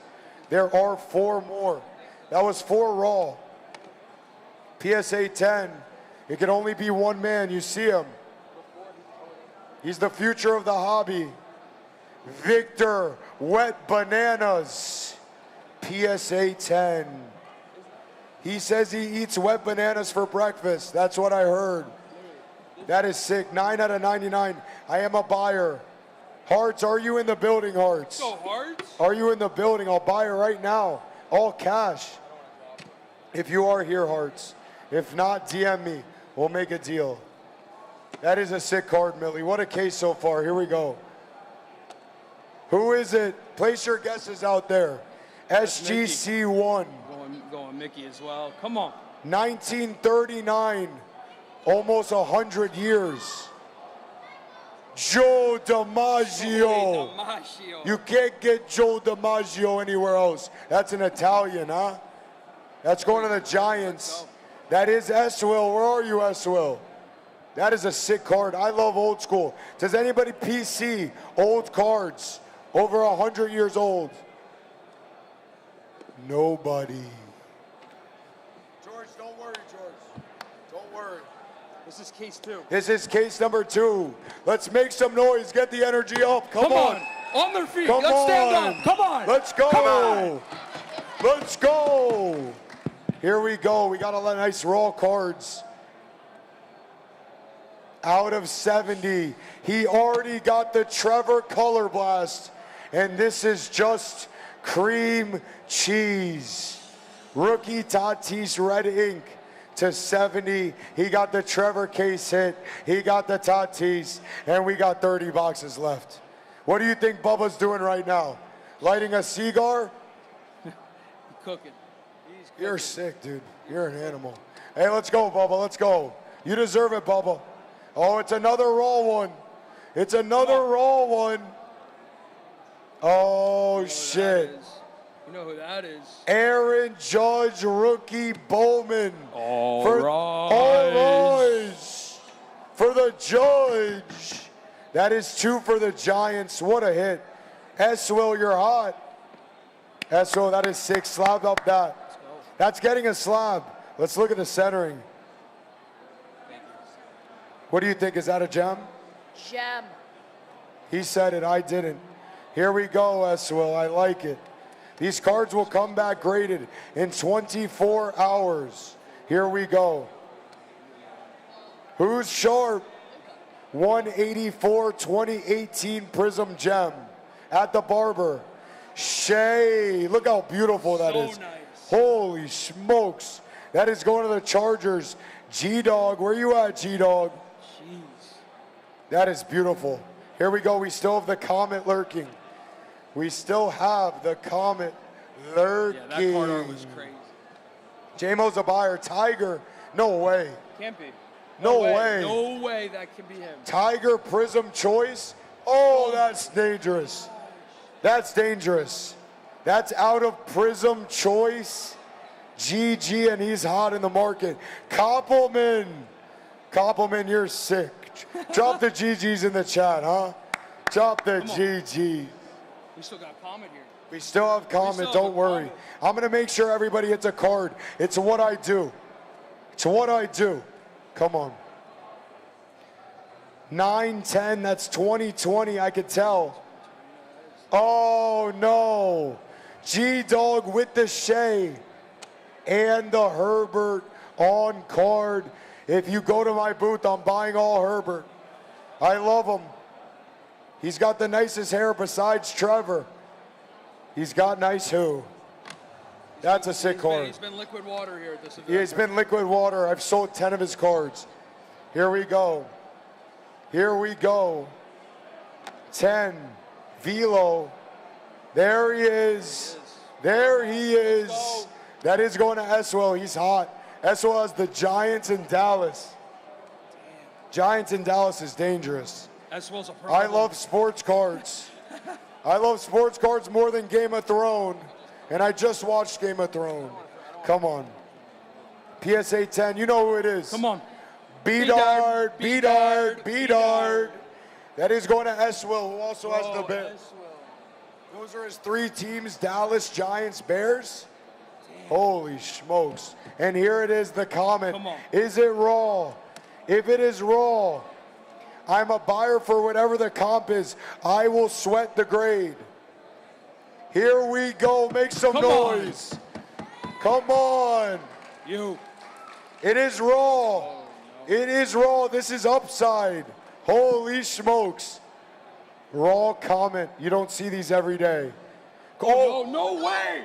Yo, no, no, no, no, no. Oh my God. That's a Jordan Love cracked ice. This guy's liquid in the hobby for the Packers. Binder. Yo, Binder, I'll buy it raw. I'll sweat the grade. I'll give you all cash right now. Bro, that is insane. Bro, that's crazy. 7 out of 22 rookie cracked ice. For everybody that doesn't know, it's $1,200 to dome 1 box of this. So he just domed 3 and hit a cracked ice. He'd be the luckiest man on earth. It's facts. Binder, congrats, dude. That's sick. Cracked ice, Jordan Love. What card is we? This is case 3. That's Binder right there. No, it's ketchup. It's not mustard, man. It's ketchup, man. Where's the money? Give this guy 100. Give this guy 100. And look, there's no rules here. What I want you to do is chuck that bottle. Chuck it. No, don't do it. I might get in trouble. I might get in trouble. I don't want to get kicked out. They tried once already. Here we go. You know who it is. I bought 6 of these at the show. Wemby, Silver, Gem. I'm buying all Prism Wemby. Come over to 7,200. That is going to Hearts. All right, Hearts. Let's go, Hearts. Let's go, Hearts. We're on the board. We are on the board. They say a BGS 9 of that J Love just did $9,000. That's what you call, Binder.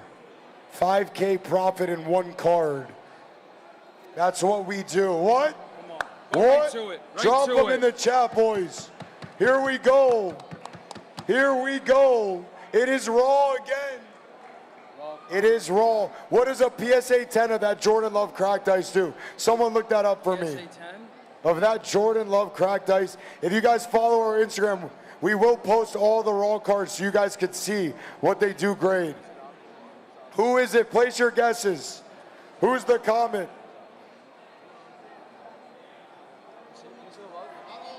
Not all at one time. Slow down. Slow down. All right, here we go. It's raw. It's raw. It's thick. It's thick. Flawless. Oh, no. Oh, that's case hit flawless in an $1,800 box. $1,800 box. Flawless. If you guys want a dome flawless, it's only $24,000. Only $24,000. That's your best hit right there. That is going to G-Dog. Let's go, G-Dog. I see you, Donnie. How we doing? G-Dog got multiple spots too. So did Binder. So did S-Will. I see you, McClarity. That is, how much is this card? I don't even know. That is sick.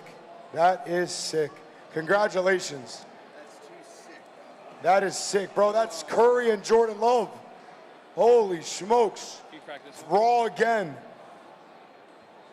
Ellie De La Cruz. That is raw. Imagine that in a 10-10. We're all praying, but that goes to the Bengals with the Burrow. They got Ellie and Burrow going to Jimmy. Jimmy. He's the H word right now. I don't want to say it because there's kids around. But Bugsy knows. He dreams about it. I saw him at the hotel. Uh-oh. We have Raw. It is a Kaboom rookie. Oh, my goodness. These cards are liquid. That's a Tua rookie Kaboom. If you didn't know, Absolute 2020 is only $1,500 a box. You can dome this box or Absolute. There it is. Miami. That is sick. Rhino. Come on, Rhino. Let's go. I like Look, the- let's see, because usually some of these have print lines at the top. I mean, it's tough to tell. I'd have to take it out. But the front looks good. I don't know about the back. That is sick. Yep, and he's their guy. He is their guy. He just got paid. He just got paid. He just got paid. Uh-oh. Don't do it to the guy. Don't do it. He is so... S-Will's going crazy. S-Will, let's go. And if you don't know in the lair, we do a break, and then we do a break after the break. We got screen down, screen down. Screen is down. Screen is down. While we wait, let's give a kid $100. Come on up. Where's the money? Where's the money? Here we go. Go get yourself a gift. Oh, we're back. We're back. We're back. They say we need a recal. Are we good? Can everybody see us?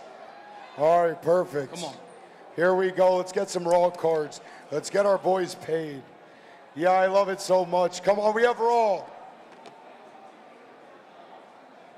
Oh, no. Brandon Miller Raw color match. First on print to 42. Who's investing in Brandon Miller? Anybody out there? I see you. Big I Miller like guy. it. I like it. That is going to Mike Jack. Mike? Jack. Mike, is it a color match? I am colorblind. I am colorblind. I see things different. I look at Bugsy, I said, there's no hair, what happens? No, that's real life. Oh, that's real life, my bad, my bad. We have another Raw one. We have Luminaries. Baseball. Wow. Julio Rodriguez. Bro, look at the inscription. He said, yo, Julio. I've never seen that. That is crazy. He signed to Julio saying, yo, Julio. That is sick. That is a randomizer between Seattle Gulf Coast and Chiefs Fisher. This is how it gets settled in the lair. Give me one die. The top player is always odd. Bottom is always even. Who wins it? Is it Bobby or Julio? Even. Going to Seattle. Hey, they needed it. Gulf Coast needed it. Come on, Gulf Coast. Let's go, Gulf. Let's go, Gulf. Gulf's a big supporter of the lair. We love him. We love him. Let's go. Slough that up for Gulf. Here we go. That inscription is sick. And we have a PSA 9. 2024 Bowman. Place your guess. This is the newest Bowman. Dylan Cruz, I see one guess. Walker, first Bowman to 150. Minnesota. He got Ant-Man and Walker. What a break for them so far. Chris Rock, I see you, Chris. You just want to rot. That is sick. That is, whether I like it or not, baseball has the highest upside in this hobby. First Bowman prospects can 10x, 20x. You don't see 10, 20x in football. Just being honest. I don't even collect baseball. Here we go. Case 4. Case 4, boys. Are we having fun? You love sports. Come on. Come on. No cap. Good night. Oh no, Bugsy. Bugsy. Kiliano. Miscellaneous. G-Dog, I see Let's you. go, G. G-Dog got the Niners and miscellaneous. He got Curry and he got Kiliano. Don, I know you like that one. That is sick. Here we go. I remember everything. And then we go Black Opal, boys. Uh-oh. Should we save it or rip it? Save or rip. Save or rip. Rip it. Rip it. Who is it? PSA 9. Oh, no. Oh, my God. That's up. That is a nuclear missile. Wemby Orange Prism to 60. Oh, my goodness. He's actually doing it. Steelers. Hard sports cards, where are you? Holy smoke. Fun fact, when we were at PSA, we were doing case breaks. I pulled the first one ever of this. It gemmed, and he sold it for $14K within 1 day. I don't know what it is anymore, but dude, that is an unreal card. Hearts loves the big stage. Hearts, man. congrats, He just dude. says unreal. That is unreal, my guy. And he hit the silver. And he hit the silver. How much is that? I just tried to buy a pink disco to 50. PSA 10 for 5,500. I'd rather have orange. I don't know. That is sick. Here we go. Raw. Oh, no. Clap it up for Minnesota. This is insane. That is going to Chris Rock. Ant-Man Downtown, Walker Jake. He got 2 raw cards too. Yeah. The Downtown and the True Blue. That is fire. To 199. Come on, Minnesota. That is going to Chris. He supports us every day. Here we go. Feels like BGS. 9-5, 2-for-1 special. Come get your B-darts here. Hot dogs here. Hey, S-Will. Come get your hot dogs here. S-Will's having a break. S-Will, you're having a break. Okay, S-Will. First person to bring me a Jaguars hat gets $100. There are bounties out there. You heard it. Jags hat, 100 bones. Here we go. Come on, D-Break. We have Black Opal. I'm going to take care of the boys. Don't worry. Rookie of the Year, PSA 10. Don't. Oh, my goodness. Miami gets a Kaboom Rhino and a Tua Tagovailoa. Just imagine those 2 boxes cost his spot. That's the equivalent of him doming and hitting a Kaboom and Contenders and gemming it. It's really insane stuff. Rhino, let's go. Let's go, Rhino. You're a good man. Don't sleep on Miami. Benz, don't worry. There's a break after the break. You'll see. We got post break. Flawless Raw, getting a slab. Oh my goodness gracious. If the Jordan Love cracked ice was 9K, how much is a Flawless with the cracked ice for Binder? Look at this. Make some noise for Binder. Yes, yes, yes, yes.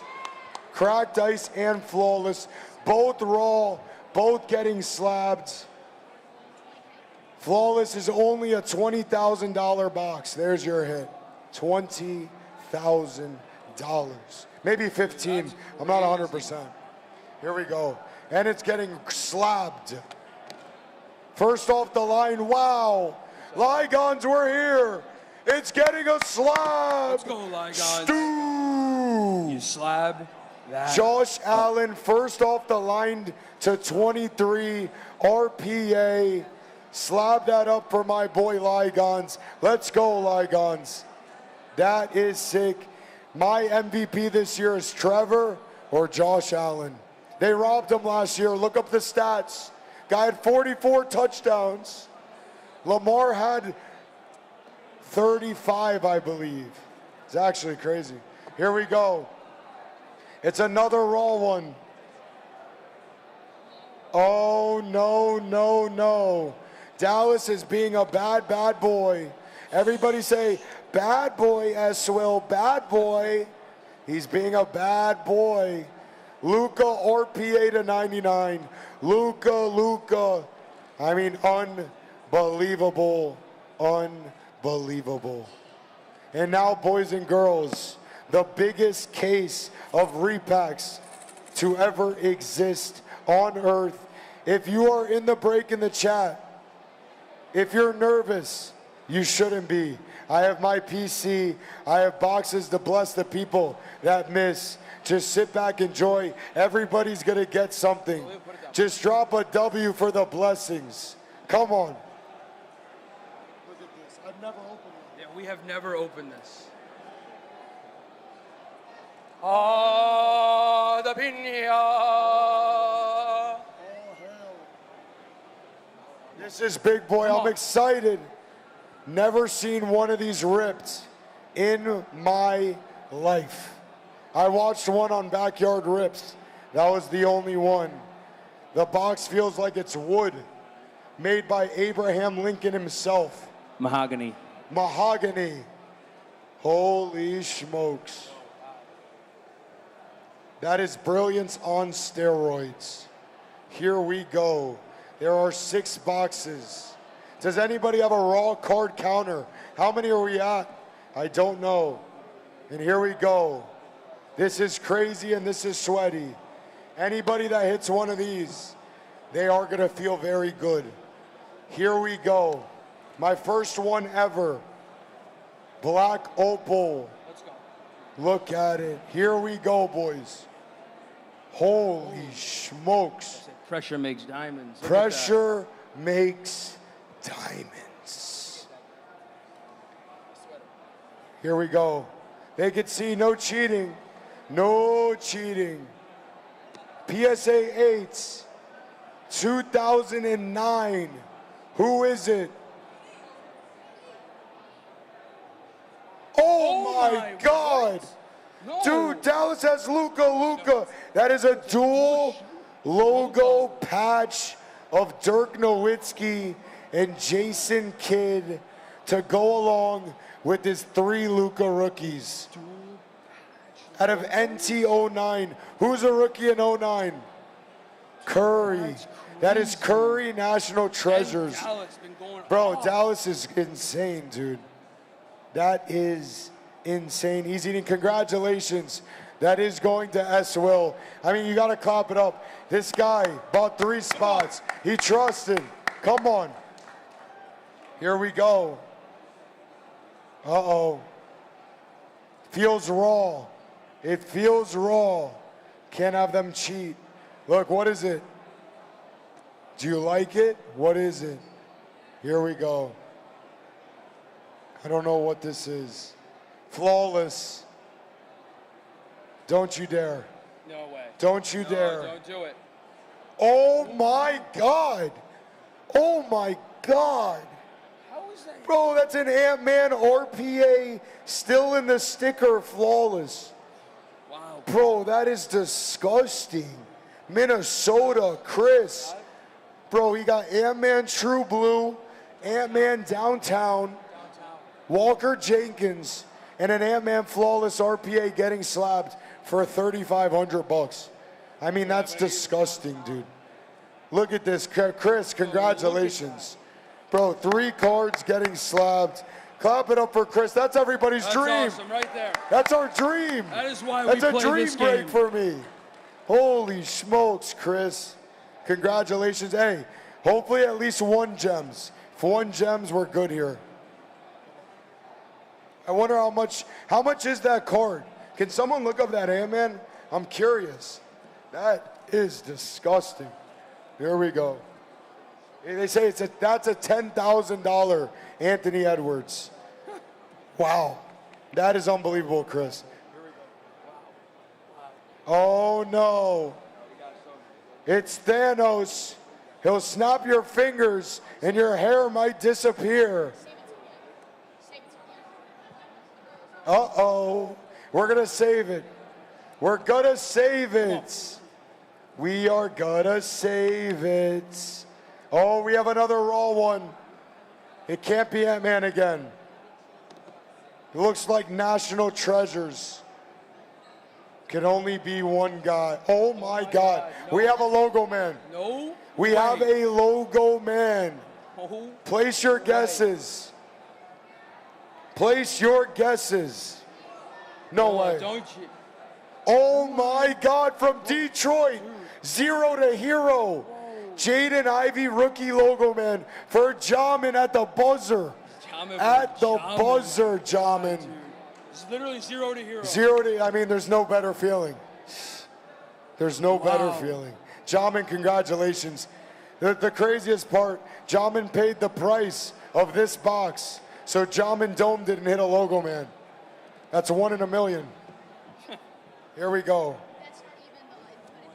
That's not even the Infinity Stone. We have a 10K Ant-Man, a logo man, a dual 101 logo man.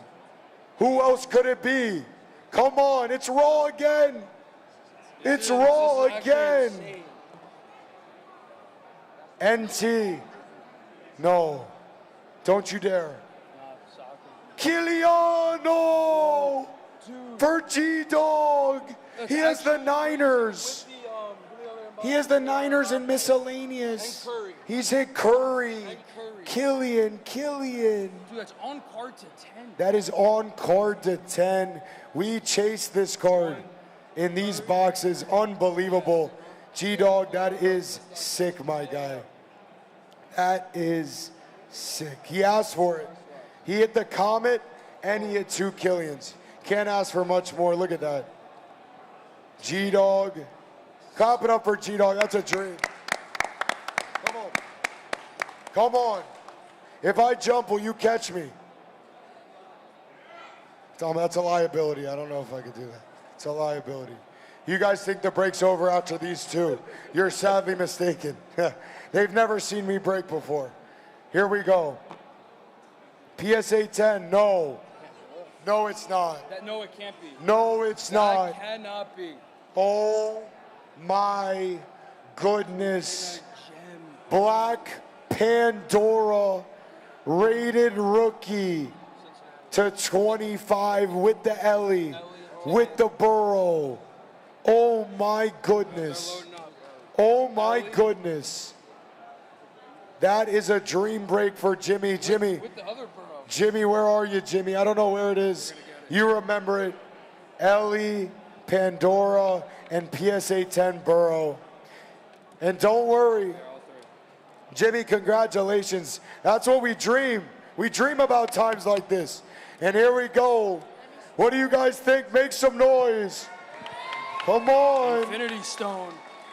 $13,000 to $20,000 card in this box. And don't go anywhere, because the best part about this is after this. It's what you see we give our people if they happen to miss, because without losers, there aren't winners. Without winners, there aren't losers. And here we go. Call your shots. Call your shots. No, I don't want to show them. Here we go. It's graded. Feels like PSA. Uh-oh. PSA 8. That's old. PSA 8. It looks old. It looks vintage. In an 8. 1956 tops. 56 in an 8. Who's 1956 tops? Is it him? Oh my goodness gracious. Look it up. That is a Mickey PSA 8. I've never seen it in an 8 in my entire life. And that is going I've never seen S. Will, clap it up for the boys. S. Will, don't worry. You are him, S. Will. What do you think the pop is on this card? Everybody guess. Everybody guess. It's 80 years, it's almost 70 years old. 70 years in the making. 70 years old. How many are in I'm hearing threes. You think it's three? One? Wrong. 364. You got the first number right. I wonder what this comp's at. Can someone That's look that up? crazy. And look, this is the best part of the break. Obviously, a lot of people hit. They said last sold $23,000. Last sold for this Mickey Mantle. Congratulations to S. Will. I mean, he bought in for 4K. What's that math? 19K profit. Holy shit. That's crazy. But look, look, look. That's not everything. I got to take care of my guys. Crack the cases. This is the best part. I heard. Look. Did my boy George hit one card? He didn't hit one card. Crack the case. Guess how many raw cards there were? How many raw cards? 19. There were 19. He's sharp. He's sharp. He's sharp. So look, George. George is in person. This card. Are you ready, George? You sure? This card is $3,000. Victor Wembanyama on card auto. Give that to George. He's live in the flesh. Let's go. You're a good man, George. Hey, we tried, George. George, we tried. We should try and slab that for you, George. You want us to slab it? All right, let's slab it for George. Why not, George? Give it up, George St. Pierre. Any everyone. raw cards I bless with will also get slabbed. Is that okay? Any of these raw will get slabbed. So I'm going to go top to bottom. Open. What do you want? One. Here we go. Here we go. How many? We have 30 cards. All right, I'm just going to judge. I'm just going to judge. This is going to Daddy J. Where are you, Daddy? Where's Daddy J? I got to take care of my guys. That's a Venom and a Phantom. I'm giving him both. This is Daddy J. He did not hit a card either. Anywhere else, you're crushed, defeated, over. We have second life. We have second life. Here we go, Daddy. I'm giving you two, and if I don't like them, I'm giving you more. All right, it's a slab. First, Bowman, Colt Emerson, PSA 10. Look, I can hand it to him. He's a good man. I'm going to give him another. We're going until there's nothing left.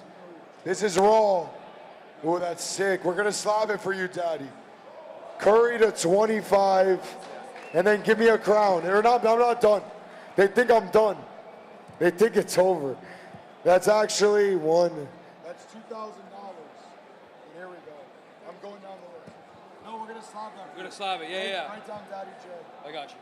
All right, here we go, Daddy. And a first Bowman Yellow Holiday. PSA 10 for Daddy J. Give that to Daddy and look. Here you go, Daddy. Here's an AR2. Screw it. AR RPA, Curry, Holiday, Emerson. We'll slab these two for you, Daddy. And here we go. You're a good man. So, Daddy, appreciate you, Daddy. Hey, you're the man. All right, here we go. If you hit a card, I'm sorry to the boys. Let me try to bless everybody that didn't hit first. There was a list right here. If you didn't hit first, and then I'll see what I have left over for everybody else. Is that fair? You think that's fair? I think that's fair. Atlanta was new cards on the block. So look, wait, 1, 2, 3, 4, 5, 6, 7, 8, 9, 10, 12. Everybody's gonna get one of each, and then we'll see what comes out. Here we go. You have to leave it? All right, everybody say bye to Ben. Clap it up for Ben. Bye, Ben. Ben, have a good night, my man. Bye, Ben. Bugsy, can you refer to me as your grace? Yes, my grace. We have a raw card. This is going to new cards. I see your new cards. Just hold it up, Bugsy. Bugsy's a good boy. Good boy. Good night.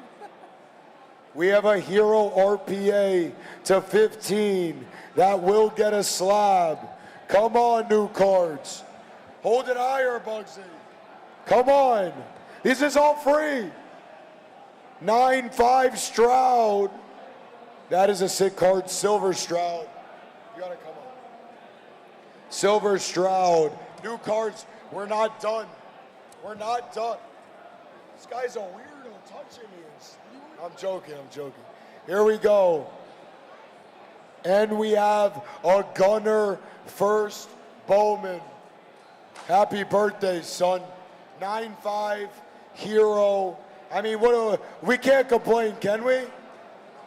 We had what? How many people make thousands of dollars? And now he gets blessed with Gunner, Stroud, and Hero. I love it. That is going to my boy. New cards, you're a good man. I tried new cards. Put him away. Yeah, hold it. That's right. Slab up the Hero. Yeah, hold it. Let me do it. New cards, we're gonna slab the Hero for you. Someone's gonna hit the case hit. Someone might. What do you want? He had a, Here you go. They call me Santa Claus. Santa. Ha, ha, ha, ha, ha. Oh, oh, oh, oh. Oh, oh, oh. Here we go. This is going to, let's see. Koppelman with the Broncos. Where are you, Kopp? Kopp, where are you? He's a good man. No, new cards. You're him. You know what new cards just said? What a good man. New cards said, if there's any Miami Heat fans in here, he wants to gift someone the Hero.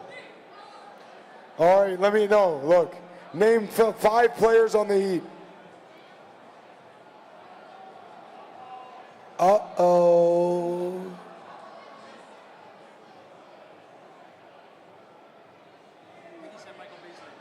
I think he said Michael Beasley. Well, how many is he at?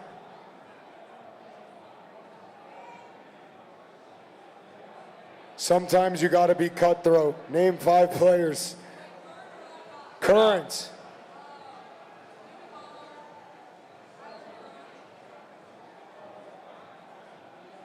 You're next. Next, him. Yep.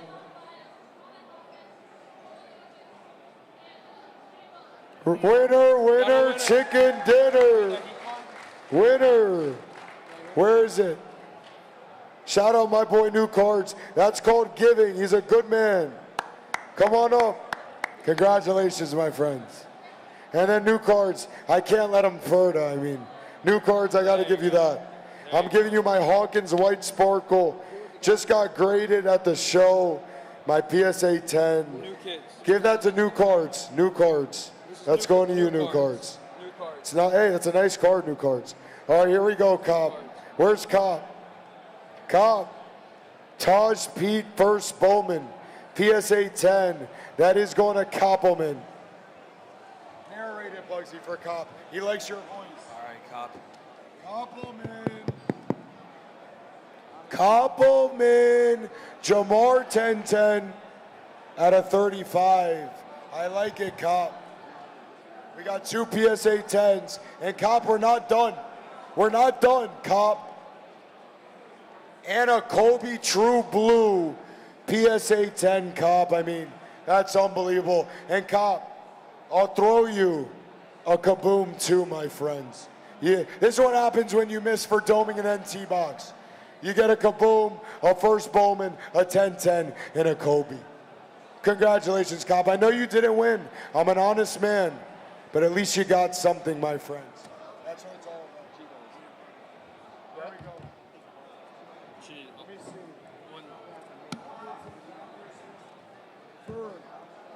Ferg, where are you, Ferg? He had the Colts. He did not hit. Let's see if we can pluck a case hit. See if we can pluck one, huh? Come on, Ferg. Come on, Ferg. Let's go, Ferg. And it's raw, Ferg. Uh-oh, Ferg. Let's gem it, Ferg. That and a PSA 10's how much? What is it?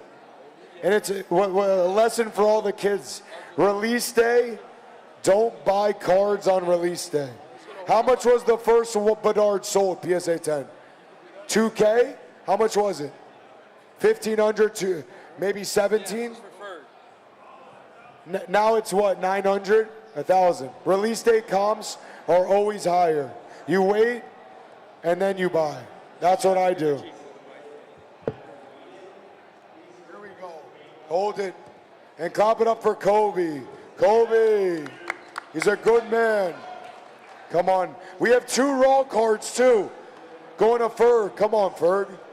I mean, Ferg, what are we doing? He had the Colts. AR, RPA, first on print to 10.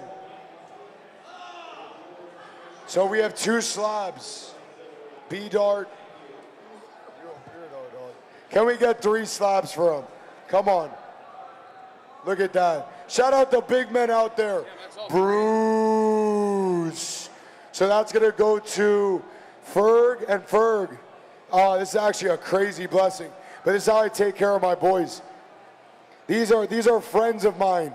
I consider them family. They spend every day with us. It would be a disservice if I didn't bless them. Look at this. Wow. Look at this for free. Juan Soto Superfractor, 1 of 1. I got offered $1,800 cash about 64 minutes ago for this card. Congratulations. Could have bought my girlfriend new shoes. Now she's barefoot. Congrats. That's going to Ferg. And every card's getting slabbed, Ferg. Every card we're going to slab for you, Ferg. Clap it up for Ferg. Come on, Ferg. And people are about to hit case hits. You know it. Conto at the Raiders. Come on, Conto. Chiefs hit, Jags hit. Conto, let's go, Conto. I'm trying to, you get 3 boxes. If you don't hit a case hit, I give you an extra card. I feel like that's fair. Wait. Conto? That's you, Conto? Holy shit. All right, Conto. You want to sweat? You're sweating. We got to plug case hit for Conto. Come on, it's raw. We're going to slab it. On card, timeless, treasured. Diesel. That is sick. Phantoms are $350. These are 7. Venom are 1,000. So that's 2K every blessing. Come on, show us it. Ooh, that's fire. LaMelo. LaMelo, Choice, Gem, Shaq. And here we go. I like it. I like it. It's raw. Oh, don't worry. I got you, Conto. Raw. Charles the 5. That is a sick card. And don't worry, Conto. Daddy's home. Look at this. Is this not your best hit out of Flawless? Say yes or no. Jokic to 8 on card in the sticker. That's nasty. That's nasty. And look, we'll slab it. We'll slab these 3 for you. And then you'll be here tomorrow? All right, so slab these 3. Clap it up for Conto. Are you happy? Absolute legend. Give those to Conto. We'll slab those for you. Chargers hit 2, Rams, Miami, Vikings. Shuttleworth. Where's Shuttle? Let it hang. Where's the Shuttle, man? We're due for Casey. Shuttle, come on, Shuttle. This is all free, by the way. Do we have to do this? We care about our people. I love them. I don't care. Come on. Show us the throne. Oh. All right, at least it's raw. Lift it up, lift it up. Aaron Judge on card. Ferda.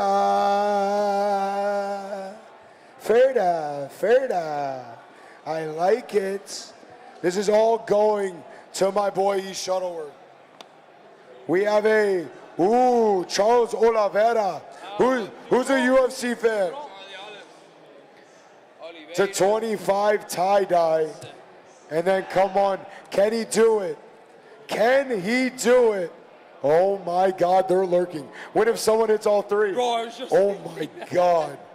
All right, here we go. Come on, Shuttle. I mean, look at this. I mean, imagine Has anybody got this much blessed for missing in a break? Derek Jeter to 25, Aaron Judge, both getting slapped with the Oliveira. And I'm going to throw my boy a Jalen Hurts black box 1 of 1. I just bought that 66 minutes ago.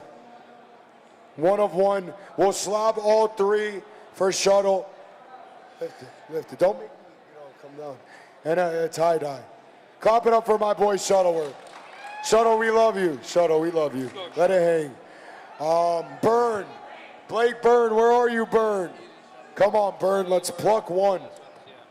What if someone gets all 3? Oh, no. Come on, Burn. We have a Tyrese Red, PSA 10. Nice hits. I like it. S-Will tipped 100. That means we give 100. To a kid. Has to be a little girl. Someone get a little girl. You already got 1. Give her 2, who cares? Go get Skechers. Skechers. Yes. Yes. Oh, you did. Here we go. Here we go. Can he do it? Oh my God. This is crazy. This is insane. The triple. It's iconic. Larry Bird, Julius Irving, Magic Johnson. Here we go. Santa's in town.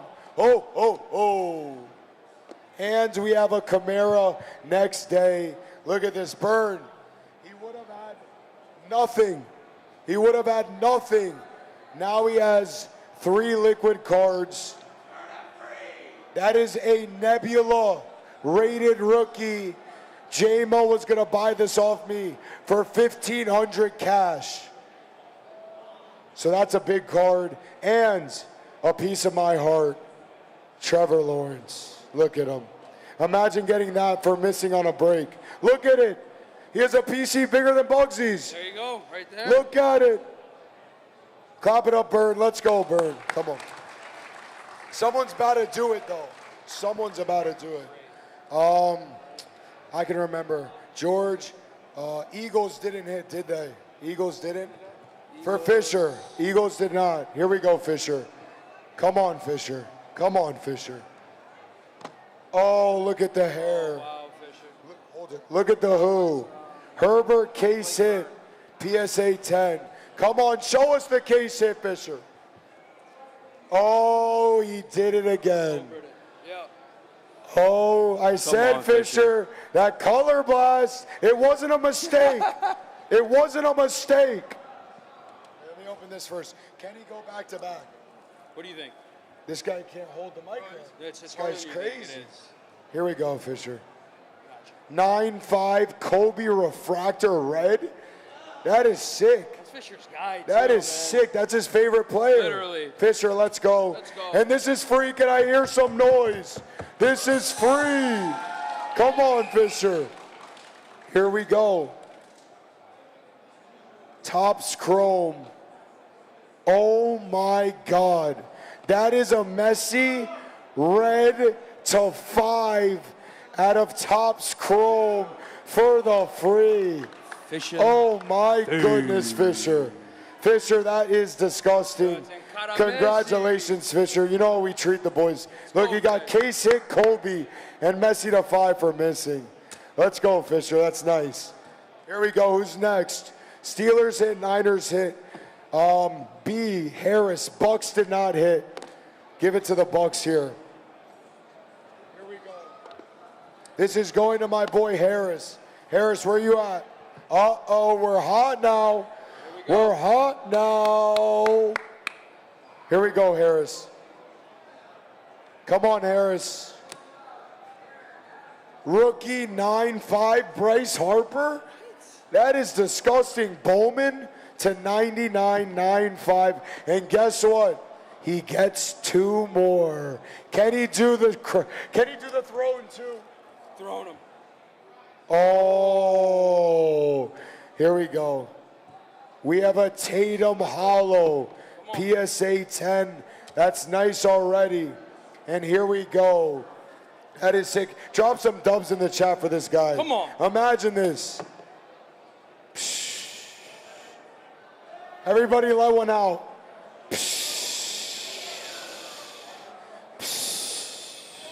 Herbert to 150, Bryce Harper and Tatum. You can't even dome those 3 boxes for his price. He bought into. That's insane. That is going to my boy Harris. Congrats, Harris. Let's go. And we have McClarity. These are the last 3. All right. That is $20,000 for free. We probably gave away $30K this break. No joke. And guess what? I have a couple cards left for a few others. Here we go. So this is guaranteed throne. This is throne right here. Guaranteed throne for McClarity. McClarity, guaranteed throne. Jaden Reed to 18, first off the line. You can't even dome 2 boxes for the price. It's comical. It's really sick. Here we go. Here we go. First Bowman, Colt Emerson to 149. And guaranteed throne for my boy, for free, McClarity. All rise on the throne, That's baby. Game of Thrones, the best show of all time. Best show. What's sick is his favorite character is Joffrey. What a sicko. Boo. Shame, shame, shame, shame, shame, shame. We're so sick, I'm sorry. We're so sick. Here we go. Ron Acuna, True Blue, rookie, PSA 10, Jaden Reed, Colt Emerson, for the free. For the free. Ladies and gentlemen, nobody does that. Nobody does that. Nobody does that. We just made sure every single person that missed got $2,000 worth of boxes. Everybody else at least hit a card. These are all, I'm sorry if I didn't bless you if you're in the break. This is all I have left. I brought what, 15K on my PC? Say goodbye. Good night. I love doing it for the people though. Let's see. No, I gotta bless I'll give you 100. Just 5, just 5. No, just 5, huh? Let's see. G-Dog hit. Let's see. I'm trying to see if it wasn't the biggest card. You know what I'm saying? Binder smacked with Packers. Ferg blessed. Bubba smacked. Conto blessed. Let's give this the compliment. But Chris, don't be greedy, Chris. Chris got the. Oh no, Chris, you're right. What team did you have, Chris? Chris had the Browns. My bad, Chris. Chris did not hit. So look. Can I ship Chris cash? I got nothing left. Look, Chris, you're going to get everything left. I forgot Chris. Silver Wemby, PSA 10. Patrick Ewing, White Sparkle, PSA 10. Red Sparkle, Isaiah Pacheco, and Kyler rookie ticket that we will slab. Give it all to Chris. Give it all to Chris. Chris, that's going to you. Is everybody happy? If you were in the break and you're not happy, talk to me, DM me. I'll make it right. I got nothing left. Let's drop some dubs. Let's make some noise. Come on. Come on. Come on. Here we go. And now let's give away $100. Who cares? Look at this. I'm Santa Claus. I'm Santa Claus. You get 100. You get 100. You get 100. You don't get a, no. You get 100. No. You get, that's all I got. That's all I got. That's all I got. Dice. I'll sign it for you. I love giving more than I love receiving. Giving is good. Give back to someone. Let's all go around. We can all come together. Grab a $20 card, $10. Give it to someone random and just tell them that's for the hobby. If we all do it, we can make an impact. And let's do a giveaway for the boys. Ferg, we love you. Authentic, Aiden. And guys, tomorrow we will be back here on this stream right here. And we are doing a 30,000 pack for charity. Every pack bought will get donated to charity. We'll be here, and we're trying to break a Guinness World Record. So we love you guys. Thank you guys for watching, guys. Thank you guys. Thank you guys. All right, Slapjack, Tori, Camel. We love you guys. Hearts, Big Brad, S-Will, you're a good man.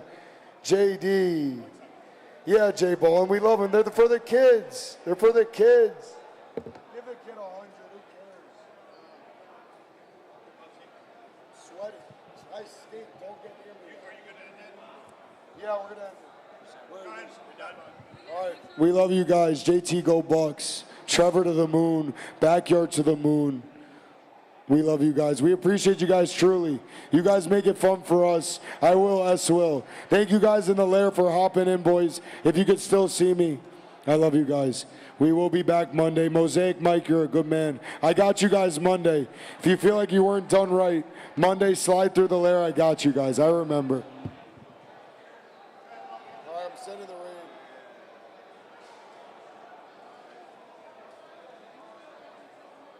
What's going on? Huh? I don't. He's hiding this room. Yeah, I can sign for you. What'd you think? You liked it? Yeah, that was awesome. That was nice.